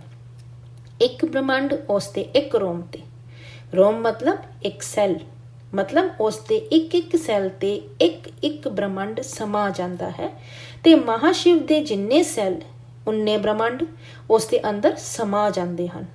ਅਨੰਤ ਤੇ ਬਾਪੂ ਜੀ, ਆਪ ਜੀ ਨੇ ਇੱਕ ਹੋਰ ਗੱਲ ਵੀ ਦੱਸੀ ਸੀ ਕਿ ਜੋ ਆਤਮਾ ਪਰਮ ਤੱਤ ਦੀ ਬਣੀ ਹੋਈ ਹੈ ਅਤੇ ਜੋ ਉੱਪਰ ਦੇ ਪਰ ਬ੍ਰਹਮ ਵਿੱਚੋਂ ਡਾਇਰੈਕਟ ਬਣੀ ਹੈ, ਜਿਸ ਤਰ੍ਹਾਂ ਕਿ ਆਪ ਜੀ ਨੇ ਦੱਸਿਆ ਸੀ, ਤੇ ਕੀ ਉਹਨਾਂ ਆਤਮਾਵਾਂ ਨੂੰ ਮੁਕਤੀ ਮਿਲੇਗੀ ਜਾਂ ਜੀਵਨ ਮੁਕਤੀ। ਬਾਪੂ ਜੀ ਵੇਖੋ, ਇੱਕ ਸਿੱਧੀ ਜਿਹੀ ਗੱਲ ਦੱਸਦਾ ਹਾਂ ਕਿ ਜਿਸ ਤਰ੍ਹਾਂ ਇੱਕ ਆਤਮਾ ਜੋ ਕਿ ਮਹਾਗੈਲੈਕਸੀ ਤੇ ਮਹਾਸ਼ਿਵ ਦੀ ਕੈਟਾਗਰੀ ਦੀ ਹੈ, ਕਿਉਂਕਿ ਮਹਾਗੈਲੈਕਸੀ ਤੇ ਮਹਾਸ਼ਿਵ ਦੀ ਸਰਜਣਾ ਹੁੰਦੀ ਹੈ ਤੇ ਉਹ ਮਹਾਸ਼ਿਵ ਦੀ ਆਤਮਾ ਦੀ ਤਰ੍ਹਾਂ ਦੀ ਹੈ ਅਤੇ ਪਰਮ ਤੱਤਾਂ ਦੀ ਬਣੀ ਹੈ ਅਤੇ ਸਾਡੇ ਬ੍ਰਹਮੰਡ ਤੇ ਆਂਦੀ ਹੈ ਤੇ ਫਿਰ ਉਹ ਇੱਕ ਸਧਾਰਨ ਮਨੁੱਖ ਬਣ ਜਾਂਦੀ ਹੈ। ਉਹ ਤਪੱਸਿਆ ਕਰਕੇ ਆਂਦੀ ਹੈ ਉੱਪਰੋਂ ਦੀ, ਵੇਖਣ ਅਤੇ ਮਹਿਸੂਸ ਕਰਨ ਲਈ ਕਿ ਮਨੁੱਖ ਅਵਤਾਰ ਕੀ ਹੈ, ਜਰਾ ਮੈਂ ਵੀ ਦੇਖਾਂ। ਪਰ ਉਹ 2-4 ਜਨਮ ਲਵੇਗੀ, ਫਿਰ ਉਹ ਬੋਰ ਜਾਂ ਉਬ ਜਾਂਦੀ ਹੈ, ਫਿਰ ਉਹ ਤਪੱਸਿਆ ਕਰਕੇ ਉੱਪਰ ਜਾਣ ਦੀ ਕੋਸ਼ਿਸ਼ ਕਰੇਗੀ। ਪਰ ਜੇਕਰ ਉਹ ਇੱਕ ਬ੍ਰਹਮੰਡ ਦੇ ਮਾਲਿਕ ਸ਼ਿਵ ਦੀ ਸਰਜਣਾ ਹੈ ਤੇ ਕਾਲ ਲਗਨ ਦੇ ਸਮੇਂ ਤੇ ਕਾਲ ਲਗਨ ਤੇ ਸੜ ਕੇ ਭਸਮ ਹੋ ਜਾਏਗੀ। ਪਰ ਐਸੀਆਂ ਆਤਮਾਵਾਂ ਸ਼ਿਵ ਤੋਂ ਵੀ ਹਾਈ ਕੈਟਾਗਰੀ ਦੀ ਆਤਮਾਵਾਂ ਹੁੰਦੀਆਂ ਹਨ। ਇਸ ਕਰਕੇ ਉਹ ਕਾਲ ਲਗਨ ਤੇ ਸੜ ਕੇ ਸਵਾਹ ਜਾਂ ਭਸਮ ਨਹੀਂ ਹੁੰਦੀਆਂ, ਕਿਉਂਕਿ ਉਸ ਨੂੰ ਪਹਿਲਾਂ ਹੀ ਪਤਾ ਲੱਗ ਜਾਏਗਾ ਕਿ ਕਾਲ ਲਗਨ ਹੋਣ ਵਾਲੀ ਹੈ ਤੇ ਉਹ ਪਹਿਲਾਂ ਹੀ ਬ੍ਰਹਮੰਡ ਛੱਡ ਕੇ ਚਲੇ ਜਾਏਗੀ। ਐਸੀ ਆਤਮਾ ਨੂੰ ਜਲਾ ਨਹੀਂ ਸਕਦੇ। ਪਰਮ ਤੱਤ ਦੀ ਆਤਮਾਵਾਂ ਕਾਲ ਲਗਨ ਤੇ ਸੜ ਨਹੀਂ ਸਕਦੀਆਂ। ਸਿਰਫ ਪ੍ਰਕਾਸ਼ ਤੱਤ ਵਾਲੀ ਆਤਮਾ ਹੀ ਕਾਲ ਲਗਨ ਤੇ ਸੜ ਕੇ ਖਤਮ ਹੋ ਜਾਂਦੀ ਹੈ। ਪਰਮ ਆਕਾਸ਼ ਤੋਂ ਬਣੀਆਂ ਹੋਈਆਂ ਆਤਮਾਵਾਂ ਖਤਮ ਨਹੀਂ ਹੁੰਦੀਆਂ। ਅਨੰਤ ਤੇ ਬਾਪੂ ਜੀ, ਹੁਣ ਆਪ ਜੀ ਥੋੜਾ ਜਿਹਾ ਜੀਵਨ ਮੁਕਤੀ ਦੇ ਬਾਰੇ ਤੇ ਦੱਸੋ। ਹੁਣ ਤੱਕ ਆਪ ਜੀ ਨੇ ਜੋ ਵੀ ਦੱਸਿਆ ਉਹ ਮੁਕਤੀ ਦੇ ਬਾਰੇ ਤੇ ਹੈ। ਬਾਪੂ ਜੀ, ਜੀਵਨ ਮੁਕਤੀ ਦਾ ਗਿਆਨ ਦੇ ਵਿੱਚ ਇਹ ਮਤਲਬ ਹੁੰਦਾ ਹੈ। ਅਨੰਤ, ਜੀਵਨ ਮੁਕਤੀ ਦੇ ਬਾਰੇ ਤੇ ਆਪ ਜੀ ਨੇ ਹੀ ਸਾਨੂੰ ਇਹ ਗੱਲ ਸਮਝਾਈ ਹੈ ਕਿ ਇਹ ਸਭ ਤੋਂ ਉੱਚੀ ਅਵਸਥਾ ਹੈ। ਐਸਾ ਅਸੀਂ ਕਿਤੇ ਪੜ੍ਹਿਆ ਨਹੀਂ। ਬਾਪੂ ਜੀ, ਜੀਵਨ ਮੁਕਤੀ ਦੀ ਅਵਸਥਾ ਬਹੁਤ ਉੱਚੀ ਅਵਸਥਾ ਹੁੰਦੀ ਹੈ। ਜਿਸ ਤਰ੍ਹਾਂ ਕਿ ਇੱਕ ਮਨੁੱਖ ਹੈ ਤੇ ਉਸ ਨੂੰ ਗਿਆਨ ਹੁੰਦਾ ਹੈ ਕਿ ਮੈਂ ਪੁਰਸ਼ਾਰਥ ਕਰਕੇ ਜੀਵਨ ਮੁਕਤੀ ਤੇ ਜਾਣਾ ਹੈ, ਤੇ ਉਹ ਹੌਲੀ ਹੌਲੀ ਮਨੁੱਖ ਅਵਤਾਰ ਤੇ ਪੁਰਸ਼ਾਰਥ ਕਰਕੇ ਬ੍ਰਹਮ ਸਰੂਪ ਨੂੰ ਯਾਦ ਕਰਦਾ ਹੈ ਜਾਂ ਗੀਤਾ ਦੇ ਭਗਵਾਨ ਨੂੰ ਯਾਦ ਕਰਦਾ ਹੈ ਅਤੇ ਗੀਤਾ ਦੇ ਭਗਵਾਨ ਕ੍ਰਿਸ਼ਨ ਦੀ ਸ਼ਰਨ ਤੇ ਜਾਂਦਾ ਹੈ। ਤੇ ਉਹ ਗੀਤਾ ਦਾ ਭਗਵਾਨ ਕੌਣ? ਪਰ ਤੁਸੀਂ ਜੇ ਜੀਵਨ ਮੁਕਤੀ ਦੇ ਅੰਦਰ ਜਾਣਾ ਹੈ ਤੇ ਪਹਿਲਾਂ ਤੇ ਤੁਹਾਨੂੰ ਜੀਵਨ ਮੁਕਤੀ ਦੀ ਅਵਸਥਾ ਦਾ ਗਿਆਨ ਹੋਣਾ ਚਾਹੀਦਾ, ਯਾਨੀ ਜੀਵਨ ਮੁਕਤੀ ਦੀ ਅਵਸਥਾ ਕੀ ਹੈ ਦਾ ਪਤਾ ਹੋਣਾ ਚਾਹੀਦਾ। ਜੀਵਨ ਮੁਕਤੀ ਮਤਲਬ ਅਮਰ ਲੋਕ, ਅਮਰ ਪਦ, ਜਿੱਥੇ ਆਤਮਾਵਾਂ ਮੁਕਤ ਅਵਸਥਾ ਤੇ ਰਹਿੰਦੀਆਂ ਹਨ। ਪਰਮ ਧਾਮ ਤੇ ਆਤਮਾਵਾਂ ਮੁਕਤ ਅਵਸਥਾ ਤੇ ਹੁੰਦੀਆਂ ਹਨ। ਪਰਮ ਧਾਮ ਯਾਨੀ ਅਮਰ ਲੋਕ ਤੇ ਆਤਮਾਵਾਂ ਮੁਕਤ ਹੋ ਜਾਂਦੀਆਂ ਹਨ। ਮਤਲਬ ਆਤਮਾਵਾਂ ਦੇ ਨਾਲ ਕੋਈ ਕਰਮਾਂ ਦਾ ਬੰਧਨ ਨਹੀਂ ਹੁੰਦਾ। ਆਤਮਾਵਾਂ ਨਾਲ ਜਦੋਂ ਕੋਈ ਕਰਮਾਂ ਦਾ ਹਿਸਾਬ ਕਿਤਾਬ ਨਹੀਂ ਹੁੰਦਾ ਅਤੇ ਉਹਨਾਂ ਦੀ ਕਰਮਾਤੀਤ ਅਵਸਥਾ ਹੁੰਦੀ ਹੈ, ਉਦੋਂ ਉਸ ਅਵਸਥਾ ਨੂੰ ਜੀਵਨ ਮੁਕਤੀ ਦੀ ਅਵਸਥਾ ਕਹਿੰਦੇ ਹਨ। ਜਦੋਂ ਕੋਈ ਵੀ ਕਰਮ ਬੰਧਨ ਨਹੀਂ ਹੁੰਦਾ ਤੇ ਆਤਮਾ ਪਰਮ ਧਾਮ ਚਲੀ ਜਾਂਦੀ ਹੈ, ਉਦੋਂ ਉਸ ਆਤਮਾ ਦੀ ਕੈਵਲਯ ਅਵਸਥਾ ਯਾਨੀ ਨਿਰਾਕਾਰੀ ਅਵਸਥਾ ਹੁੰਦੀ ਹੈ। ਤੇ ਆਤਮਾ ਨੂੰ ਪਰਮ ਧਾਮ ਤੇ ਜਾਣਾ ਹੈ ਤੇ ਉਹ ਪਹਿਲਾਂ ਸੋਚੇਗੀ ਨਾ ਕਿ ਮੈਂ ਕਿਸ ਦੀ ਤਪੱਸਿਆ ਕਰਾਂ ਜਾਂ ਕੌਣ ਮੈਨੂੰ ਪਰਮ ਧਾਮ ਤੇ ਲੈ ਜਾਏਗਾ। ਜੇਕਰ ਵਿਸ਼ਨੂੰ ਦੀ ਭਗਤੀ ਜਾਂ ਉਪਾਸਨਾ ਕਰੇਗੀ ਤੇ ਆਤਮਾ ਵਿਸ਼ਨੂਪੁਰੀ ਤੇ ਜਾਏਗੀ। ਪਰ ਵਿਸ਼ਨੂਪੁਰੀ ਤੇ ਪਰਮ ਪਦ ਯਾਨੀ ਜੀਵਨ ਮੁਕਤੀ ਨਹੀਂ ਹੈ, ਉਹ ਤੇ ਵੈਕੁੰਠ ਹੈ। ਵੈਕੁੰਠ ਤੋਂ ਵੀ ਆਤਮਾ ਧਰਤੀ ਤੇ ਵਾਪਸ ਆ ਸਕਦੀ ਹੈ।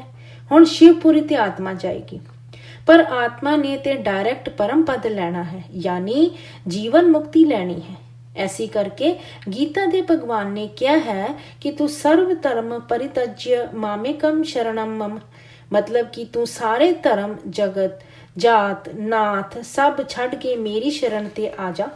ਤੇ ਇਹ ਜੋ ਗੀਤਾ ਦਾ ਭਗਵਾਨ ਕ੍ਰਿਸ਼ਨ ਹੈ, ਉਹ ਆਲਮਾਈਟੀ ਅਥਾਰਟੀ ਹੈ। ਉਸਨੇ ਕਿਹਾ ਕਿ ਮੇਰੀ ਸੂਰਜ ਦੀ ਤਰ੍ਹਾਂ ਦੀ ਰੋਸ਼ਨੀ ਹੈ।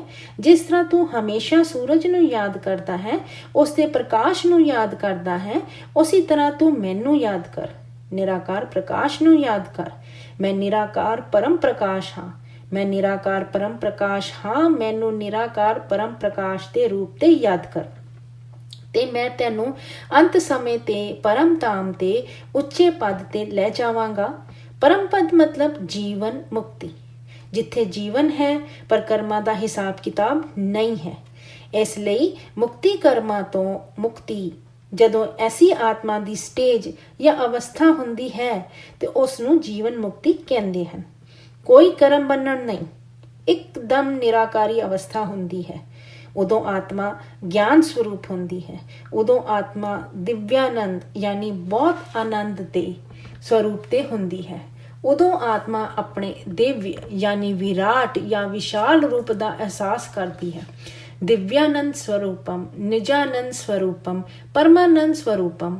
ਜਦੋਂ ਆਤਮਾ ਆਪਣੇ ਪਰਮਾਨੰਦ ਸਰੂਪ ਯਾਨੀ ਪਰਮ ਆਨੰਦ ਦਾ ਅਹਿਸਾਸ ਕਰਦੀ ਹੈ, ਉਸ ਨੂੰ ਜੀਵਨ ਮੁਕਤੀ ਕਹਿੰਦੇ ਹਨ। ਫਿਰ ਉਹ ਜੀਵਨ ਮੁਕਤੀ ਤੇ ਹੀ ਮਹਾਪਰਮ ਧਾਮ ਤੇ ਮਾਲਿਕ ਦੇ ਕੋਲ ਜਾਂਦੀ ਹੈ ਤੇ ਉੱਥੇ ਮਹਾਜੀਵਨ ਮੁਕਤੀ ਕਵਾਂਗੇ। ਇਸ ਯਾਨੀ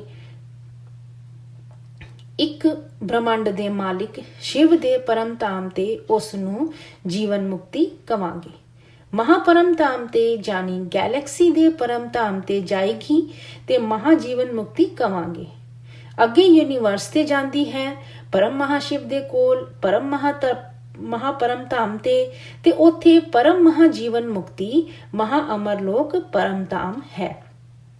ਅਮਰਲੋਕ ਸ਼ਿਵ यानी एक ब्रह्मांड, महा अमरलोक महाशिव यानी गैलेक्सी।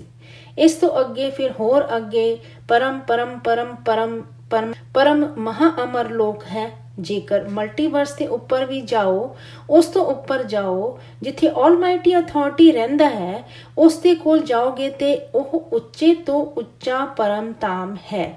उसनूं परमानेंट यानी हमेशा रहन वाला अमरलोक कवांगे, यानी परमानेंट जीवन मुक्ति, बेहद दी जीवन मुक्ति मतलब बेहद दा अमरलोक, जिथे कदी भी आत्मा जीवन मरण दे चक्कर ते नहीं आएगी, हमेशा लई उच्चे तो उच्चे परम धाम ते चले जाएगी।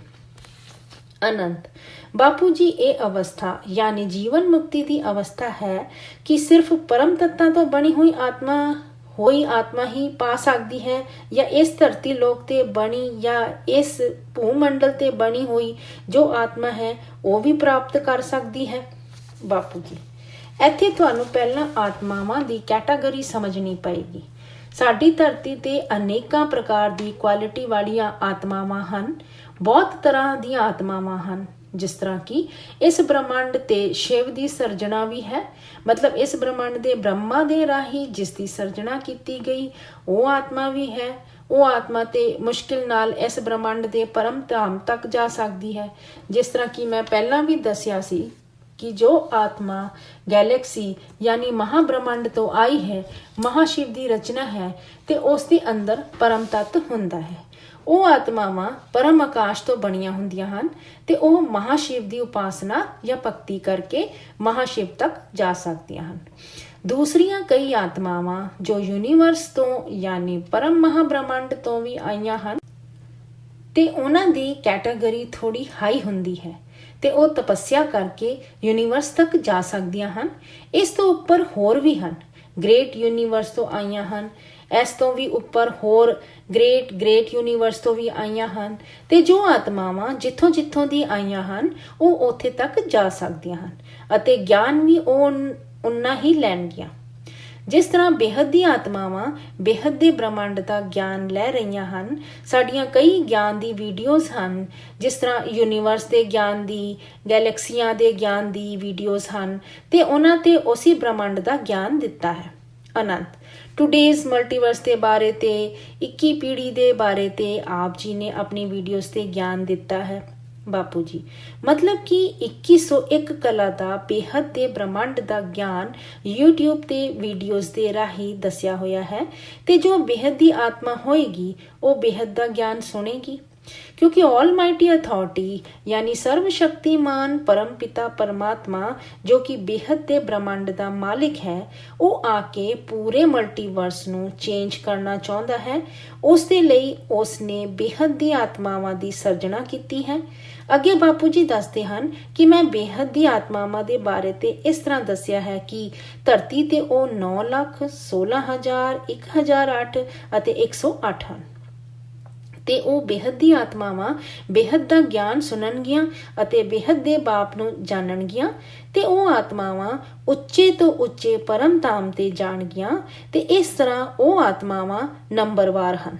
ਜਿਸ ਤਰ੍ਹਾਂ ਕਿ ਏਸ਼ੀਅੰਟ ਏਲੀਅਨ ਵਾਲੇ ਇੱਕ ਟੀਵੀ ਦਾ ਚੈਨਲ ਹੈ, ਦੱਸਦੇ ਹਨ ਨਾ ਕਿ ਆਤਮਾਵਾਂ ਵੱਖਰੇ ਵੱਖਰੇ ਗ੍ਰਹਾਂ ਤੋਂ ਆਈਆਂ ਹਨ, ਕੋਈ ਗੈਲੈਕਸੀ ਤੋਂ ਆਈ ਹੈ, ਕੋਈ ਯੂਨੀਵਰਸ ਤੋਂ ਆਈ ਹੈ, ਕਿਉਂਕਿ ਈਸ਼ੂ ਕ੍ਰਿਸ਼ ਵਾਲੇ यानी ईसाई धर्म वाले यह दसते हैं कि ईशु क्रिश यानी ईसा मसीह 7 यूनिवर्सां दा मालिक है ते ओ दूर दे यूनिवर्स तो आया होएगा ना, अपना पूरा ग्रुप लेके आया होएगा ते उस दे नाल बेहिसाब अरबां खरबां आत्मावां होणगियां ना। फिर वो धरती ते मनुख बन गए। हुण धरती ते ओ अपना राज वधा रहे हैं ना, क्रिश्चियन धर्म वधा रहे हैं। ਤੇ ਐਸੀ ਤਰ੍ਹਾਂ ਜੋ ਮੁਸਲਿਮ ਧਰਮ ਵਾਲੇ ਹਨ ਉਹਨਾਂ ਦੇ ਬਾਰੇ ਤੇ ਮੈਂ ਕਿਤੇ ਸੁਣਿਆ ਸੀ ਕਿ ਐਸਾ ਉਹ ਲੋਕ ਦੱਸਦੇ ਹਨ ਕਿ ਸਾਡਾ ਖੁਦਾ ਤਾਲਾ ਇਸ ਤਰ੍ਹਾਂ ਦੀ 18,000 ਧਰਤੀਆਂ ਤੇ ਰਾਜ ਕਰਦਾ ਹੈ ਤੇ 18,000 ਧਰਤੀਆਂ ਦਾ ਇੱਕ ਕਲਸਟਰ ਆਫ ਸੋਲਰ ਸਿਸਟਮ ਹੋਏਗਾ ਨਾ, ਜਿਸ ਤਰ੍ਹਾਂ 18,000 ਧਰਤੀਆਂ ਹੋਣਗੀਆਂ। ਅੱਜ ਸਾਇੰਸ ਵੀ ਕਹਿ ਰਿਹਾ ਹੈ ਨਾ, ਕਲਸਟਰ ਆਫ ਸੋਲਰ ਸਿਸਟਮ ਤੋਂ ਕਈ ਗੈਲੈਕਸੀਆਂ ਤੇ ਵੀ ਕਈ ਕਲਸਟਰ ਆਫ ਸੋਲਰ ਸਿਸਟਮ ਹੁੰਦੇ ਹਨ ਤੇ ਖੁਦਾ ਤਾਲਾ ਉਹਨਾਂ ਦਾ ਮਾਲਿਕ ਹੋਏਗਾ ਤੇ ਇਹ ਸਾਰੇ ਵੀ ਇੱਥੇ ਯਾਨੀ ਧਰਤੀ ਲੋਕ ਤੇ ਆਏ ਹਨ। ਮੈਂ ਵੀ ਜਿਸ ਤਰ੍ਹਾਂ ਦੱਸਿਆ ਹੈ ਕਿ ਅੱਜ ਕੱਲ ਇੱਕ ਦੂਜੇ ਦੇ ਬ੍ਰਹਮੰਡਾਂ ਤੇ ਜ਼ਬਰਦਸਤੀ ਘੁਸ ਕੇ ਜਾਂ ਚੜ੍ਹਾਈ ਕਰਕੇ ਲੜਾਈ ਝਗੜੇ ਕਰਦੇ ਹਨ। ਸਾਰੀਆਂ ਗੈਲੈਕਸੀਆਂ ਤੇ ਮਤਲਬ ਇੱਕ ਗੈਲੈਕਸੀ ਦਾ ਦੂਸਰੀ ਗੈਲੈਕਸੀ ਦੇ ਨਾਲ ਲੜਾਈ ਝਗੜਾ ਹੋ ਰਿਹਾ ਹੈ। ਸਾਰੇ ਯੂਨੀਵਰਸ ਤੇ ਲੜਾਈ ਝਗੜਾ ਹੋ ਰਿਹਾ ਹੈ ਤੇ ਇਸ ਤਰ੍ਹਾਂ ਧਰਤੀ ਤੇ ਕਈ ਆਤਮਾਵਾਂ ਬਹੁਤ ਦੂਰੋਂ ਆਈਆਂ ਹਨ। ਇੰਨੇ ਧਰਮ ਸੰਪਰਦਾਇ ਕਿੱਥੋਂ ਆਏ? ਕਿ ਪਹਿਲਾਂ ਇੰਨੇ ਧਰਮ ਸਨ? ਅੱਜ ਤੋਂ 2000 ਸਾਲ ਪਹਿਲਾਂ ਕਿ ਯੀਸ਼ੂ ਕ੍ਰਿਸਟ ਸੀ ਤੇ ਇਹ ਸਭ ਦੂਰੋਂ ਦੀ ਦੂਸਰੇ ਯੂਨੀਵਰਸਾਂ ਤੋਂ ਆਏ। ਐਸੀ ਤਰ੍ਹਾਂ ਮੁਸਲਮਾਨ ਵੀ ਆਏ। ਆਨੰਦ ਤੇ ਬਾਪੂ ਜੀ, ਹੁਣ ਹਰ ਧਰਮ ਦੀ ਆਤਮਾ ਇਸ ਧਰਤੀ ਤੇ ਹੈ ਤੇ ਫਿਰ ਇਹਨਾਂ ਸਾਰਿਆਂ ਦੀ ਮੁਕਤੀ ਕਿਸ ਤਰ੍ਹਾਂ ਹੋਏਗੀ? ਬਾਪੂ ਜੀ, ਹਾਂ, ਇਸ ਤਰ੍ਹਾਂ ਹੈ ਕਿ ਬੇਹੱਦ ਦੀ ਮੁਕਤੀ ਦੀ ਗੱਲ ਕਰੋ। ਜਿਸ ਤਰ੍ਹਾਂ ਕਿ ਆਲਮਾਈਟੀ ਅਥਾਰਟੀ ਹੈ, ਉਹ ਪੂਰੇ ਮਲਟੀਵਰਸ ਨੂੰ ਮੁਕਤੀ ਅਤੇ ਜੀਵਨ ਮੁਕਤੀ ਦੇਗਾ। ਜਿਸ ਤਰ੍ਹਾਂ ਕਿ ਬ੍ਰਹਮਾ ਕੁਮਾਰੀ ਸੰਸਥਾਵਾਂ ਤੇ ਕ੍ਰਿਸ਼ਨ ਵਾਲੀ ਆਤਮਾ ਹੈ, ਜਿਸ ਨੇ ਗੀਤਾ ਦਾ ਗਿਆਨ ਅੱਜ ਤੋਂ 5000 ਸਾਲ ਪਹਿਲਾਂ ਮਹਾਭਾਰਤ ਦੀ ਲੜਾਈ ਦੇ ਸਮੇਂ ਤੇ ਸੁਣਾਇਆ ਸੀ। ਕ੍ਰਿਸ਼ਨ ਤੋਂ ਵੀ ਪਹਿਲਾਂ ਰਾਮ ਦਾ ਅਵਤਾਰ ਹੋਇਆ, ਪਰ ਰਾਮ ਰਾਜ ਨਹੀਂ ਹੋਇਆ। ਫਿਰ ਕ੍ਰਿਸ਼ਨ ਅਵਤਾਰ ਹੋਇਆ, ਕ੍ਰਿਸ਼ਨ ਦਾ ਕੰਮ ਵੀ ਨਹੀਂ ਹੋਇਆ ਤੇ ਦੁਬਾਰਾ ਕ੍ਰਿਸ਼ਨ ਵਾਲੀ ਆਤਮਾ ਬ੍ਰਹਮਾ ਦਾ ਰੋਲ ਕਰਕੇ ਬ੍ਰਹਮਾ ਕੁਮਾਰੀ ਸੰਸਥਾ ਤੇ ਗੋਡ ਰੇਜ਼ ਯਾਨੀ ਪਰਮਾਤਮਾ ਦੀ ਪ੍ਰੇਰਣਾ ਦੇ ਰਾਹੀਂ ਬਾਣੀ ਚਲਾ ਕੇ ਗਿਆਨ ਦੇ ਰਹੀ ਹੈ। ਤੇ ਬ੍ਰਹਮਾ ਕੁਮਾਰੀ ਵਾਲੇ ਕਹਿ ਰਹੇ ਹਨ ਕਿ ਸਿਰਫ 9 ਲੱਖ ਆਤਮਾਵਾਂ ਨੂੰ ਜੋ ਕਿ ਬੇਹੱਦ ਦੀਆਂ ਹਨ, ਉਹਨਾਂ ਨੂੰ ਜੀਵਨ ਮੁਕਤੀ ਮਿਲੇਗੀ, ਬਾਕੀ ਸਭ ਨੂੰ ਮੁਕਤੀ ਮਿਲੇਗੀ। ਇਹ ਗੱਲ ਬਾਪੂ ਜੀ ਦੱਸਦੇ ਹਨ ਕਿ ਮੈਂ ਨਹੀਂ ਕਹਿ ਰਿਹਾ, ਜੋ ਕ੍ਰਿਸ਼ਨ ਵਾਲੀ ਆਤਮਾ ਦੇ ਰਾਹੀਂ ਆਲਮਾਈਟੀ ਅਥਾਰਟੀ ਕਹਿ ਰਿਹਾ ਹੈ। ਗੀਤਾ ਗਿਆਨ ਕਿਸ ਨੇ ਦਿੱਤਾ? ਆਲਮਾਈਟੀ ਅਥਾਰਟੀ ਨੇ। ਅੱਜ ਵੀ ਕ੍ਰਿਸ਼ਨ ਵਾਲੀ ਆਤਮਾ ਦੁਬਾਰਾ ਰੀਬੋਰਨ ਜਾਂ ਜਨਮ ਲੈ ਕੇ ਦਾਦਾ ਲੇਖਰਾਜ ਦੇ ਰੂਪ 'ਚ ਮਤਲਬ ਬ੍ਰਹਮਾ ਬਾਬਾ ਦੇ ਰੂਪ ਤੇ ਅੱਜ ਬ੍ਰਹਮਾ ਕੁਮਾਰੀ ਤੇ ਕੰਮ ਕਰ ਰਹੀ ਹੈ। ਬ੍ਰਹਮਾ ਕੁਮਾਰੀ ਤੇ ਜੋ ਬਾਣੀਆਂ ਚੱਲਦੀਆਂ ਹਨ, ਉਹਨਾਂ ਨੂੰ ਵਿਅਕਤ ਬਾਣੀ, ਅਵਿਅਕਤ ਬਾਣੀ ਕਹਿੰਦੇ ਹਨ। ਇਹਨਾਂ ਬਾਣੀਆਂ ਤੇ ਗੀਤਾ ਦਾ ਗਿਆਨ ਹੈ ਤੇ ਇਹਨਾਂ ਬਾਣੀਆਂ ਤੇ ਜੋ ਗੱਲ ਦੱਸੀ ਗਈ ਹੈ ਕਿ ਬੇਹੱਦ ਦਾ ਬਾਪ ਆ ਕੇ ਬੇਹੱਦ ਦੇ ਬੱਚਿਆਂ ਨੂੰ ਬੇਹੱਦ ਦੇ ਸੰਸਾਰ ਦਾ ਮਾਲਿਕ ਬਣਾਉਂਦਾ ਹੈ ਅਤੇ ਬਾਕੀ ਸਾਰਿਆਂ ਨੂੰ ਮੁਕਤੀ ਦਿੰਦਾ ਹੈ ਤੇ ਉਹ ਸਾਰੇ ਮਲਟੀਵਰਸ ਵਾਲਿਆਂ ਨੂੰ ਮੁਕਤੀ ਦੇਗਾ। ਇਸ ਦਾ ਮਤਲਬ ਇਹ ਹੋਇਆ ਨਾ ਕਿ ਪੂਰਾ ਸਾਰਾ ਮਲਟੀਵਰਸ ਸੜਿਆ ਹੋਇਆ ਹੈ। ਅਨੰਤ ਤੇ ਮਲਟੀਵਰਸ ਤੇ ਹੀ ਸਾਰੇ ਧਰਮਾਂ ਦੀ ਆਤਮਾਵਾਂ ਆ ਹੀ ਜਾਣਗੀਆਂ ਨਾ, ਤੇ ਫਿਰ ਕੁਝ ਬਚਿਆ ਹੀ ਨਹੀਂ ਨਾ। ਬਾਪੂ ਜੀ, ਇਹ ਧਰਤੀ ਤੇ ਕੁਝ ਵੀ ਨਹੀਂ, ਮਲਟੀਵਰਸ ਕਿੰਨਾ ਵੱਡਾ ਹੈ ਨਾ। ਅਨੰਤ, ਮੈਂ ਵੀ ਉਹੀ ਗੱਲ ਕਰ ਰਿਹਾ ਸੀ ਨਾ ਕਿ ਧਰਤੀ ਤੇ ਕੁਝ ਬਚਿਆ ਹੀ ਨਹੀਂ ਨਾ। ਮਲਟੀਵਰਸ ਦੇ ਅੰਦਰ 7 ਅਸਮਾਨ ਵੀ ਆ ਗਏ ਅਤੇ 7 ਯੂਨੀਵਰਸ ਵੀ ਆ ਗਏ, ਸਭ ਕੁਝ ਆ ਗਿਆ ਨਾ। ਬਾਪੂ ਜੀ, 7 ਯੂਨੀਵਰਸ ਤੇ ਕੁਝ ਵੀ ਨਹੀਂ ਹੈ ਨਾ। ਸਾਇੰਸ ਦੇ ਹਿਸਾਬ ਨਾਲ ਕਿੰਨੇ ਯੂਨੀਵਰਸ ਹਨ? 10 ਰੇਜ਼ ਟੂ ਪਾਵਰ 500 ਯਾਨੀ 10 ਦੇ ਉੱਪਰ 500 ਇੰਨੇ ਯੂਨੀਵਰਸ ਹਨ। ਆਨੰਦ, ਇਸ ਦਾ ਮਤਲਬ ਇਹ ਹੈ ਕਿ ਮਲਟੀਵਰਸ ਦੇ ਅੰਦਰ ਜਿੰਨੀਆਂ ਵੀ ਆਤਮਾਵਾਂ ਹਨ, ਸਾਰਿਆਂ ਨੂੰ ਮੁਕਤੀ ਮਿਲੇਗੀ ਨਾ। ਬਾਪੂ ਜੀ, ਮਲਟੀਵਰਸ ਤੇ ਪਰਮ ਤੱਤ ਉਤਾਰਾਂਗੇ, ਪਰਮ ਤੱਤ ਉਤਰਦੇ ਹੀ ਸਾਰੀਆਂ ਤੱਤ ਵਾਲੀਆਂ ਆਤਮਾਵਾਂ ਡਾਇਲਿਊਟ ਯਾਨੀ ਮੁਕਤ ਹੋ ਜਾਣਗੀਆਂ ਤੇ ਉਹ ਮੁਕਤੀ ਅਤੇ ਜੋ ਹਾਈ ਕੁਆਲਿਟੀ ਵਾਲੀ ਆਤਮਾਵਾਂ ਜੋ ਪਰਮ ਪ੍ਰਕਾਸ਼ ਦੀ ਬਣੀਆਂ ਹਨ। ਕਿਹੜੀਆਂ ਪਰਮ ਪ੍ਰਕਾਸ਼ ਵਾਲੀਆਂ ਆਤਮਾਵਾਂ? ਪਰਮ ਤੱਤ ਵਾਲੀਆਂ ਨਹੀਂ। ਜਿੰਨਾ ਵੀ ਆਤਮਾਵਾਂ ਪਰਮ ਪ੍ਰਕਾਸ਼ ਦੀ ਬਣੀਆਂ ਹਨ, ਉਹ ਹੀ ਜੀਵਨ ਮੁਕਤੀ ਤੇ ਜਾਣਗੀਆਂ ਉੱਪਰ ਅਤੇ ਉੱਚੇ ਤੋਂ ਉੱਚੇ ਪਰਮ ਧਾਮ ਤੇ ਜਾਣਗੀਆਂ। ਇਹੀ ਗੱਲ ਉਹ ਬ੍ਰਹਮਾ ਕੁਮਾਰੀਜ਼ ਵਾਲੀ ਕ੍ਰਿਸ਼ਨ ਵਾਲੀ ਆਤਮਾ ਨੇ ਕਿਹਾ ਹੋਇਆ ਹੈ। ਇਸ ਲਈ ਮੁਕਤੀ ਅਤੇ ਜੀਵਨ ਮੁਕਤੀ ਦਾ ਕੰਮ ਹੋਣਾ ਹੀ ਹੈ। ਇੱਕ ਘੜੀ ਤੇ ਹੀ ਪੂਰੇ ਮਲਟੀਵਰਸ ਤੇ ਮੁਕਤੀ ਅਤੇ ਬਾਕੀ ਸਾਰਿਆਂ ਨੂੰ ਜੀਵਨ ਮੁਕਤੀ। ਅਨੰਤ, ਬਾਪੂ ਜੀ, ਇਸ ਗੱਲ ਦੀ ਬਾਕੀ ਦੀ ਚਰਚਾ ਅਸੀਂ ਵੀਡੀਓ ਦੇ ਅਗਲੇ ਭਾਗ ਤੇ ਕਰਾਂਗੇ। ਆਪ ਜੀ ਦਾ ਬਹੁਤ ਬਹੁਤ ਧੰਨਵਾਦ। ਪਰਮ ਸ਼ਾਂਤੀ।